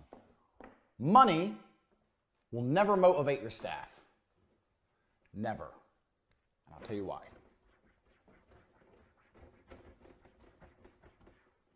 Money is numbers, and numbers never end. Which means if you're going to try to motivate people with money, it's going to get hard. If someone doesn't like the job and doesn't like you, and doesn't like anything about how they're treated in the job or how they feel or what they do, you have to pay them a lot of money to make them do it. A lot of money. And that is not very, very cost effective. If somebody enjoys what they do and they feel part of a community and they like it, then you don't have to pay them much at all. And the proof I'll give of that, I just spat my coffee. I'm just saying proof, sent my coffee everywhere, is that people do shit for sense of community all the time. Remember after T2 Television, I started Vixels, my own company, to sell television advertising. So what happened is I found an office in Luton that was £400 a month. And I decided I was going to become a millionaire with television advertising. So I got a £400 office. Me and Tristan would sit there And then we advertised for salesmen, commission only. So it was a commission only position. You sent emails all day long, just emailing marketing managers all day, just copy and pasting, just emailing anyone you could find on the internet, emailing all day long. If they replied to you, there'd be a phone call. I'd do the phone call. So T2 was all phone pitching. And that's why it took a long time for us to train our staff. Every single day we were doing 2 hours of training, phone pitching about television advertising, phone pitching, phone pitching, phone pitching. And T2 made money. But training people to be good on the phones is hard, and a lot of people are scared to do cold calls well. And people are lazy with cold calls. So me and Tristan had the idea, you know what, we're gonna email blast anyone we can find. We'll buy all the magazines, email every marketing manager, we'll go through all of the websites we can find. We'd Google up things like store locator. If you type store locator into Google, you have all the companies that have a store locator. So these are companies with multiple branches, so television advertising will suit them because they're across their national. Email. If any marketing manager emailed back, I'd do the call because I'm trained on the phone. So Vixels was different. T2, everyone pitched on their own. Vixels is just emails out. So we put adverts out there for a position, which was commission only. So no basic. Every deal you landed, you got 5%. So if you landed a 20 grand deal on TV, you'd get £1,000. So if you landed 2 a month, you get 2 grand a month. Ain't gonna make you rich, but whatever. And we were hiring basically anyone, like dorks. It doesn't matter. Like we had one guy who had a criminal record. We had one dude who was just a bit of a weirdo, some fat guy. We had some other guy who definitely drunk too much because he stunk of booze. But who cares? They were coming in, they were sending the emails. If someone emailed back, I'd call them. Over time, as people came and quit and didn't land any deals, we ended up with quite a good little team of 4 guys, plus me and Tristan. So 6 guys who were in this office. Now these guys were working hard. They were emailing like machines because you can't get a machine to email because you got to go to the websites, find their email marketing manager's name. You can buy email marketing manager lists, but they never worked because it changes so often. It's bullshit. So we had to go and manually find and manually type it in and da-da-da. So these guys are emailing. Anyway, most of the guys I had there for the first solid month didn't make a fucking penny. I had free staff for a month. I had 4 guys plus me and Tristan, and they're working their asses off for free. How did I motivate them? Every day I'd come in, positive energy, come in full of energy. Guys, today's the day, we're gonna make it, da-da-da. Oh, your guy emailed back. Oh, I'm calling him later. That's a deal. That's definitely a deal. I've been doing this a long time. Might take a few weeks, but that's gonna be a deal, da-da-da-da. And I'd order pizza. Every day I'd order pizza. We'd sit around, we'd eat our pizza in the office. I'd talk about the big dreams of how T2 was such a big company, how Vixels was gonna be bigger. I'd sell a dream, and they'd eat pizza, and everything was fine. So for a $10 pizza every day, I had 4 members of full-time staff. Now, none of these men were motivated by money. They were motivated by my energy, the dreams of the future. They weren't getting paid anything. They may have been motivated by the future prospect of money, but I hadn't offered them any money to turn up, and they were on time every single day. You do not need money to motivate your staff. If your staff respect you and they know where you're going and things are going to go well, then you don't need money to motivate them. I actually fucked up big here because what happened with this company is I accepted a fight and I decided to go training in Slovakia. And when I went away, Tristan came with me. We went away for 10 days. And in the 10 days, me and Tristan didn't turn up in the office, all the men quit. Every single one. And that was the end of Vixels. The whole business fell apart. And that's because we weren't there. The leaders had abandoned ship. They felt there's no leadership energy in the office. There's no one buying pizza. Why am I coming here every day for free? All of a sudden it dawns on them and they leave. But the point I'm trying to make with this story is number 57 is that money will never motivate your staff. There's better ways to motivate your staff. Obviously pay your staff well. Obviously if they need money, give them money. I'm not saying you can get them all to work for free. My point is I see loads of people who go, I'll start a company and I'm going to pay my guys the most. And I saw this with a fight promotion. So there's a fight promotion that come along and goes, I'm going to launch the biggest fight promotion. Some guys I know with money, big money as well. We want to launch they came to me. We want to launch a kickboxing promotion. We want to be the biggest.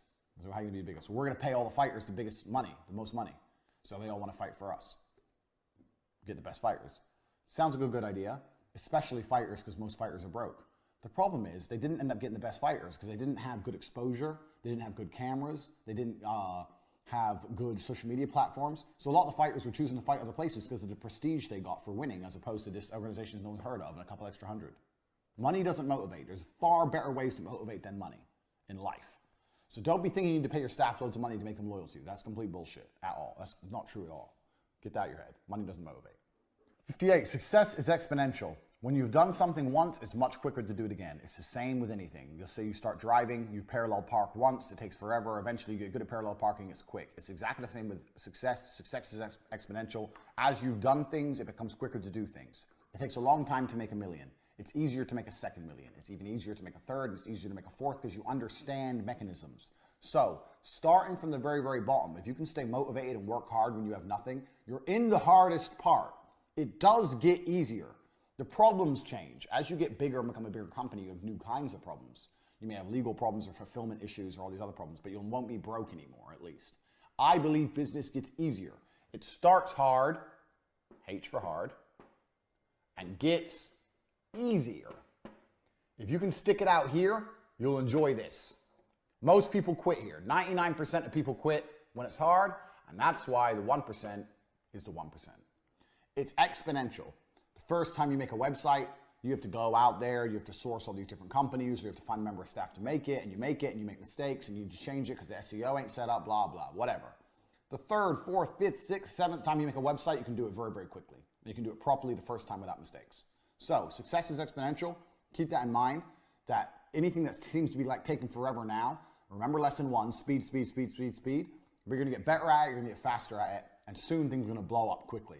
I launch companies every day. I can launch a new company a day.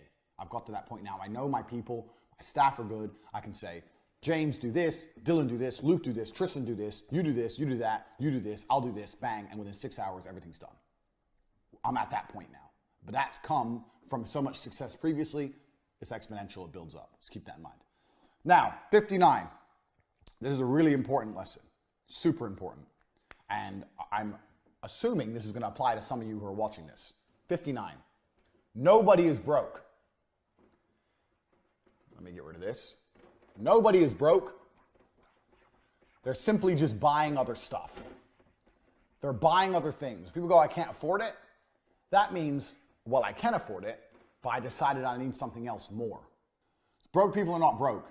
They just want something else more than they want your offer. Your offer has to be more important than food. So what you offer, whatever it is, what did we selling? Flux capacitors. How did I draw a flux capacitor? It was like this, wasn't it? Food. No matter what it is, it has to be more important than food. Because when broke people say they can't afford it, unless they're literally crackheads on the street, which is quite rare, they're still buying food. And they're probably still paying for their car, paying for their rent. They're going out at the weekend with their friends. They're still socializing. They're still paying for that ski trip next month. So they're paying for plenty of stuff. They're just not paying for what you've got. So no one's broke. They just decide that other things are more important than what you offer. So how do you get around that? Well, you have to make sure your offer is always geared as more important. So let me ask you, some of you guys who bought Hustlers University, it wasn't too big a deal for you. You're sitting on some money, you got some savings, or you're in my Forex program, you're already making lots of money with Forex, and you thought, fuck it, all right, I'll buy Hustlers University. Some of you guys who bought this, literally it was all your money. But you thought, I need this. I don't need to go out and club. I need Hustlers University instead. So I convinced you, and you made the right decision. I didn't convince you in a negative way. I convinced you in the correct way, because you made a very smart decision. But I convinced you that my knowledge and this course is more important than going to the club or eating in an expensive restaurant or some dumb shit. I convinced you of that.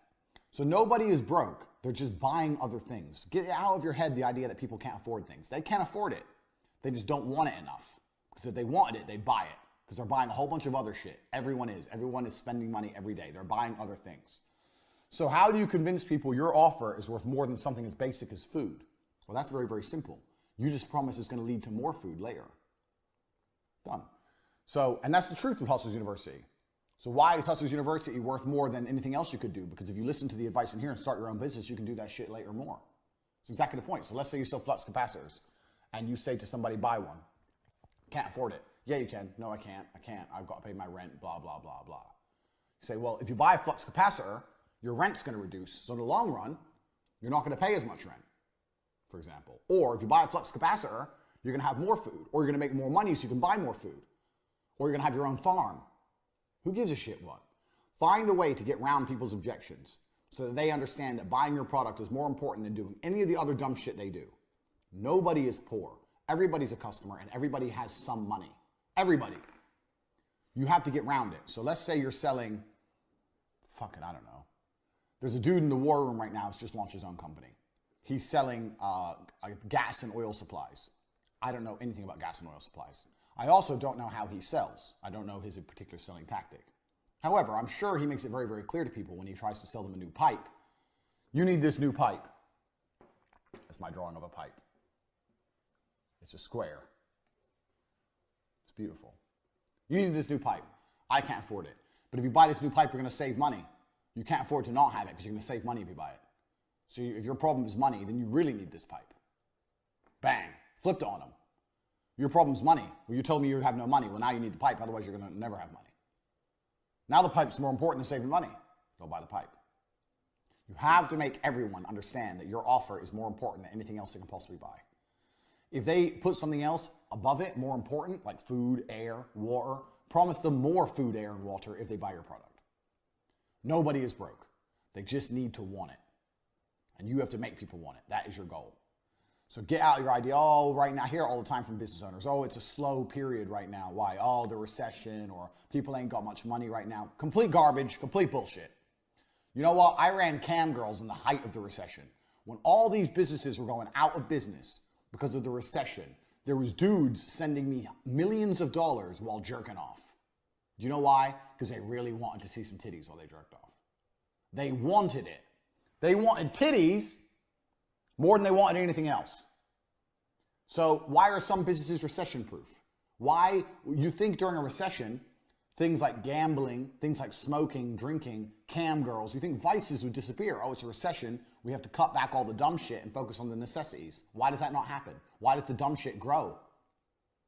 Because people go, oh, okay, it's a recession. I'm going to save my money. And they start being tight and being stupid about other things, but they still can't control their vices and they end up blowing more money on their vices. Because with vices, people want it. And this proves my point absolutely. Even during an international recession, people are not broke. You just have to make them want what you have. Get that out of your head that people are broke. It's completely untrue. You just have to make your offer more appealing than anything else they can possibly spend their money on, and they'll buy your offer. And you do that by either promising more of something else or positioning yourself above something else. Very, very easy. Next, nothing ever fixed itself. Point 60. Let me wipe my board quickly. Point 60. Nothing ever fixes itself.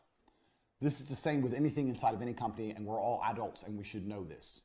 So you're an adult. When's the last time your car broke down and you did nothing about it and it fixed itself? When's the last time you had a flat tire and instead of going to the mechanic, you came out a few months later and the tire was fixed? Never. Nothing fixes itself. If you have a problem inside of your company or a problem making money, you better do something about it quickly. I see people come along and go, oh yeah, it's been a slow couple of months. I'm like, okay, so what have you been doing? Oh, you know, well, it's been a slow couple of months. We're going to place some more adverts. Wait, it's been months of slow, and now you're thinking of placing adverts. After the second slow day, I would have been in a panic. I'd be like, whoa, what the fuck's going on? It's been 2 days. Where's the fucking money? Oh, but sometimes it can vary from day to day. Nah, don't buy it. Change something now. Speed.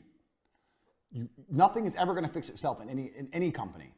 Same with all your tech stuff. PayPal or fucking your hosting. I know, like, I get one guy I work with, James, he thinks I'm super impatient. If you wait around for other people to just fix things, it never happens. I've had it a million times. The number of times I've been waiting on PayPal thinking, oh yeah, it's going to be fine. It just never happens. You have to hound everyone to the end of the earth. I've been in business a very, very long time, and I cannot think of a single example where I thought, I'm not going to chase or hound or annoy this person and it's going to work out fine. It's never happened. You have to be constantly on the phone 6 times a day. You have to be beefing people nonstop. And there's a reason for that. It's because the people who work at these companies or the people who work for someone else, they don't give a fuck about you. They've got their own problems. Their girlfriend's cheating on them. They can't afford their rent. They hate their job. You think he's really thinking, oh, I really better get this online, this hosting online for that guy. No, they don't fucking care. Even if you call them, they're like, yeah, I understand, sir, it's a big problem. They don't care. They don't care. They've got their own lives. They don't give a shit. No one gives a shit about you. So nothing's ever going to fix itself. So don't be afraid to be a hard ass with the technical things. That's the first thing. And second thing, if you've got a problem inside of your business and you've identified it, you need to start thinking of a battle plan to fix it quickly. It's not going to go away without you doing something, just like the flat tire one. If you have a lack of customers sitting there going, okay, well, we're still building the brand, we're still building the name, so let's see where we stand in a month. No. You've identified you have a lack of customers. What can you do about it now? Lesson 1, speed. How can you fix that problem today? Even if you come up with a plan, and if you follow my other rules that you've learned so far, you can come up with a plan that costs no money, effectively. You come up with a plan and you implement it. Even if it doesn't work, you're still in the same position. What's the worst that can happen? So this is where Tristan and I sometimes have a little disagreement. So let's say Tristan and I, when we were running the Cam Girls, there'd be like 3 or 4 days which were really slow. And I'd say to Tristan, where the fuck's the money? He'd go, oh, it happens. There's a big football game. Guys are busy, blah, blah, blah. So no, I don't buy that. Nah, this girl needs a new account because her account score's low. This girl needs new costumes. This girl needs this. Da, da, da. We got to change everything. And Tristan's like, it's been 3 days. Just chill. I'm like, nah, change everything. We need this, we need that. Her set has been the same for a year. Let's re-wallpaper that wall, give her a different set. Let's change this, da, da. So we'll do all those changes. Then 2 weeks later, money's rolling in. Tristan will go, well, money's rolling in now, but I don't know if it was, we don't know if it was the changes you made or it was just the football game. The money might have rolled in anyway, and we've gone through all that, and we don't know why. I say, look, what I know is this. The money is now rolling in. Butterfly effect. I know that in the current reality, I did a bunch of things, and now the money's appeared. You're saying that maybe if we didn't do those things, maybe the money would have come anyway. Well, I don't live in a maybe world. Nobody knows that. I know that there's 3 slow days. I identified a problem. I took drastic action, and I fixed it. Now it's fixed. You can try and pretend I didn't fix it and that it was going to happen anyway if you want. But things don't fix themselves. I know how the world works. And Tristan eventually will concede. So if things are slow for 1 or 2 days, I'll get in panic mode with my business. And I'll fucking start doing something. And that's when you have your best ideas, when you're in panic mode. And as long as you can implement those ideas without spending a whole ton of money, good. I'm not saying panic, buy Google ads and blow $1 million. I'm saying sit there and go, okay, how can I get customers in right here, right now, speed? What can I do without spending money? All I did was buy some wallpaper, adjust some beds, make a new account that's free, tell the girl to change her lipsticks, and bought her a $10 costume. I spent 20 bucks. Boom. Done. All the money started rolling in. And I know it's because of me. Tristan sometimes would be like, oh, well, maybe it would have happened anyway. Nah, maybe. You live in a maybe world. I live in the real world. I did a whole bunch of shit. All the girls are busy now. I could have just sat there. 3 days are quiet, 4 days are quiet, 1 week is quiet, 2 weeks is quiet. Yeah, it's a quiet period. Yeah, people aren't, it's hot outside. So people don't want to sit on their computer. Yeah, I made excuses like a dickhead. Or I could have done things, action, speed, number 1, fixed the problem, and made some fucking money. That's the difference between me and even Tristan, who I've mentored on business. Because Tristan will be more like, oh, it'll be fine, it'll be fine. It will never be fine unless you fix it. It's never going to be okay unless you do something. The customers are never going to come unless you bring them. They're never going to give you money unless you force them. Your website's never going to fix itself. Fucking PayPal's never going to email you and go, okay, we're working now. Your payment processor's never going to go, oh, okay, we'll update you next week and everything's going to be fine. No, nothing is ever going to be okay unless you take it into your own hands and fix it yourself. And any adult who's lived any kind of life knows that's true. When you leave things to other people, it doesn't get done. You know that. You already know that. So keep it in mind, especially with business. 2-3 days of no customers, do something. Nothing fixes itself. That's super important. 61. Never, ever, ever, ever say no to money. Ever. 61. I can't believe I have to tell people this, but sometimes I do. Never say no to money. So my business card, we'll insert the video here. People ask me all the time about my business card, and they take it off me and go, is this a joke? You mean joke, motherfucker, I ain't fucking joking. It's not a joke. I hand this out in multi-million-dollar business deals. This isn't a fucking joke. This is my business card. Tate Enterprises Unlimited. Because there's no limits to what I can do. What, like a limited company? Oh, we were limited. There's certain things. There's nothing I can't fucking do. It's the whole point of the card. Kickboxing world champion. Also a millionaire and all-around nice guy. Now, most people probably know those facts, but I thought I might as well put them on the card anyway. Now, when you flip the card to the back, there's a whole list of activities I can complete for a fee. And this is why people get the idea, the insinuation that I'm joking. The difficult done immediately, the impossible takes a little longer, miracles by appointment. Wars fall. That's right, wars fall. You don't need to be hiring no army. Have you not seen Rambo? Only takes one dude who's pissed off. You can hire me. If you want to go to war, hire me, I'll get it done. Assassinations plotted. Revolutions started. uprisings quelled. I can start a revolution or I can quell an uprising. Either way you want it done. I can do both. Dragon slaying. Dragon comes along, called Big Daddy Tate. Jet charter, ventriloquist, sexual athlete. The list goes on and on. But the basis behind this card, the reason this card is important and it isn't a joke, this is what I'm basically saying is, if you're prepared to pay me, I'm prepared to get it done. That's my basic business philosophy. Even if I don't know how to do it, that's not the problem. The problem is how much you're going to pay me. Someone comes along and goes, Andrew, I need you to build an oil rig in the most dangerous, rough seas where oil rigs can't be built. And I make up my price. I send them an invoice for $6.6 billion. If they pay my invoice, I'll find a way to get it done. Maybe I have to hire someone else. Maybe I have to outsource it, whatever. But if you're prepared to pay me, there's no job I will not take if you're prepared to pay the fee. There's a dragon and no one can beat it and it's killing, it's destroying the whole city. Godzilla's here. Wire me the money. I'll get it done. It's my basic business philosophy. So I put some examples here which may seem a little bit extreme to you losers, but they're not extreme because they're proving a point. I dictate my prices. If you pay the invoice, regardless of what needs doing, I'm the man for the job. I'm currently building an army. I'm building an army in my war room. My war room is a dedicated group of like-minded individuals who are out here looking to get paid, looking to raise funds, looking to change their entire worldview. I've said in my other videos how important it is to only sit and talk about money. Well, in the war room, all we do is sit and talk about money and a few other things, but mainly money, besides explicit pictures. But war room will be soon added to my new business cards which are coming. I'm going to have some new ones made, and they're going to be embossed with real gold, worth about $6 or $7 each card. Give them out to girls in the club, throw my money away, you know how it is. But the war room's the real deal. So if you're thinking you want a card as awesome as mine, don't worry about that. The first thing to do is get in the war room, get some soldiers, meet some like-minded individuals, and then you can worry about trying to be a G, like Big Daddy T. So you'll see the lesson in my business card is very, very simple. My business card is basically, I'll do anything if you pay me. You want me to tame crocodiles? You want me to overthrow a government? You want me to fucking lead a rebellion in a nation? You want me to become a pirate? I don't give a fuck. How much are you paying me? 2.2 bill? Okay, here's the bank details. You send me billions of dollars, I'll get it done. I don't care if I have to outsource it to someone else. I don't care if I have to I don't know what I'll do. If you want a rocket on the moon and you're gonna pay me billions of dollars, I will find a way to put a rocket on the moon. Pay me my price. My price may be too much. I may be overpriced, but if you decide to pay me and I have to go speak to Elon afterwards at some billionaire's party and say, bro, I need a rocket on the moon. Here's $5 bill. But you paid me $6 bill. I'll get it done. And this is the point. Never say no to money. I see companies all the time saying no to money. You don't realize even you say no to money. Oh, we don't take Bitcoin. Why? Oh, we don't like it. It's still money. It's still some money. You may not like it. You may prefer other forms of currency, but it's still money. There's someone out there who wants to pay in Bitcoin. You need to create a golden bridge for people to pay you money.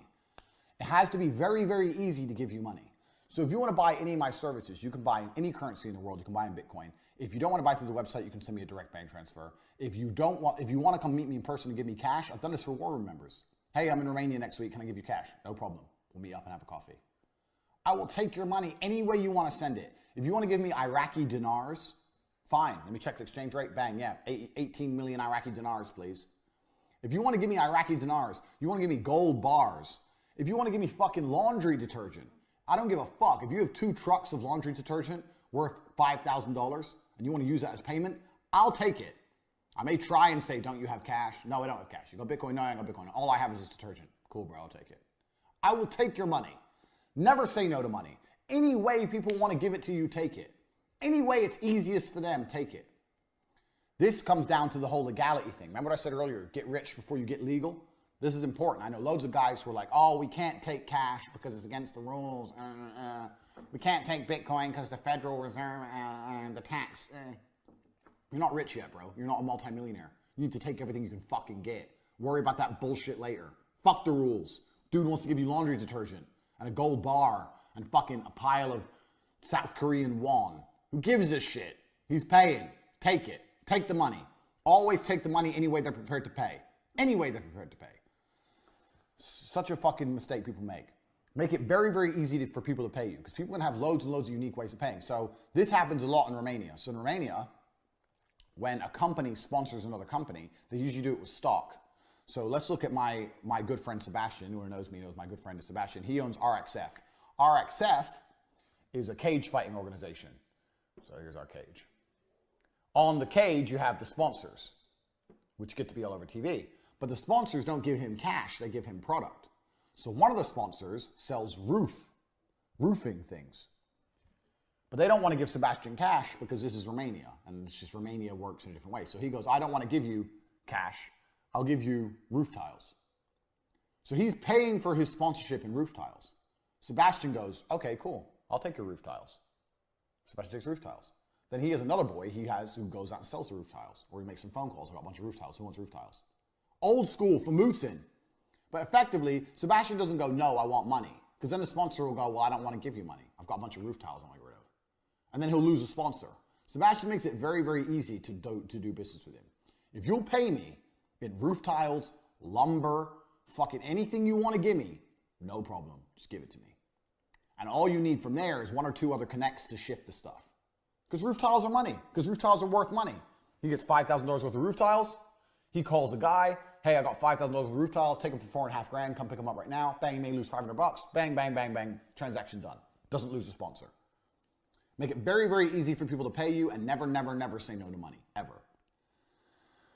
62. This is some basic shit you should already know. You need to diversify to become anti-fragile against attacks. And when I say this, I'm talking particularly about big tech. And also the way you accept money. So the reason I put these in the order I have is because they all lead into each other. So if you're like Sebastian, you're anti-fragile. You're very anti-fragile because the way he takes money makes him very, very hard to stop. So let's say the IRS or the tax services were to come along and freeze Sebastian's bank account. He'll still run his shows because he can just take roof tiles and lumber and alcohol. He doesn't give a fuck. He runs the show, and by the end of it, he's sitting on fucking 400 bottles of vodka, enough roof tiles and lumber to build 3 medium-sized homes. He's fine. Because this is how Romanians are. They're wheeler dealers. They're hustlers. This is the hustlers' university. It's about hustling. You want to give me a whole bunch of wood and some bottles of fucking wine? Cool. Give me it. Sebastian's anti-fragile now. You can block his bank. Doesn't make a difference. Can't stop that man. He's running the shows. He's getting wood. Doesn't give a fuck. Be anti-fragile. So the more ways you take money, the more anti-fragile you are, because a bank may freeze your account, or you might lose a particular merchant account. So you need to have lots of different merchant accounts, Bitcoin, lots of different ways to take money. You need lots of different banks. But also you need to be anti-fragile in the places you advertise. You need to be on all the platforms, even the ones that aren't so successful, because the successful ones will get banned. I am on Twitter, Facebook, YouTube with 2 channels, Telegram. You've got to be everywhere, all the time.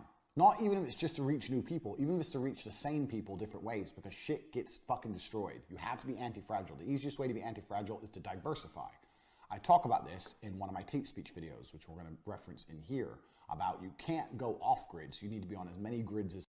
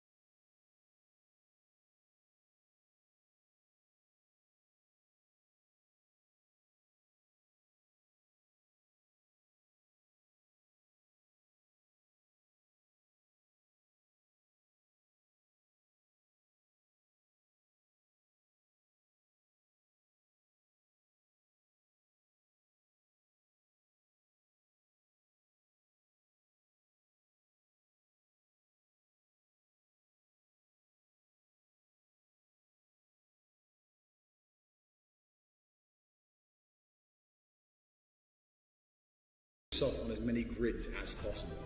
I've said to some of my friends who have like $5 grand in the bank, well, I've got $5 grand in the bank, I want to spend it on a holiday. I say, no, if you're going to spend $5 grand on a holiday, fuck that, you're going to come out with nothing.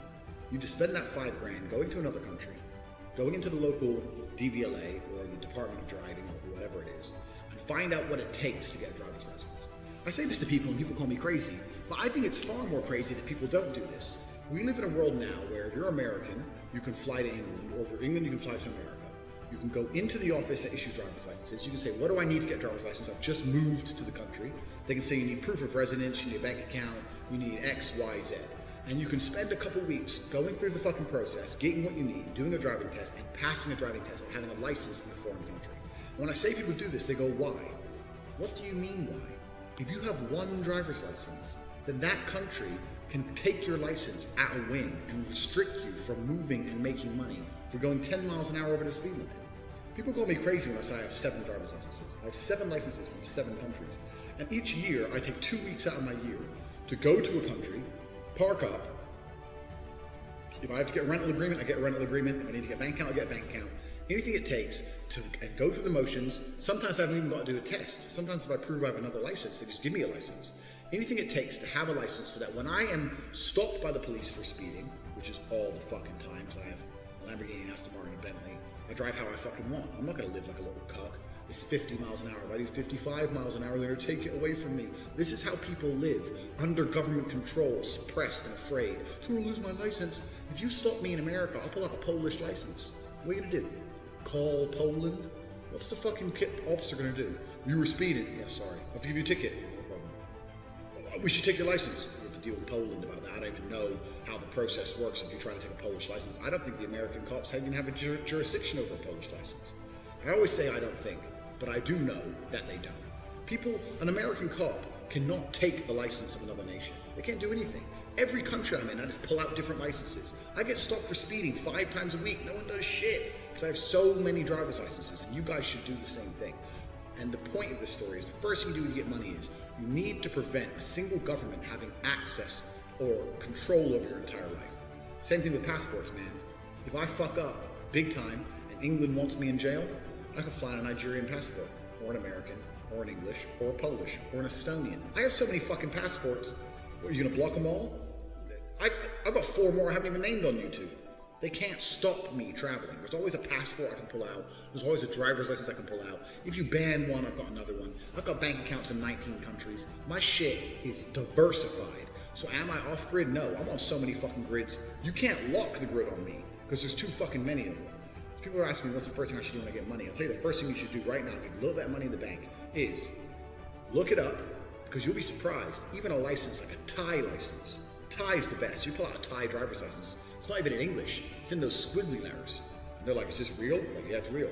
You can't drive here on this? Yeah, you can. Google it. If I have an international driver's permit, which I have, which costs $150, and a Thai license, I can drive in Europe. And they sit there and they look at the Thai license and think, what am I going to do, call Bangkok? Oh, fuck it. And they let you go. So people say, what's the first thing you should do when you get money? The first thing you should do when you get money is at least obtain 2 passports, at least obtain as a minimum 2 driver's licenses, and at least as a minimum have bank accounts in 2 different countries. Otherwise, what? Otherwise, you're living like a little cock at the whim of one government. Let me tell you something. Governments are assholes and governments also change. I find it absurd that you motherfuckers right now, all of you watching this right now, are driving to and from work. You needed a car for your livelihood. You need a car to pay your mortgage. And you're living in a world where if you go 10 miles per hour with the speed limit, they're going to take that away from you. And you've done absolutely nothing to negate that. People call me crazy for having 8 licenses. I think having 1 license is fucking crazy. Get it done. And the basic lesson behind this is very simple. You need to be able to take money so many different ways into so many different Here, remember where I said earlier, this is your business? You're taking money so many different ways into so many different places. You're advertising yourself in so many different places that you're near impossible to stop.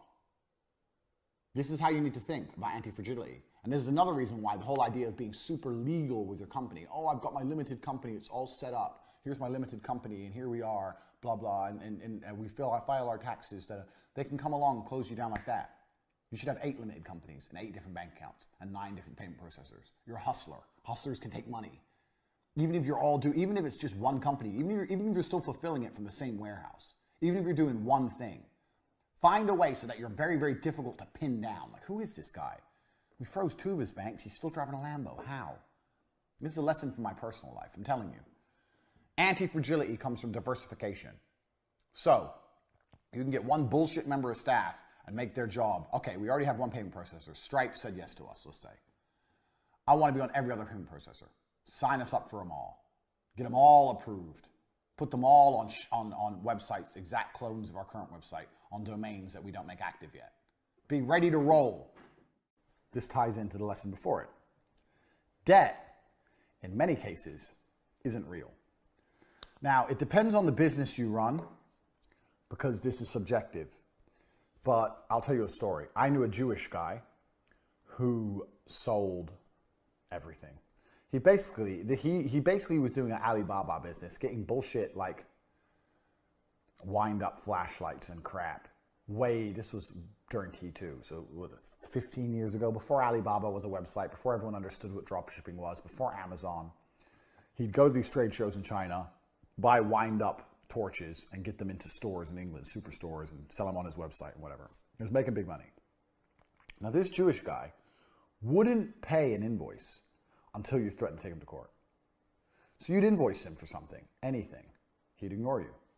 You'd invoice him again, he'd ignore you. Final warning, ignore. You'd have to invoice him for 4 months, and eventually when you said, okay, we're going to court over this invoice, then he'd pay. Because he could always find a new supplier. So if the supplier got fresh after that, he just found someone else. But his attitude was very much like, debt isn't real. As long as I don't have to pay money out of my bank, my business will always be successful, even though I'm operating at super low margin. So a lot of people are concerned, oh, debt, so da-da-da. Look, debts ain't real for a few reasons. One, it takes a long time for someone to collect debt against you. That's the first thing. 2, if you never want to do business with that person or that company again, there's no point in fucking even paying them at all. 3, once people get desperate for their money, you can often do deals on debt. So if it goes to a debt collection company, or you owe someone 10 grand and you call them up and say, look, I'm about to go out of business. I owe you 10 grand. I can pay you 3. If you won't take 3 and settle the debt, then I'll pay you nothing and you can take me to court, but I'm going to close the business, so you'll get nothing. It's up to you. Give people that ultimatum. They'll take the 3 grand. I did this recently with a couple of apartments for some cam girls. I was renting some apartments for some cam girls. Cam girls left. Didn't need the apartments anymore. I owed 3 months rent. I said it was only like, I don't know how much, 2 grand a month in total. So it was like 6 grand. Spoke to the landlord and said, hey man, I can pay you 2 grand. He goes, you owe me 6. It's like, yeah, I know. But the girls have left. He didn't know the girls were cam girls. So the girls were supposed to pay me. They didn't pay me. So now I'm in the hole, you're in the hole, we're in the same boat. I can give you 2 grand out of my pocket, it's all I've got. If it's not enough, then take me to court. He goes, yeah, I will take you to court. I said, okay, take me to court, no problem. But I have no money to pay you, so. Hung up the phone. Next day, can you do 3 grand? I said, no, bro, I'm sorry, I got 2 grand. That's all I literally have. I'll see if I can do any more. 2.5, bank paid it. 6 grand down to 2.5. Because what choice did he have? Take me to court? And he wasn't getting no money. I told him I didn't need the apartments. Can't kick me out. I'm not there. I already left. So don't be thinking worried about debt. You need to be worried about one thing in your business, which is, I'm not even going to draw it because you should know what it is by now. Money in. Debt doesn't matter if enough money's coming in. Nothing matters if money's coming in. I see people panicking and worrying about debts. Fuck debts. Get in debt. Get in debt if it's going to get money in. You're a hustler. Because you know what's not real compared to cash? Debts. If you had a company and you had a whole bunch of assets and you could lend $3 million against your company and you can get it from the bank, take the 3 mil. Then listen to the lesson before. Take 2.5 mil, put it in a personal account somewhere, hide it. Then try and carry on working your company, try and pay it off. And if you can't, who gives a shit? You'll work out a deal with the bank in the end. You need to be about yourself. You can't be afraid of debt to get there. If I had to get in debt to get money in, and I didn't have to repay it anytime soon and money was pouring in, I'll take it. Money in is primary. Debt is not nearly as scary as people pretend it is, especially with a limited company. What does limited mean? Limited liability means limited liability. The company's debts are not your debts. They're not yours. Fucking chill. And 9 times out of 10, you could close the company, open it again, clear the debts off, and have the same phone number and same fucking website. Just chill out about debt. I get so many questions from business guys. Well, oh, but I'm in debt, or I owe this, I owe that. Fuck that. How much money's coming in? Fix that. Stop worrying about other shit, because it's not important. I already mentioned this, don't pay unless you have to, but reputation management. So this is another key point. Reputation management. So with the guy with the apartments, the reason I pulled that move on him is because he's not a Romanian. And a Romanian, I'm very well known here, and it'd be bad for my reputation. The guy who owns his apartments was Turkish, and he lives in Turkey. So my reputation management, I thought, okay, well, he can't damage my reputation, so there's no reason to pay him. The Jewish guy, the reason he didn't pay any of the invoices until I threatened to take him to court is because he didn't need one supplier more than once. So he didn't care. He found a new supplier. So he didn't need a good reputation. Don't damage your reputation, of course. If there's a supplier you need a reputation with, then you must pay them. If you don't pay someone, they're going to put all over the internet that you don't pay, then maybe you need to pay them. But if there's a way you can manage your reputation to stay intact and not pay, then they can fucking wait. Fuck them. Being nice guy, it ain't worth it, man. I'm telling you, when I ran T2 and I had invoices outstanding and I had staff to pay and I had no money in the bank and I was chasing all these companies to pay their invoices, the big companies, the big boys, they didn't care. They didn't care about me. Yeah, we pay invoices, takes up to 90 days, up to 3 months to pay an invoice. It's a bank transfer, it takes 2 minutes. That's how all these other companies are, so you can be the same. Make them fucking wait, fuck them. Next, this is a key point for staff management. HR is bullshit. What is HR? You always see some fucking chick with a bad attitude. I work in HR. Human resources. Human resources. Stupid bitch. She sits around all day talking about human resources, goes home, puts a dick in her mouth. Fucking human resources. Let me tell you how you run a HR department. You're the leader. As a leader, you do the most work so people respect you. And secondly, you're positive. Positivity is your HR department. Remember me telling you about Vixels, how all my staff worked for free when I'd turn up, be in a good mood, buy pizza. We're all going to get rich, guys. Bam, bam, bam. Wolf of Wall Street. Positive energy, positive energy, positive energy. Second I went away to Slovakia, everyone quit. There's your HR department. Positive energy is your HR department. Your staff are going to work harder for you and respect you more and be happier if you're happy. Be positive. You've just fixed your HR department. You do not need some fucking dickhead hoe. Well, if you don't work properly, I'm going to give you a written warning. What the fuck? Written what? Be positive. Your staff will be positive. That's how you have a fucking HR department. That's how you make people work hard for you. That's how you make people respect you. HR. Annoys me to even fucking talk about it. Next, people always say to me, what do I sell?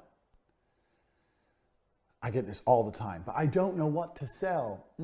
What is a company? You're selling something. That's how you're getting money in. But I don't know what to sell. It doesn't matter what you sell. It matters how you sell it. This is super important. You can sell anything. I can sell anything. I could sell anything. It's my fucking G. It's not about what. It's about how. How you sell it is more important than what you sell. So there's people out there selling fucking complete bullshit. Dick enlargement pills. They don't even work. So it's not the what, it's the how. Mass marketing, spam email, pathetic promises that don't work. Some company in the Philippines that you can't track down or sue. They've put themselves in a situation where, with enough numbers, they're anti-fragile, they can't be taken down, and they can sell garbage. It's not about what they're selling, it's about how they sell it. You can make money from pens, you can make money from fucking cups, you can make money from anything. It's about working out a way to sell it that's gonna work. So when you're sitting there going, well, how do I start my business? What do I sell? Forget that. Start thinking about how you can sell things instead. If you start thinking about how you can sell things, you can find out that the what isn't all that important. So me, for example, let's look at me. I have a wide reach. I'm very well respected. People know I'm rich. So I can sell anything with social media and with curiosity and with explaining to people that I have social proof and there's a reason you should listen to me. I can sell basically anything with that. I could take this pen and say every contract I've ever signed in my life, I've signed with this pen, and this is why all my contracts renew and I'm rich, and this pen is $38. It's not what, it's not about the pen. It's all the how around it.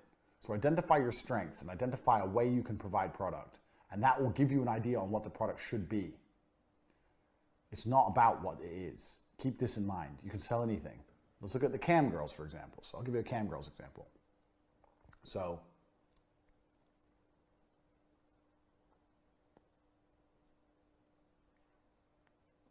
I had a girl, she was struggling.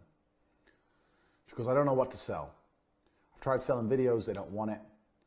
I've tried selling this, I don't want it. I've tried selling that, they don't want it. They don't want it, no one's buying anything from me. I said, okay, let's think of how we can sell something instead of what we can sell.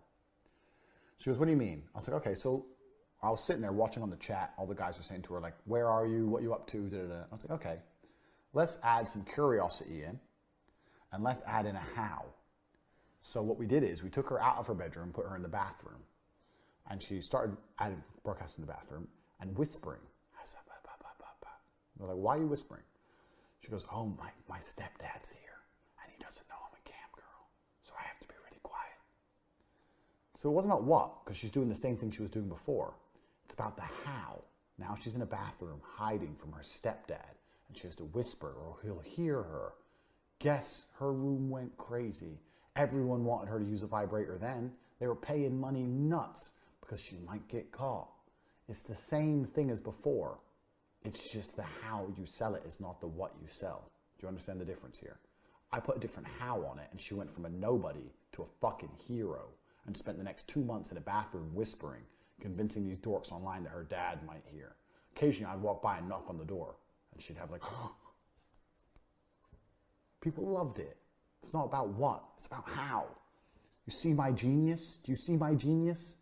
I didn't think, okay, what could she sell? Well, she's tried videos, it didn't sell. She's tried pictures, it didn't sell. What else can she sell? What else? I didn't think what. I thought, okay, let's stick to the same what's, the same things. Cam girls, it's not that complicated. What does she sell? She sells, okay, shows where she uses a vibrator, she sells videos, da da da. How can we put a spin on these to sell them? I didn't try and change the what, I changed the how. This is important. You can sell anything if you work out the how. You don't have to work out what it is. Next, play to people's strengths. This is especially important with staff, but it's also important with customers. Play to people's strengths. So on a chessboard, you have a knight and a bishop. How do you win the game? You use them to their strengths. You make sure you understand how each of them works and use them to their strengths. A lot of people have staff and they don't understand the strengths that their staff have. You might have 2 receptionists on a desk, but one of them's hot and one of them isn't. And you have a really big meeting and the guys are coming are 4 38-year-old businessmen. Which receptionist should be on the desk? But this is the kind of thing people don't think about. I mean, the answer is obvious, but people don't think about it. They'll just go, okay, yeah, someone's at reception. Okay, they're on their way. And they'll just think it's all going to be fine. No, details matter. Play to people to their strengths. You're going to have certain members of staff who are more physically attractive than others, certain who work harder than others, certain who are more stress resilient than others, certain who are more adaptable to changing hours than others. You need to learn your staff and you need to understand them and you need to use them, play them to their strengths, because everyone should play to their strengths, just like you should. If you have a weakness, someone else should be working for you who does it. I'm shit with creative stuff. That's why I have such amazing creative people working for me, because I'm shit with it. Even if I know in my head what I want, I don't know about cameras and editing. So I hired someone to do that. But what I am good at, I do. So you need to play to your own personal strengths, and your weaknesses need to be outsourced. And your staff, you need to play to their personal strengths, need to be outsourced. And your weaknesses of your opponents, which are usually clients, need to be exploited. Doesn't matter what it is, you need to exploit people's weaknesses. Let's take T2. We'll do a T2 example and a webcam example. So with T2, I'd exploit people's weaknesses all the time. People would sit there in the meeting with me and I'd say, well, are you selling enough product? It's a stupid question. Well, yeah, we're selling enough, but we'd like to sell more. Who fucking wouldn't? Yeah, okay, well, TV's going to do that for you. I just made them admit, they've just shown me a gaping hole. I want to sell more. I will make you sell more. Okay, sign here. Boom. Play their weaknesses against them with my strengths. Very, very simple. I can sell your products. Do you sell enough already? Well, we sell enough. We want to sell more. Okay, well, let's do a TV. Sign here. Bang, done. Same thing with cam girls. How to use people's weaknesses against them. We'd have guys come along and they'd say, oh, well, I'm an old guy. You wouldn't like me. And the girl would be like, no, I'm tired of these young guys playing games. I need a guy who's just ready to settle down. Play to the old guy thing. Or a young guy would come along and go, I'm not like these old creeps. And the girl would be like, yeah, I know. Thank God you're not like these old. I talk to old guys all day. It's nice to talk to a young, handsome guy for once. Play to their ego. Strengths and weaknesses. Everybody has them. Even me, Lord Emperor Tate, has the odd weakness. Very few, but I've got the odd one. You need to identify them in your staff, identify them in yourself, identify them in the people you're trying to convince to do business with you, and use it against them. Because that's the reality of the world. That's what you do with everyone and anyone you meet. You exploit women who are lonely. Because if they weren't lonely, they wouldn't be fucking on a date with you in the fucking first place. This is natural human nature. So when you speak to people, speak to clients, speak to customers, you need to identify their weaknesses. Where are they weak? So if you're speaking to a company, if I was speaking to a company for TV that was very big, very, very successful, already sold lots of product and didn't need more sales, then I'd be telling them about the prestige of TV, branding, making sure that all of their competitors know that they're the flagship, explaining that in their industry, they're going to be the first one on TV, and that in nearly every industry, the company that went on TV first held the market share, and that you only get one chance to be first, and if a competitor comes first, they're going to lose that prestige of being the first people within the bouncy ball company on television. If I had a different client in the same industry who wasn't selling anything, I wouldn't be talking about none of that. I'd be talking about how the fact that we're going to sell a bunch of product. We're going to get them up there. We're going to make them the market leader. You have to identify their weaknesses. I worked out what they wanted, what they needed to hear. Do you do that? No. You fucking should. Work it out. This is down to, once again, a how to sell as opposed to what you sell. So what's the famous thing they always say? Sell me this pen. I've never done that in my life, and no one's ever said it to me. But it's not about the what. It's about the how, just like before, just like I've told you. So if you start saying, well, this pen is white, and it has lots of ink, and it can write for a long time, you're talking about the what. You're talking about the how. Sell me this pen. Do you want to write down your ideas? Yeah, I already have a pen. Yeah, but you don't have this pen. With this pen, you can write down ideas you can't write down with that pen. Well, why? How do you know that's true? Because I've been selling pens for a long time and I'm a pen expert. I'm telling you this pen, when you have this pen in your hand, the way that the writing flows from your mind, you're going to come up with multi-million-dollar ideas that you never would have had before if you didn't have this particular pen. I know all about pens. I know about the pen you have, and I know about the pen that you could have, and this is a superior pen in every single way. Fuck the pen. I haven't even talked about the fucking benefits of the pen. I've just put a spin on it. And what else have I tied in with my sales pitch right there? Curiosity. He knows about pens. This is the best pen. Well, it can't be that much better. It is. Absolutely is. Blind confidence. Well, okay, I'll try one pen. He might like it and buy more. He might not. Who gives a shit? He bought the pen. So it's not about the what, it's about the how. And you have to play to people's strengths and weaknesses. Keep this in mind. Identify their weaknesses. Nobody's weakness is that their pen runs out too soon. That doesn't happen. People's weaknesses are that they don't think of good things to write down. That's a weakness. I can't remember the last time someone had a pen and goes, damn it, I've had this pen for 3 months and it's run out of ink. Doesn't happen. But I have seen people sit and write, go, oh, I don't know what to write. Play to weaknesses and play to strengths. Think about it. Think outside the box.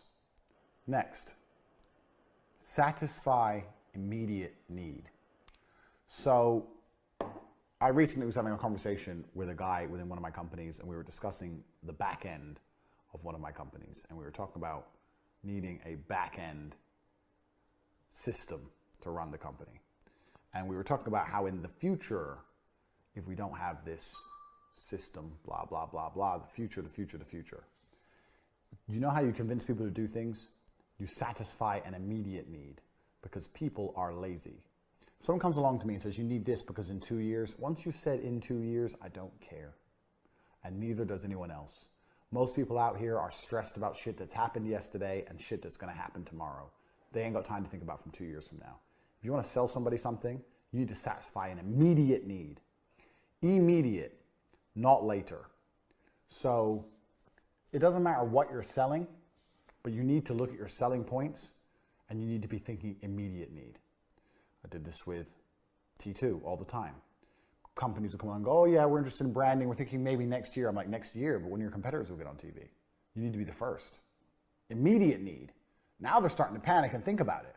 First, they came to the meeting and wanted to talk about TV for next year. Now they're talking about TV for right now.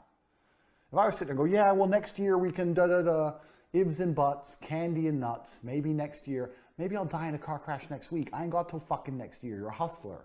This is what this is, Hustlers University. Hustlers need money today. You need money now. You haven't got till next year. You need it now.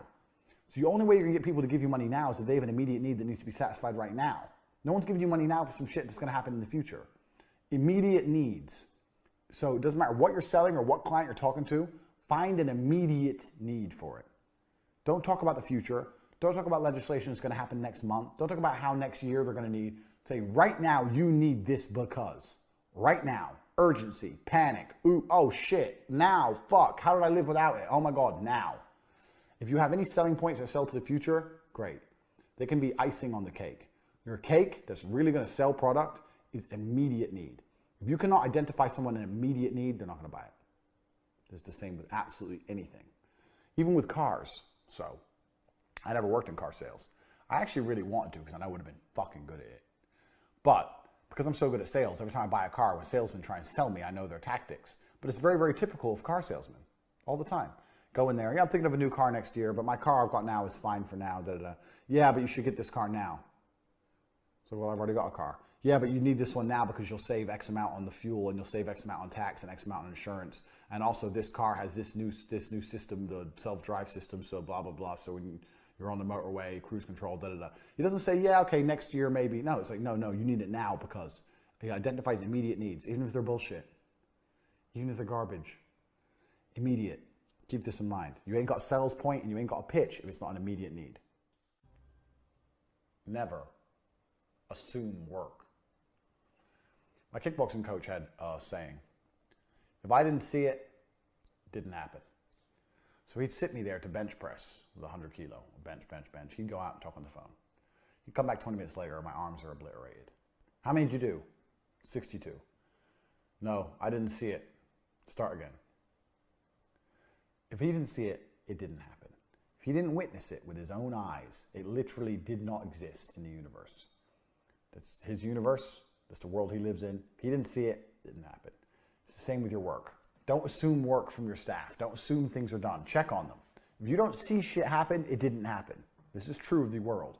It's especially true. I learned this one. I knew this one anyway, but it's especially true with like the cam girls. I worked and I did 10 hours. I made videos. Da, da, da. If you didn't see it, it didn't happen. It's this way with 99% of things in life. If you ain't seeing it, it doesn't happen. It's also, you can apply this to binary, are things done or not? What you'll often have in business is you'll ask somebody something. Is this done? Yeah, 20 minutes. Do you know what that means to me? It means no, it's not done. It's still not done. This happens all the time. Okay, tomorrow. Okay, yeah, later. No. Is it done? No, if it's not done, it's in the not done pile. And until it's done and I can cross off the done and I can just forget about it from my mind, it's not finished. I want to see it finished and fucking done. Pronto.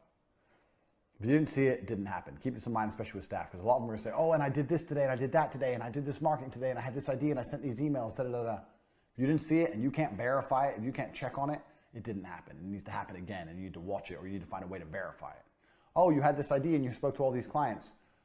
Okay, well, I didn't hear you speak to them, and I ain't got time to check the phone records, so we're going to call them again. Did anyone buy? No. Okay, let's call them all again. I called them yesterday. Cool, call them again. Didn't see it. Didn't happen. Doesn't exist. Next. Everybody loves a winner. This can go down to how your brand works and how your company works. Never, ever, ever admit a problem, and never, ever, ever admit that you're struggling. Ever. Don't do that. There's a guy on Twitter who recently started putting on his email list about how it's been a hard year of business for him. That does not make people want to buy from you, bro. It makes people not want to buy from you. Everybody loves a winner. Nobody loves a loser. If you come along and say, my business is fantastic, we make so much money, we have so many clients, we're great, you want to work with us, we're doing fantastic, people want to work with you. If you come along and say, well, you know, we're new and we're struggling and we're new, but we're small, so we value each customer because we're small. No, we're small, but we make a lot of money because we do a very good job for our clients. Everyone loves a winner. They're going to love you more if you're a winner. Nobody likes a loser. No one feels sorry for a loser. And no one trusts a loser. No one has confidence in a loser. If you're going to go in for brain surgery and there's two fucking guys there, you want the guy who's like, yeah, easy, no problem. You want the confident guy. You don't want the guy who's like, don't know, it's the first time I've done one of these. Even if they're the same qualifications. People love winners. They don't love losers. And winners in life are brash. Get a bit of water. Look at me. The ultimate winner. Mr. Winner. What am I? Brash, confident, arrogant. So when I tell you, I'm going to teach you shit. Did I say, I've run some businesses and I think maybe there's a few things I could teach? No, I told you I know fucking everything. I'm going to teach you fucking everything I know. And I've made millions and you're going to make millions. Everyone loves a winner. Come across as a winner and people are far more likely to trust you. Don't be coming across as a loser.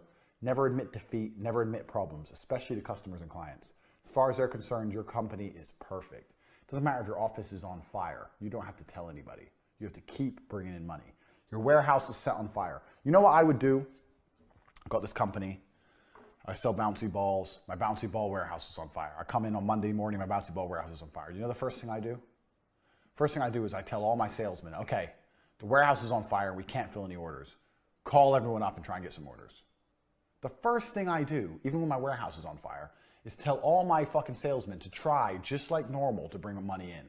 Because that's all the business is. And that's all that matters. And that's all that's going to fix your problems.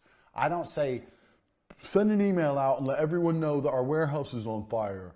I don't sit and say, okay, slow down the orders because we're low on bouncy balls. It's going to be hard to fulfill. No. I say, sell some fucking bouncy balls. I'll fix it later. Get some money in the bank now. Next. Keep an eye on competitors and steal their ideas, especially before they get traction. Because if you stick to the rules I've taught you thus far, especially with speed, you can overtake them anyway. So if you see someone, hey, I did this the other day, man. I did this exact thing the other day. I saw someone launch a free Telegram group on Twitter. Thought, good idea.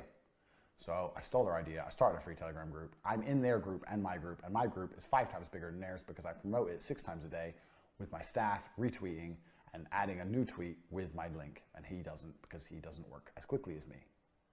If I would have sit around and waited or thought that was a good idea and did nothing, it would have been much harder to catch him. So the point is, if you see a competitor idea, steal it right away. And then implement the most important business lesson, number 1, speed. And then you can overtake them. Keep an eye on the competitors and be ready to steal. Steal, steal, steal. Steal everything they do. If you see your competitor start a GoFundMe, start one. Why not?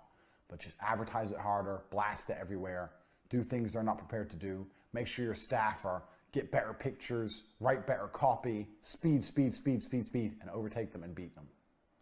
Even if you don't beat them, just take away some of their momentum. You sell bouncy balls. So I don't know why we're on bouncy balls today, but we are. Your competitor starts a GoFundMe for their bouncy ball. You start a GoFundMe for your bouncy ball. They raise 100,000, you raise 50,000.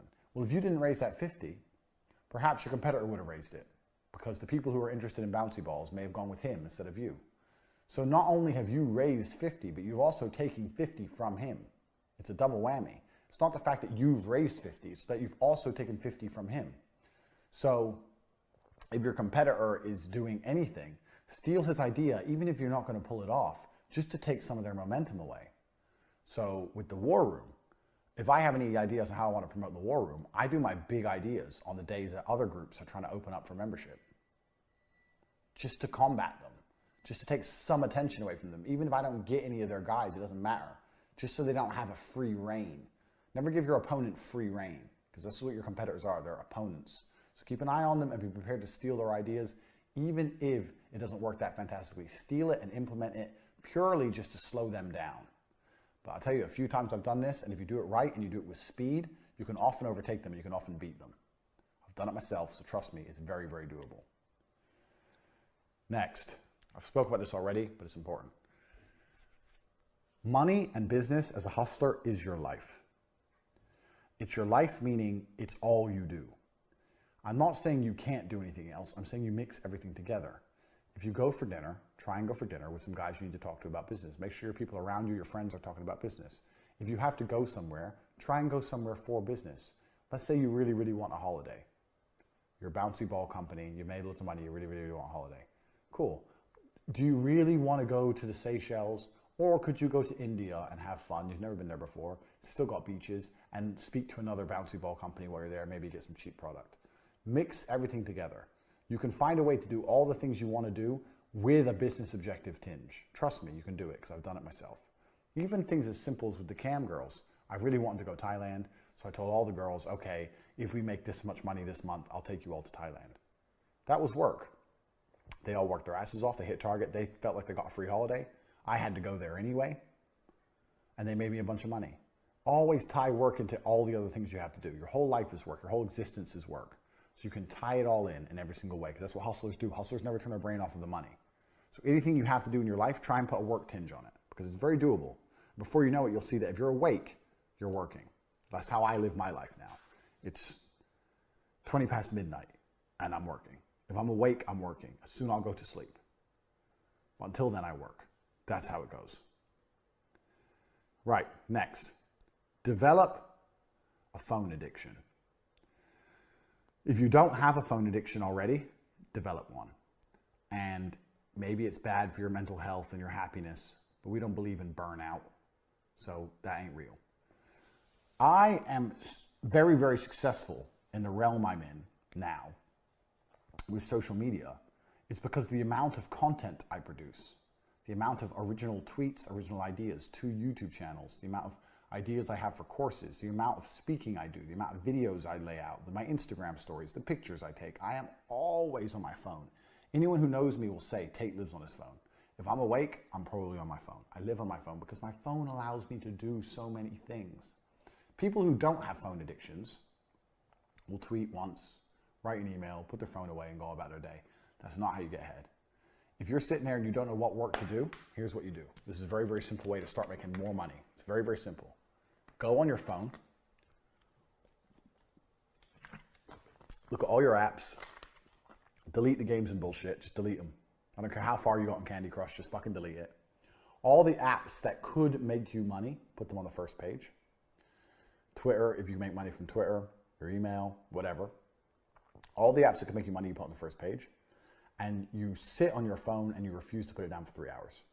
It's 1 o'clock, I'm sitting on my phone until 4 p.m. You get your phone, open it up, first page, and you refuse to put it down. And you just keep going through the different apps and doing something. You'll find work. You'll be surprised. You'll open up Twitter, you'll write something, you'll retweet something, open up your email, scroll through. Oh, this guy, I haven't heard from this guy in a while. Email him. Open up your gallery. Okay, you got some product pictures. Actually, this product might look good like this. Let me take a picture like this. Okay, let me tweet that out. Just sit on your phone and just fucking do things with apps that can generate money. Develop a phone addiction, you'll increase your fucking income. I'm telling you, I have a phone addiction because without my phone, I can't make money. With my phone, I can make money. This is the reality of the world. Phone addiction is going to help you to make money. It's absolutely true. Next, nothing is too good to be true that you sell. Maybe they say that in life there's many things that are too good to be true, but anything that you sell is certainly not too good to be true. The bee's knees. What you sell is amazing. This whole modesty, honesty shit ain't going to get you to the top. It really isn't. Everything you sell is fucking fantastic. And you can speak this into existence. I've worked so hard on this because I've told everyone how great it's going to be. So by telling you all it's going to be fantastic, I've worked super hard. If I didn't say that and I sold it much softer, I wouldn't feel the same obligation to try as hard. If you sit in front of someone and tell them, look, I'm going to do an amazing job for you. I'm going to do an amazing job for you. You're never going to, it doesn't matter, copywriting. You're never going to have a copywriter as brilliant as me. You're never going to have a copywriter as punctual or as skilled as me. You'll be a better copywriter for that person than if you didn't say it. Nothing's too good to be true, and you can speak it into existence. Everything you sell is fantastic. You just tell the cam girls all the time. Guys keep asking me what I do in private. Tell them you're going to give them the best private of their lives. I'm going to give you the best private you've ever had. And the guy would be like, really? Why? What are you going to do? You're going to have to find out, but I guarantee I blow your mind. Maybe she doesn't blow his mind. He doesn't come back. Who cares? Maybe he goes, blow my mind. Maybe he's a bit drunk, and maybe she does the same old shit, but he just loves it because she's hot. Who knows? Nothing is too good to be true. Nothing that you sell is too good to be true. Put that spin on it. That's what people want. We live in a world where it's difficult to get people's attention. People have ADD. People are constantly looking all over the place. So if your offering doesn't come across as absolutely fantastic, they're not interested. We don't live in a world of mundane. Look at Instagram. Everyone's got supercars. Everyone's traveling the world. Everyone's got perfect bodies. Everyone's on the beach. Blah, blah, blah. This is the world we live in now.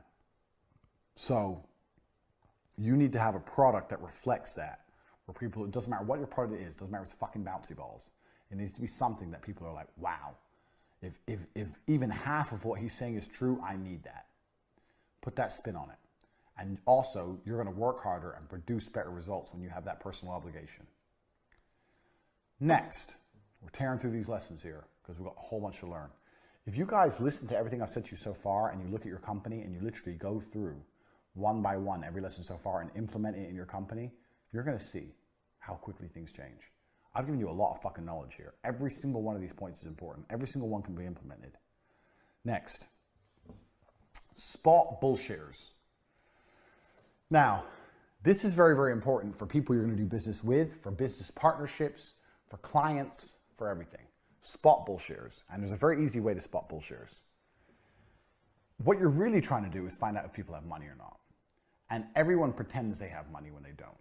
Do you know the easiest way to see if someone has money? The car they drive. I refuse to believe there's a man out there who's a multimillionaire who still drives a shit car. Yeah, there's some dorks. But if they're that kind of person, then they're the kind of client you don't want anyway because they're tight-fisted. I see so many guys on Twitter, I'm an e-commerce, 6-figure, multi-millionaire, 9-figure, 8-figure, talking complete bullshit, and they don't even have a nice car. If you made 9 figures, bro, you'd have at least one Lambo. I mean, I don't make 9 figures, and I'm sitting on 6 supercars. So what the fuck are you talking about? Learn to spot bullshitters, and it's not hard. I get email propositions twice a day. Hey, Tate, you make a lot of money. I'm a 9-figure money maker. We can work together on spot bullshitters. Same thing with people who come in to work for you. Let's say you're trying to hire a salesman. What car does he turn up in? If he turns up in a nice car, he must have sold some product for the company before it. If he turns up in a shit car, he didn't sell much. So say, oh, how did you go to your last job? Oh, I was the top salesman. Then why the fuck are you in a Toyota? And I'll ask people that. I don't give a shit. I'll ask them straight. I was the top salesman. Then why are you in a Toyota? What do you mean? Well, if you're the top salesman, you made so much money for that company. Surely you got paid good commissions. Why are you in a Toyota? If they come back and go, oh yeah, well I sold the most and the company commission wasn't well and they weren't paying me what I deserve, that's why I'm here. Fine. But if they start panicking, spot bullshitters, put people on the spot. Don't let anyone lie to you. Don't let anyone famoose you. Because if you get famoosed, you're a goose. This is a word I met in T2. Geese are for famoosing, and goose are for famoosing. So geese and goose. I know you're sitting there thinking, what the fuck's Tate talking about? Hear me out. Geese are all the people out in the world. Once you start interacting with them, and you get to know them a bit more personal, they go from one of the geese to a particular goose. So you famoose the geese to make them a goose, and you famoose the goose to get the cash. Do not let some idiot famoose you by bullshitting you and either taking your money or taking your time when they're a liar. Do not be a goose for some dude to famoose. You famoose the goose. You famoose the geese. You don't get famoosed or famoosed. Write that down. If you don't know what I'm talking about, watch it again. Because no one famooses me. I got an email the other day from some guy. Tate, got a business opportunity for you. It's an Amazon store. It's 30 grand and it generates profit every month. You haven't got to do anything. I'm like, well, how does that work? Because I let people talk. Remember the business lessons, let people talk. How does that work? We start a business, we start an Amazon store with very little margin. We start selling sofas. If the sofa costs us $10, we sell it for $10 and a penny. We start building up loads and loads of positive reviews. We build up loads of traffic. When the Amazon store is at the top, then we start selling them for $10, $15. Now you got $5 profit and you start building profit. You don't have to do anything. We do everything for you from start to finish. It costs 30 grand. I'm like, okay, but there's a big chance here that you can famoose me. I can pay you 30 grand and there's no guarantees you can disappear. It's like, okay, yeah, where are you based? I have a personal meeting. Oh no, we can't personal meeting. We're based in fucking Taiwan. Okay, so you're trying to famoose me. So, but I let him talk. I got his idea. I came back at him and said, look, give me a store for a week. Let me check it out. And then if I like it, I'll buy. He wouldn't let me. And that was the end of the conversation. Point is I was trying to spot the bullshitters. I'm 99% sure they were bullshit. I put them on the spot and I was making sure that I don't end up a goose for someone else's famoosing. Don't do that. Why?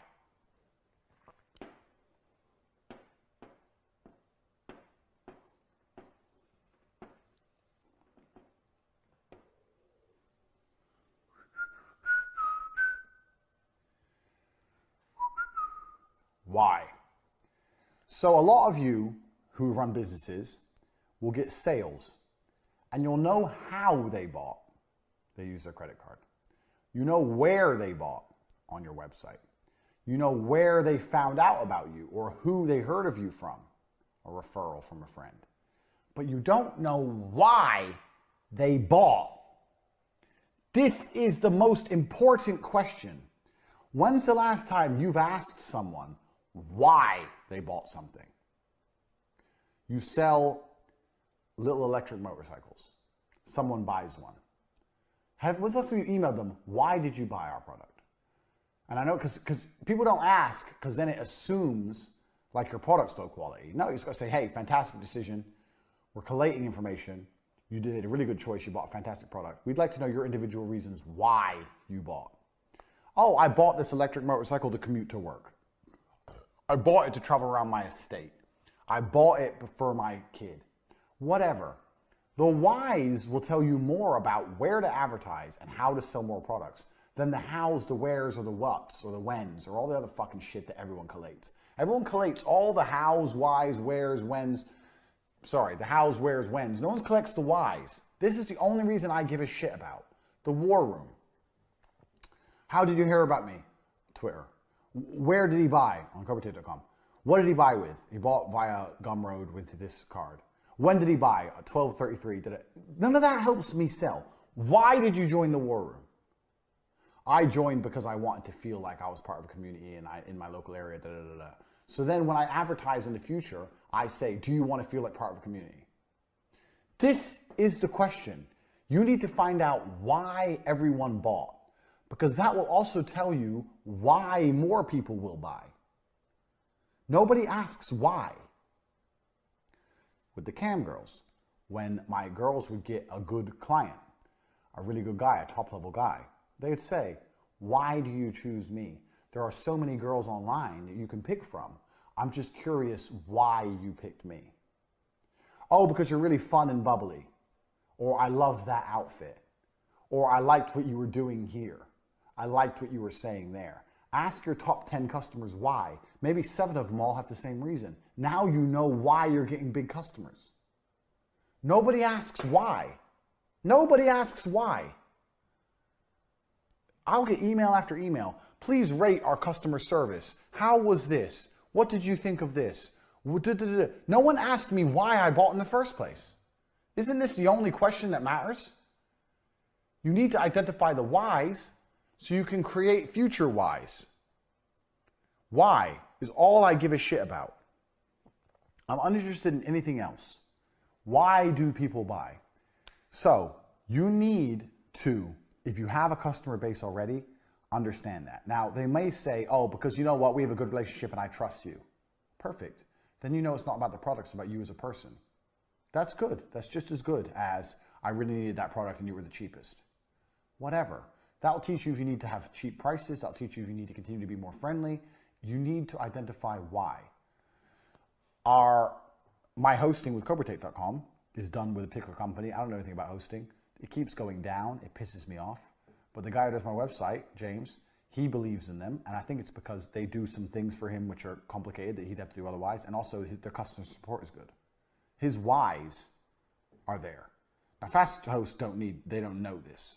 But my point is he has strong whys he wants to use them, even though so far their service has been fucking shit. But their whys exist and the whys are saving them. And the whys will save you too. If someone buys something from you and you ask them why, and they say it's because you're a great guy and your product fucks up, you know you need to play on the fact that you're a great guy. If they bought from you and you asked why, and the answer is because it's cheapest and the product fucks up, you'd offer them a cheap replacement or a cheap solution. Why did they buy? Because especially if you ask enough people, you're going to find out what is the actual triggering mechanism for people to buy your products in the first place. People buy from me because they trust me and because I have results. If I say, why did you buy from me? Because Tate, I've been following you a long time and I can tell you don't bullshit. This tells me that I need to be more authentic with my message. Show more receipts, more proof, more. Because this is why people bought and this is why people will continue to buy. With the cam girls, I came to you because you know what? You're just honest and I've had all kinds of shit for girls. I like that you're just yourself and you're not putting on an act. You're not acting all sexy. You're just chilling, eating pizza and being yourself. I've had cam girls sit there in their pajamas, eating pizza, being themselves. That's why they got that particular client. I've had other guys who come and say, oh, you're always dressed the best. You always have sexy underwear on. So it's the opposite. But different girls have different customers. Different girls have different clientele. Different businesses have different clientele. What is the why for people who have already bought from you? And can you identify the why for people to buy in the future? Give people a why. And the easiest way to give them a why is to work out the why that worked previously on people who've already bought from you. Why? No one asks this. Start fucking asking. Also, ask yourself why. Think of the last thing you bought. Why did you buy it? Why?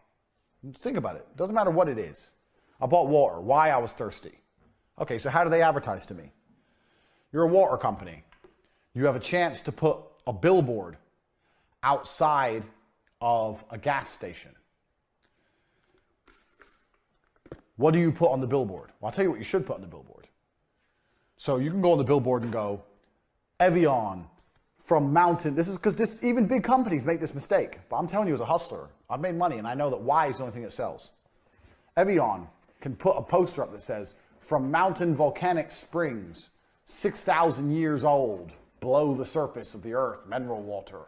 Or they can put up a sign that says, stop. Are you thirsty? Hydrate yourself. Evian. Why did I buy the water? Did I buy the water because it's from a mountain spring 6,000 years ago? Or did I buy it because I was fucking thirsty? If you advertise to my why, I'll buy more. So the poster should say, you're thirsty. Maybe you don't even realize. You're thirsty. Evian. Why? What's the why? I bought water because I was thirsty. You need to put a why on it. And big companies even make this mistake. Selling pointless bullshit from Mountain Springs, da da da da. Why? I don't come to you and start selling saying, Hustlers University filmed with the best cameras in the war room with solid oak walls, with a fucking whiteboard and a chessboard. Why were you going to buy this? Because you want to learn how to make money. So I sell the why. I'm going to teach you how to make money. Fucking ask people why and sell the why. Because not enough people do that. Right. Next lesson. Everything is a sell. So I'll give you an example of this. In T2 television, I made a mistake that Dan, the crackhead, corrected me on. And the mistake I made is I had an opportunity to get credit when I didn't get it. So a client called me up and said, hey, Andrew, hi. We were supposed to start our campaign on the 10th. We won't have distribution in place. We need to start our campaign on the 15th. I replied, no problem. Okay, no problem. Didn't make a difference to me. I booked the airtime for the 15th. No difference. What I should have done is put a sell on it, because everything is a sell. What I should have done is go, that's a problem. Airtime's booked months and months in advance. Okay, is it definitely the 15th? Because I'm going to try and move this for you. Is it definitely the 15th? Yeah, okay. Can you send me an email confirming you want to change your airtime from the 10th to the 15th? Put it in writing for me. I'm going to get in touch with the TV channels because everything's already been scheduled. So I'm going to get in touch with them. I'm going to try and pull some strings. I know I have some other clients who are starting around the same time. Maybe I can move some airtime around. Let me see what I can do for you and I'll come back to you. Okay, or let me know. Bang. Come back to him 6 hours later. Okay, I managed to pull it off. We're moving everything. I didn't do anything. I put a sell on it. Like I did a bunch of work for him. Now he's like, yeah, well, when I need to change my airtime, Andrew changed it. Yeah, I remember it, Andrew. They're good. Should we go to the other company or should we stay with Andrew? Well, Andrew, before when we had problems, he fixed them for us. He pulled some strings. I didn't do anything. So after I said, yeah, no problem, Dan said, no, you fucked up. I was like, why? He goes, you had the chance to get some credit out of that company and to build a rapport and to look competent for no reason. Dan was a crackhead, but he was a good salesman. And he was right. Everything is a sell. Everything is a sale. You're always doing them a favor. And you do that by putting a sell on it. Everything's a sell. Everything's a chance to sell. I've had customers come to me and say, hey, I want to order this product, but I want it to come in an unmarked package because it's for my wife. I don't want to know what it is. All my products already came in unmarked packages. Do I reply, they already come in unmarked packages, don't worry? Or do I reply, okay, what's your order number? I'm going to make sure I put it in an unmarked box for you personally. He'll tell me his order number. Okay, all right, let me get this done for you. When it's sent out, just to let you know, I've made sure I've checked the box, it's definitely unmarked. That person's gonna buy from me again. Because when they needed something, I was there. I didn't do anything. I put a sell on it. I took the credit for something I didn't even fucking do. Every single thing is a chance to sell all the time. So let's say you're a video production company, for example, and the client goes, oh, I need it in this format, this format, this format, this format.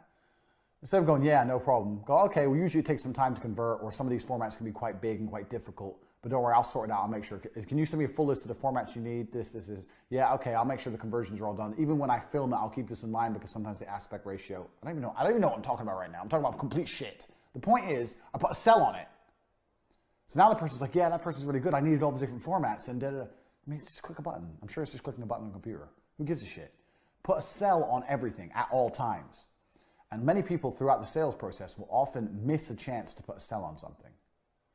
So if someone buys something for you and they want any kind of 1% request, even if it takes no effort at all from you, that is your chance to sell harder by putting a spin on it, putting a sale on it. I hope that lesson's been driven home because I do this all the time. Not with Cobra Tate, not with these kind of products, but with any kind of physical products, all those kind of things, I'm always putting a sell on it, all the time. Sometimes I do have to do things. Sometimes it's not always as easy as doing nothing. My point is, make sure the client knows how you've worked for them. That's an important point. Next, take every offer seriously. So, when I was selling TV advertising, I went to a meeting once with a guy, and I sat down with him, and he let me explain everything about TV from start to finish. It was a 3-hour meeting, everything about how it works, da-da-da. At the end, he said, okay, I'll get back to you. I called him up. He said, I'll get back to you. Anyway, because I was working with Dan and we believed in hard closing, I got to the point where I said, look, got to do TV now or you're not going to be able to do TV this year. Airtime's filling up. It's going to take time to get your advert approved by the advertising body because of the kind of product you are. We need time, blah, blah, blah. Tried to hard close him. And you know, he replied to me, he said, Andrew, I want to let you know that I was never going to do TV. I never had any intention of doing TV. But when somebody comes to talk to me about something, I'll sit and I'll listen. That is a smart guy. That is a smarter guy than the guy who goes, TV, no, not interested, thanks. Let people talk. Mr. Amazon store. I was never going to buy his fucking store. Still, I said, well, how does it work? And we put 1% product and then there's 1 cent over and we build up the reviews and da-da-da. Now, if I ever want to start an Amazon business, I already know something. I already know a little trick. I've learned something. Always let people talk to you. Never take every offer seriously. Let people speak, even if you have no intention of ever spending any money. Don't get famoosed. Don't be a goose. Don't let their sales pitch work. Be smart enough to let them pitch you and play along without letting it work. Like when you're on a date with a bimbo and she's saying, I'm a good girl. And you're like, oh yeah, I can tell you're a good girl. And you know she's a hoe. Don't fall for it, because some people will fall for it. In front of a slick operator, they'll still fall for it. Don't fall for it, but let them try, because that's where knowledge comes from. I used to say this all the time when I was selling TV. Sometimes I'd try the marketing manager, they'd shut me down, and I'd call up and try and get the MD. And sometimes I'd get the managing director. And I'd say, I'm just let you know that I had a fantastic offer to put your client on TV, and your marketing manager wouldn't even speak to me about it. Trying to get him in trouble. He's like, what do you mean put me on TV? So we had an opportunity for paid advertising and also product placement with some free opportunities. I've been trying to call your market manager and they won't even speak to me about it. Before you know it, the market manager is calling me back because the boss has told him off. Some guy's trying to put us on TV and you're not even taking his calls. So beef people. Make people have to listen to you. And when people want to tell you something, sit and listen. But if you're a smooth operator and people are listening to you, you can close them. But my point is this. Sit, if anyone comes to you with any kind of offer, Andrew, I want to sell you an Amazon store. Andrew, I want to build you a back end for your website. Andrew, I want to design you a new website. Andrew, I want to be your copywriter. Andrew, I want to do this. Tell me why. Tell me what you'll do. Tell me why I should use you. Oh, blah, blah, blah, blah, blah, blah. Okay, yeah, okay, no. How do you think I know so much shit? I think I fucking learned so much. Smart, clever, patience. The main reason people don't do this is because they're lazy. Oh, I'm busy, and he's trying to talk to me about TV. I'm not going to do TV. You should have listened to me because you would have learned a whole bunch of stuff. You know what you'd learn during my pitch about TV? You'd learn the difference between TV and magazine advertising. You're already doing magazines. You learn about the difference between TV and newspapers. You learn about why my adverts on TV are more successful than advertising on magazines and newspapers. You might learn something about how to change your copy in your magazine adverts to have more success. You would have learned something, but your stupid ass didn't want to listen to me. So when people come at you with offers, let them pitch you, but just don't buy anything unless it's really good. Do not become a goose. Let me draw a goose. Don't become a goose.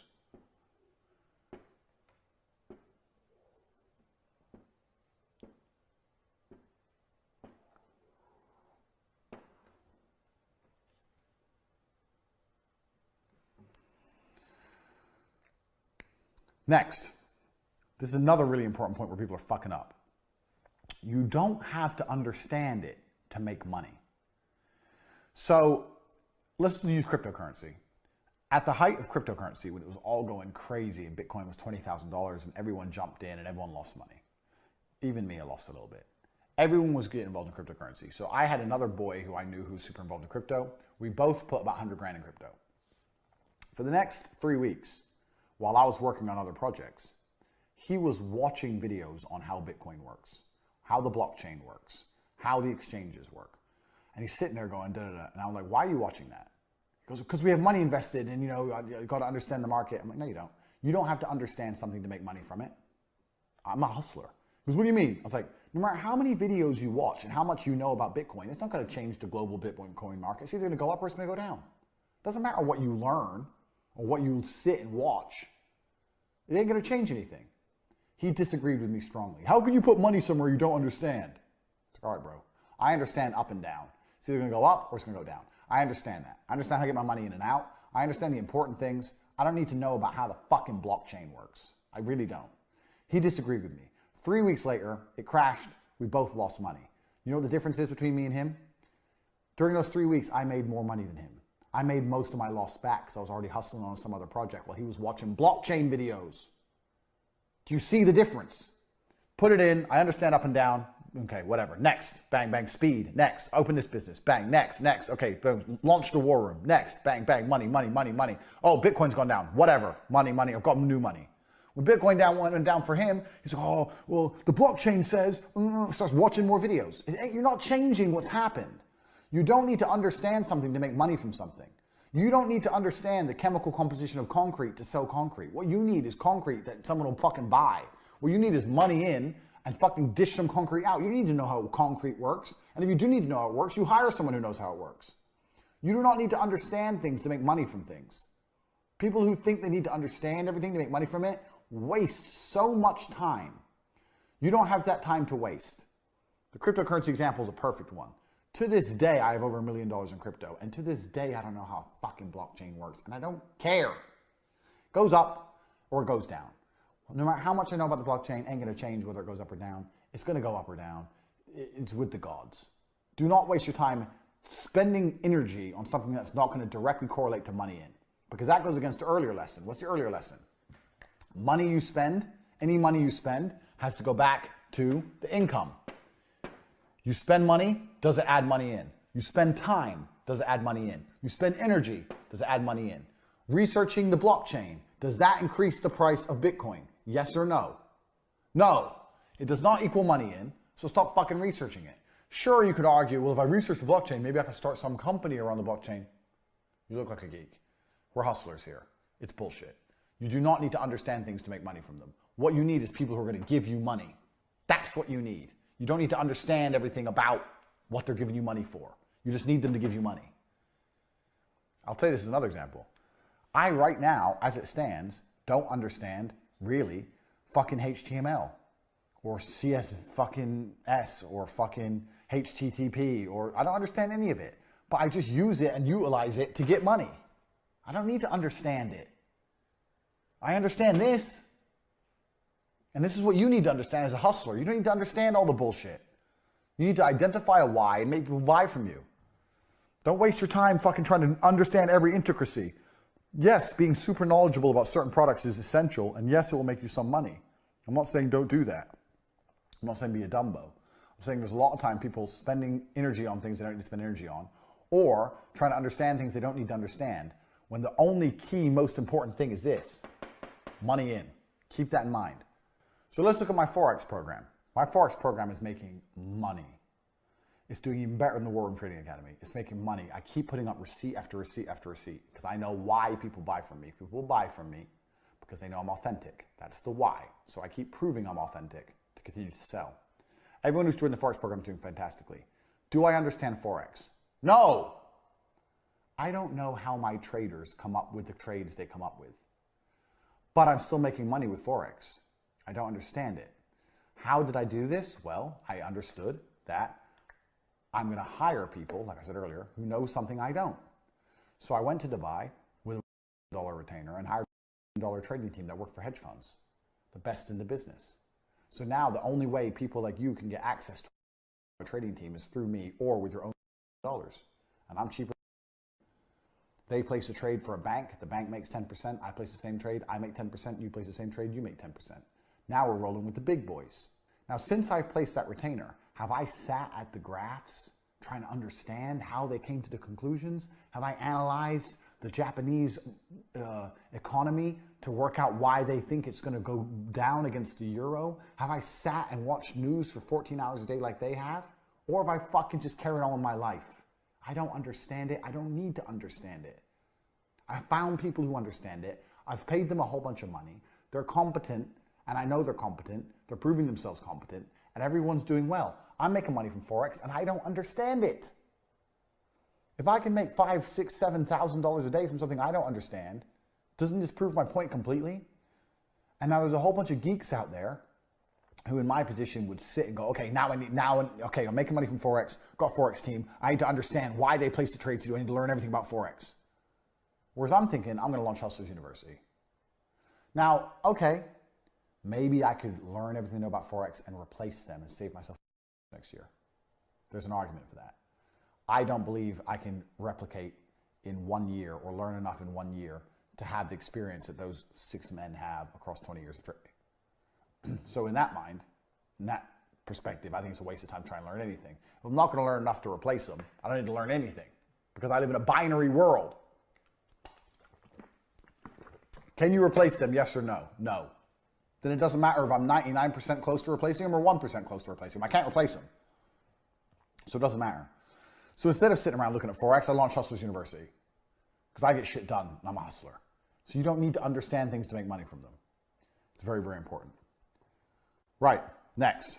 I see a lot of people get into business and then by extension end up getting into politics. Politics is for big boy business. Politics is for Amazon. Politics is for the steel companies who have trade tariffs and fucking tax wars against China. You're a hustler. You're small time. You're going to be a multimillionaire and still be very, very small time. Politics is a mental trap, and it doesn't matter who president is, it ain't going to change whether you're going to be successful or not.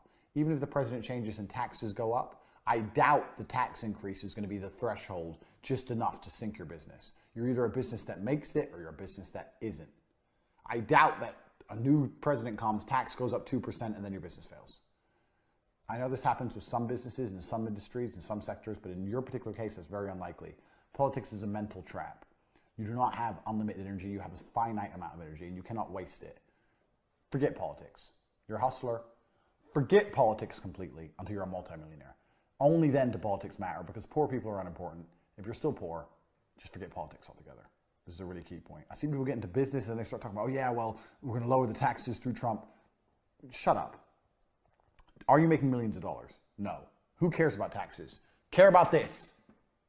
When this is big enough for the 1% tax increase to be worth millions, care. Until then, you're busy. Fucking dorks. On my notes here for my 100 lessons, the lesson I've written down here is Famusa goose and Famisa geese. It's an important lesson. You got Famusa goose, you got Famisa geese. See, you guys don't understand what that means. If you have the hustler mindset, that means something. You're sitting there going, what does that mean? It means something. So let me tell you the story of the time Glenda saved Christmas. So Glenda owned a company called Bomb Bomb, which was organic lip balm.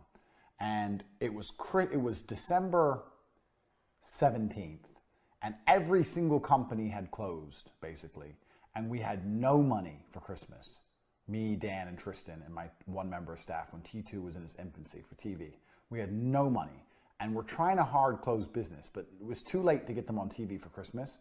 Everyone wants to do TV next year. Why would they pay you just before Christmas? They all like, we'll talk in the new year. It's impossible to get money out of anyone.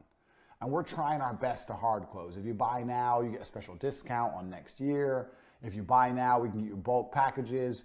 By the time it gets to New Year, you can hit the ground running. We can already have your advertising standards agency paperwork done. Every trick we can think of.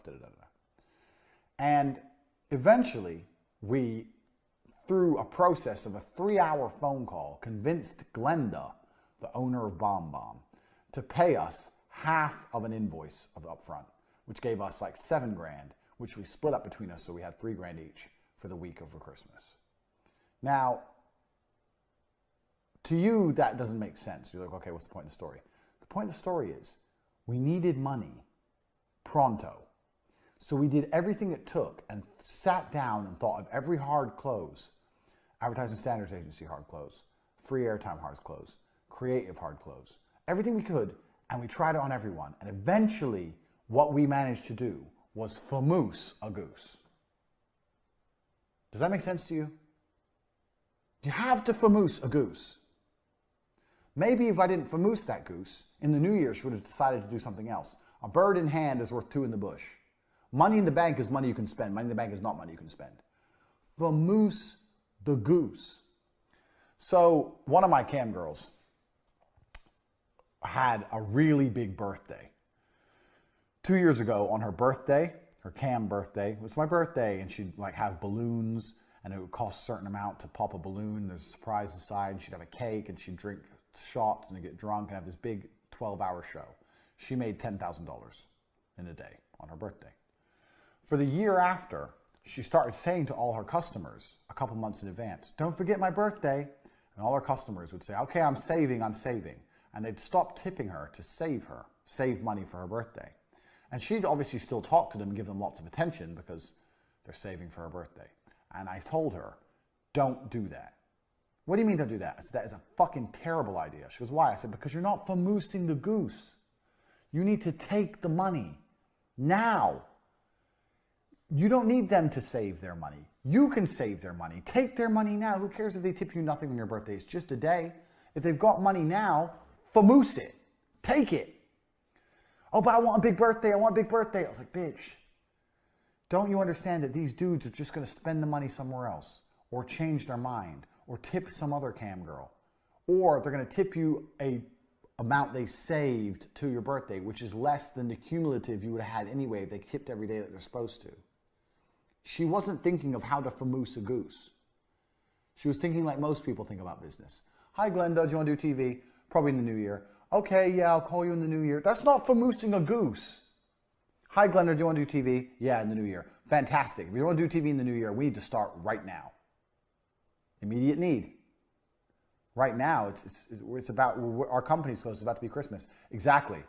So while everything's down, we're going to do all the advertising standards agency paperwork. We're going to make sure that we can hit the ground running. We're going to make sure that in the new year, we have no delays, because in the new year, obviously, lots of customers who are sorting out things for their campaigns, and we don't want to have any kind of delays. We don't want to miss the window to be successful. When do you want to be on TV? Ask her. Doesn't matter who her answer is. March, April, November, who cares? Yeah, exactly. So we are low on time to get everything ready, because if we miss that window, then we're not going to have a successful campaign. It's my job to make sure your campaign is as successful as possible. So the last thing I want to do is miss that window. So what I think we should start doing is advertising standard agencies paperwork now. I don't know. I need to speak to my husband. Okay, well, I understand you speak to your husband, and I know it's up and coming to Christmas, etc. What I just need from you is a commitment. If you can give me a commitment so I know that we're definitely going to go ahead with the campaign, we can start advertising standard agency paperwork. Usually we take 50% up front. If you can pay 30% of the campaign now, then we'll make sure that the paperwork's done in time so it's all submitted before Christmas. So it's the first thing on the pile that gets done when they come back. Blah, blah, blah, blah. Famoose! Glenda saved Christmas.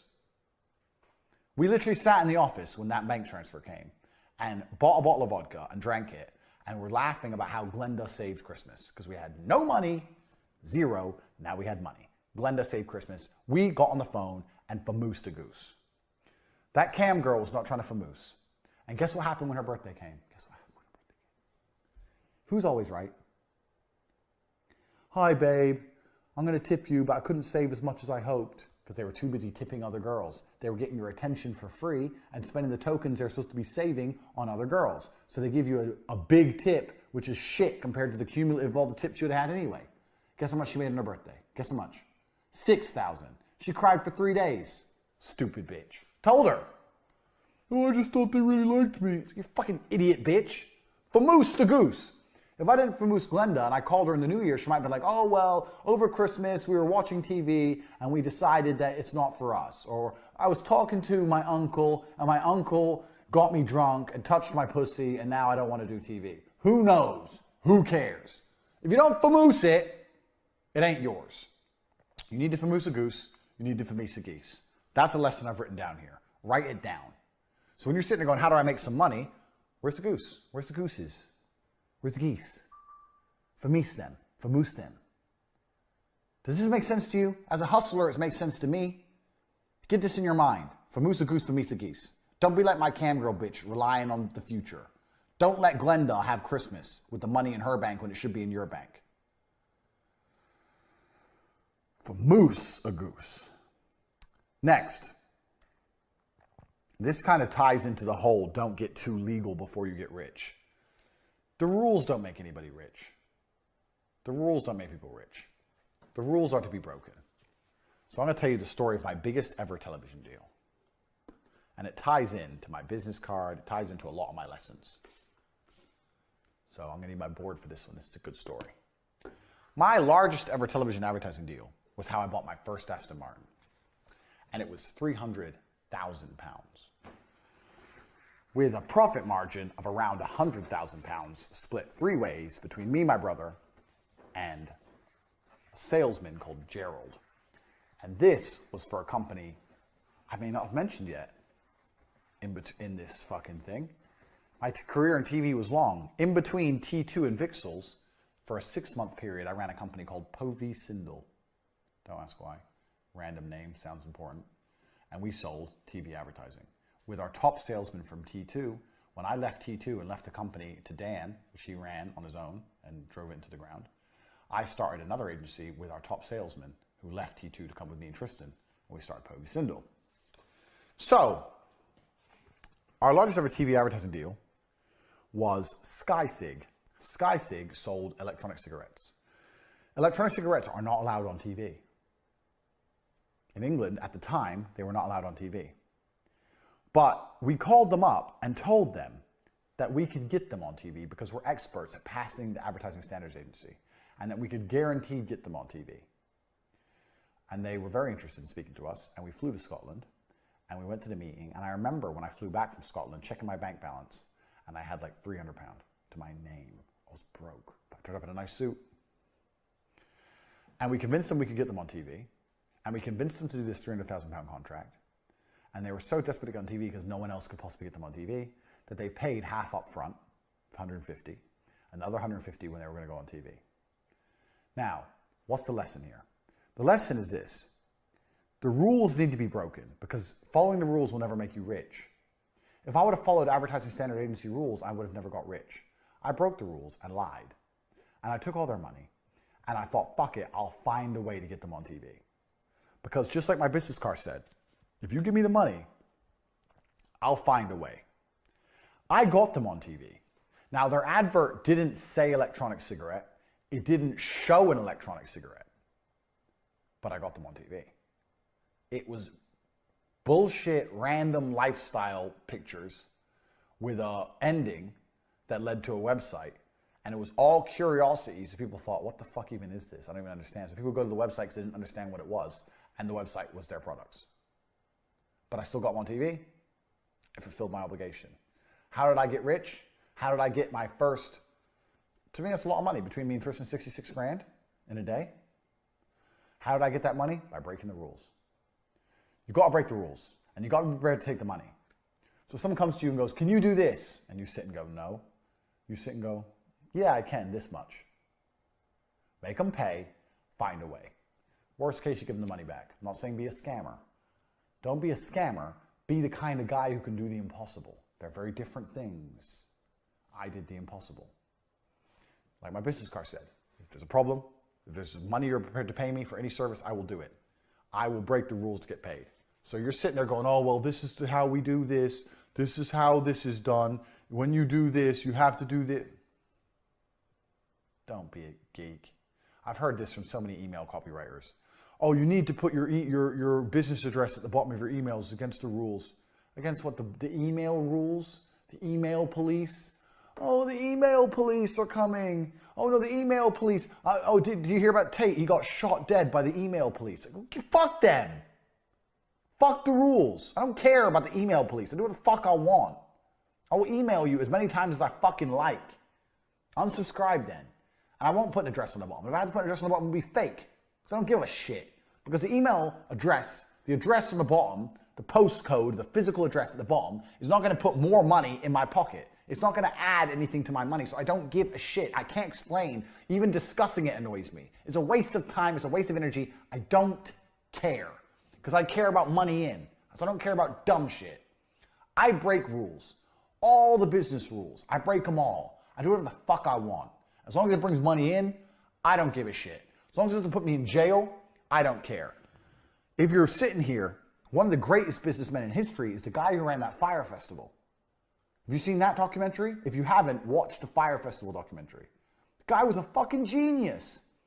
He got a whole bunch of influencers, got Ja Rule, got Emily Ratajkowski, whatever, a whole bunch of fucking super beautiful models, advertised this festival on an island, did exactly what I said, promised there to be, made it too good to be true, promised private jets, promised luxury villas, promised all this crazy shit with no money, took millions and millions of dollars off everybody, tried to make it real, took the money first, tried to make it real, told everyone they had to use electronic money inside the festival, so they have to upload their money on the website and it'll be converted to electronic money, took millions more, completely fucked up, didn't deliver any festival at all. And when it all went to shit, he didn't even fucking care. He made millions. All his staff were like, oh, this is so bad, we've robbed so many people. He didn't give a fucking, he didn't care. Guy's a genius. Then what did he do? Now he's in jail because he pushed it too far. Then what did he do? Took the Fire Festival email list, started emailing everyone, promising them front row seats at the Lakers or an exclusive audience with Drake in a private room that for $100,000 a ticket for things that completely didn't exist and took millions more. Now he's in jail. So he pushed it too far. But don't you understand the genius?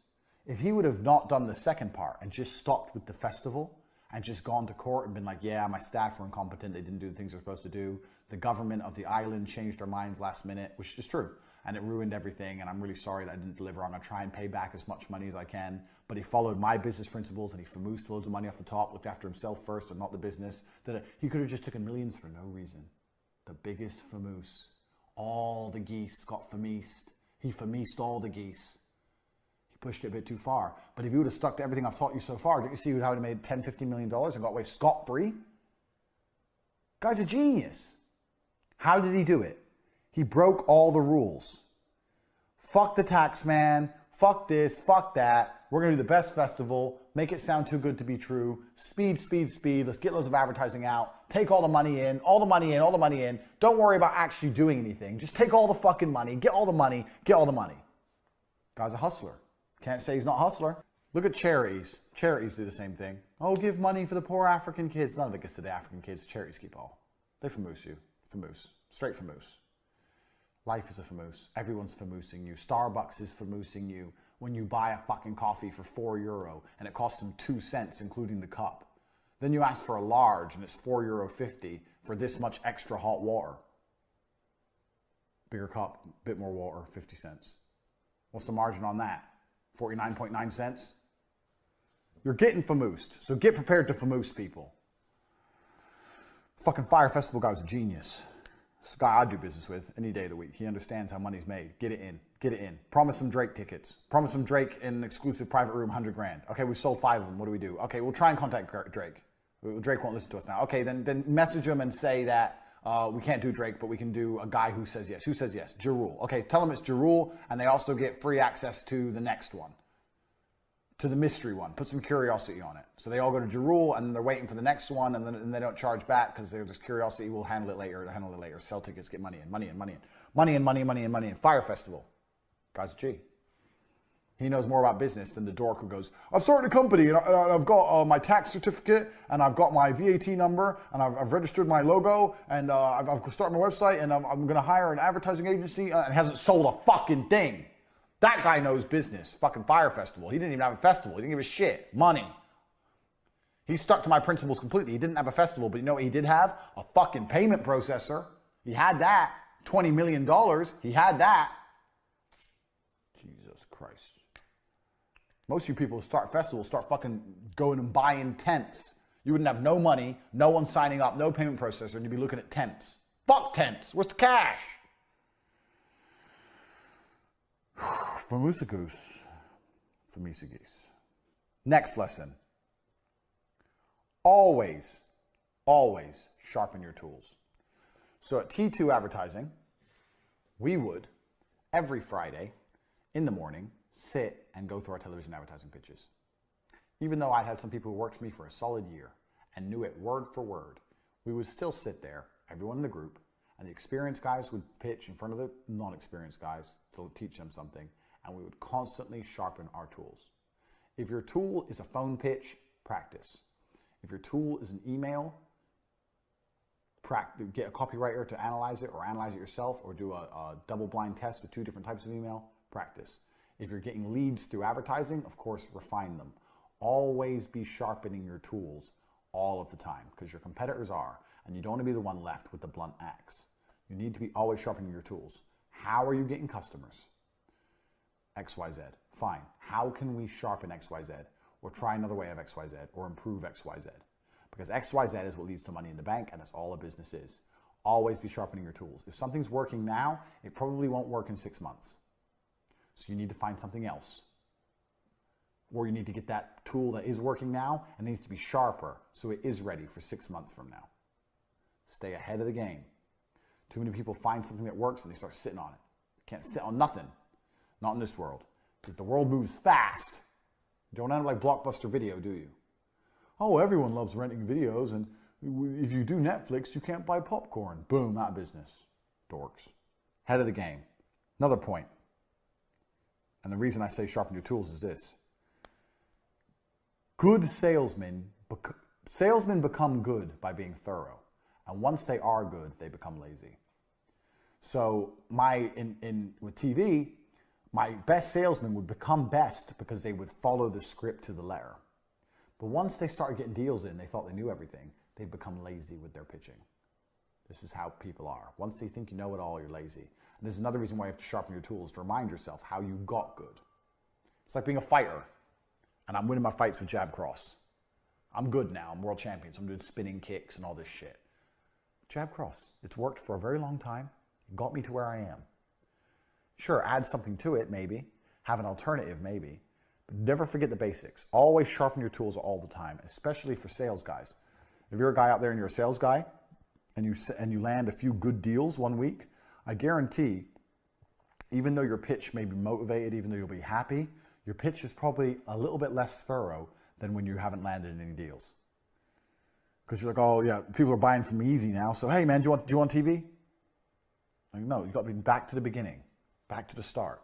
Gambler's fallacy. Doesn't matter if it's been read 10 times in a row. The odds of it being red or black next time is still 50-50. There's no more likely to be black than it is to be red just because it's been read a bunch. Stick to your tools, sharpen them, stay thorough, especially when you get good, because that happens a lot. This is especially true in the digital world, especially true with your online advertising, especially true with your video production, your cameras, all the latest shit that comes out, the new tricks. You've got to be on top of it all. When Instagram first came out, there was no television advertising company in the world that thought we need to be able to optimize videos for Instagram. It didn't even cross their minds. Now there's a whole bunch of kids, students, kicking their asses at it with iPhones. If they were the first people who thought about it, sharpened their tools, stay ahead of the game, they could have been the Instagram advertising gurus who made billions. Always be ahead of the game. Always sharpen your tools at all times. And in the fast-moving industries, super important. Next. Create problems and instantly solve them. Sell on problems. So, why are you here? Why are you in Hustlers University? Because you want to learn how to make money. So how did I sell this to you? I told you you don't understand money. You don't understand how money's made, and I'm going to fix it. That's what I said to you. Now you're here. Have I done a good job? Yeah. I didn't lie to you. I didn't con you. But did you see I identified and sold on the problem?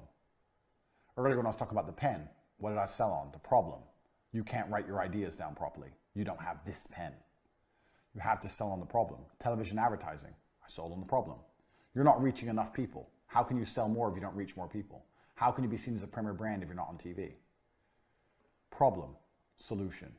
Here's your problem, even though you don't know you have it. Here's the solution that I can provide. Doesn't matter what you sell. Bouncy balls. Give them a problem. If you drop your ball, it breaks, but if you drop my ball, it bounces. But why does that matter? Well, why do you want to break your stuff? You don't want to break anything. If you're going to buy a ball, you need to buy my ball, so it never breaks. I'm going to give you a special deal on this ball right now.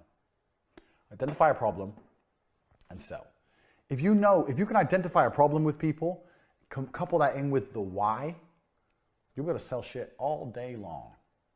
All day long. So even my cam girls did this, man. Even my cam girls would do this.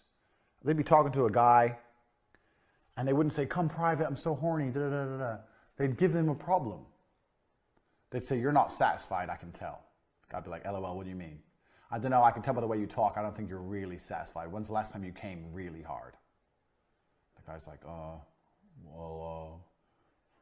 even they had a last week with my wife, or you're right, or it doesn't matter what they say. You've now told him there's a problem. He was fine until you told him there's a problem. Now he's thinking, oh yeah, maybe I'm not for me. What's the solution? I have an idea, I'm gonna do something, I have an idea. Let's do it private. It's gonna take a long time, but I promise it's gonna be different than anything you've ever done. I think it's gonna drive you crazy. Even if the private's the same, who cares? Identify the problem. You have a problem. I have a solution. If a cam hoe can do it, you can do it. You have a problem. Doesn't matter if you're selling fucking, one of the guys in the war room selling oil pipe equipment. You need this new valve. No, we don't. Yes, you do, because the valve you're using is not as efficient as these valves, and you're wasting money. Problem, wasting money. Solution, my valve. Doesn't matter what it is. If people don't know there's a problem, they're not going to buy. Tell them there's a problem. So you need to find out whatever you're selling, and you need to find a way to tell the people out there, the mass market, that they have a big issue. Big issue, you need this. So all my cam girls did the same thing. I can tell you're not satisfied. Bang, have to do it. Basic tricks. Next, and this is a very, very important key. Buying from you should make people feel happy and important. Because if you do that, they will never stop buying from you. People want to be happy and people want to feel important. And most people are not happy and most people don't feel important. Buying designer clothes, spending $200 on a fucking t-shirt is done so they feel happy and important. I'm wearing designer. Buying from you should make people feel happy and important one way or another. Even if you're selling gas valves or bouncy balls, something boring, then you send them a fucking fruit basket the next day. Who gives a shit? It's 20 bucks. Something so they feel important and happy. Doesn't matter what it is. You need to find a way so that people who they buy with you, they feel important and happy. Everyone who buys from me feels happy and important because they're getting exclusive knowledge. This is the reason I don't go mainstream with cold traffic. The reason I don't go mainstream with cold traffic and become like Ty Lopez, and I probably make a lot more money, is because then my people who buy from me won't feel happy and important. Because everyone would have, oh, everyone, Andrew Tate, yeah, I've seen Hate You. Have you seen Hustlers University? Yeah, everyone's seen it. You guys have stumbled across a dark portion of the internet and you're getting all these secrets from a guy who refuses to go mainstream. I do that particularly so you guys are very happy with your purchases, knowing information that other people don't know. So that's an angle I've developed. It doesn't matter what your developing angle is. It doesn't matter, but you need people to feel happy. And even more importantly, you need people to feel important when they do business with you. I've done business with this person. This is why people pay stupid retainers to the big advertising agencies. They pay crazy money because they get to do business. They get the prestige that comes with it. Find a way to make all of your clients feel prestigious. Doesn't matter what it is. If you do that, you're going to have a lot of repeat business, and it's going to be much harder to steal them from you. So it doesn't matter what your industry is. You just sit and think, how can I make the people who buy with me or do business with me feel prestigious and important? So let's say you're selling a copywriting course. Who gives a shit? You sell a copywriting course, you email them all afterwards. Hey guys, we're gonna try out some of your copy. Can you write copy for the Bouncy Balls company? They're a really big company, and I'm gonna submit some of your copy to them, and maybe they'll still choose you. Imagine this is all a lie. Imagine this is a famous. But now those guys who've watched your copywriting course, they're gonna sit there and they're gonna type, and they're gonna write this copy, and they're gonna look on this Bouncy Ball website and go, this Bouncy Ball, this is the biggest Bouncy Ball company in the world. I'm writing copy that might be used for the biggest Bouncy Ball company in the world. Now they feel important. They got a chance at something. Do you understand? Now they're feeling, oh, I'm important. Oh, wow, this is a big chance. Even if it never happens for any of them. All of a sudden you've added some importance to their lives. Now, who else are they going to learn copywriting from? You, who might give them a chance at something and make them feel important, or Joe Schmo? Super important. Now, the next chapter after this one is going to be bonus modules. And the bonus modules in Hustlers University are going to be tasks I want you to complete. Now, I've just told you this is a bullshit task, but my tasks were not bullshit. My tasks are real. So there's going to be real tasks I want you to complete. And I will tell you now, you stand 0% chance of doing good in any of those tasks unless you've internalized every single lesson I've taught you here. Internalized. It has to become second nature. You need to watch Hustlers University start to back 4, 5, 6 times in a row. And then you stand a chance. So there's going to be a few weeks before they're uploaded. Tasks are upcoming. Welcome to the end of the first portion of Hustlers University, the knowledge. Now you got work to do. But you need to learn everything I've taught you. You need to learn it again and again and again. Go back to the beginning, watch it again. Take notes. Think of how you can apply it to businesses you've run before or businesses you're running right now. Think of how you can apply each and every lesson to businesses which you're thinking of running or upcoming. Build plans, write things down, start getting information collated, starting to get it straight in your head. Because work's coming next.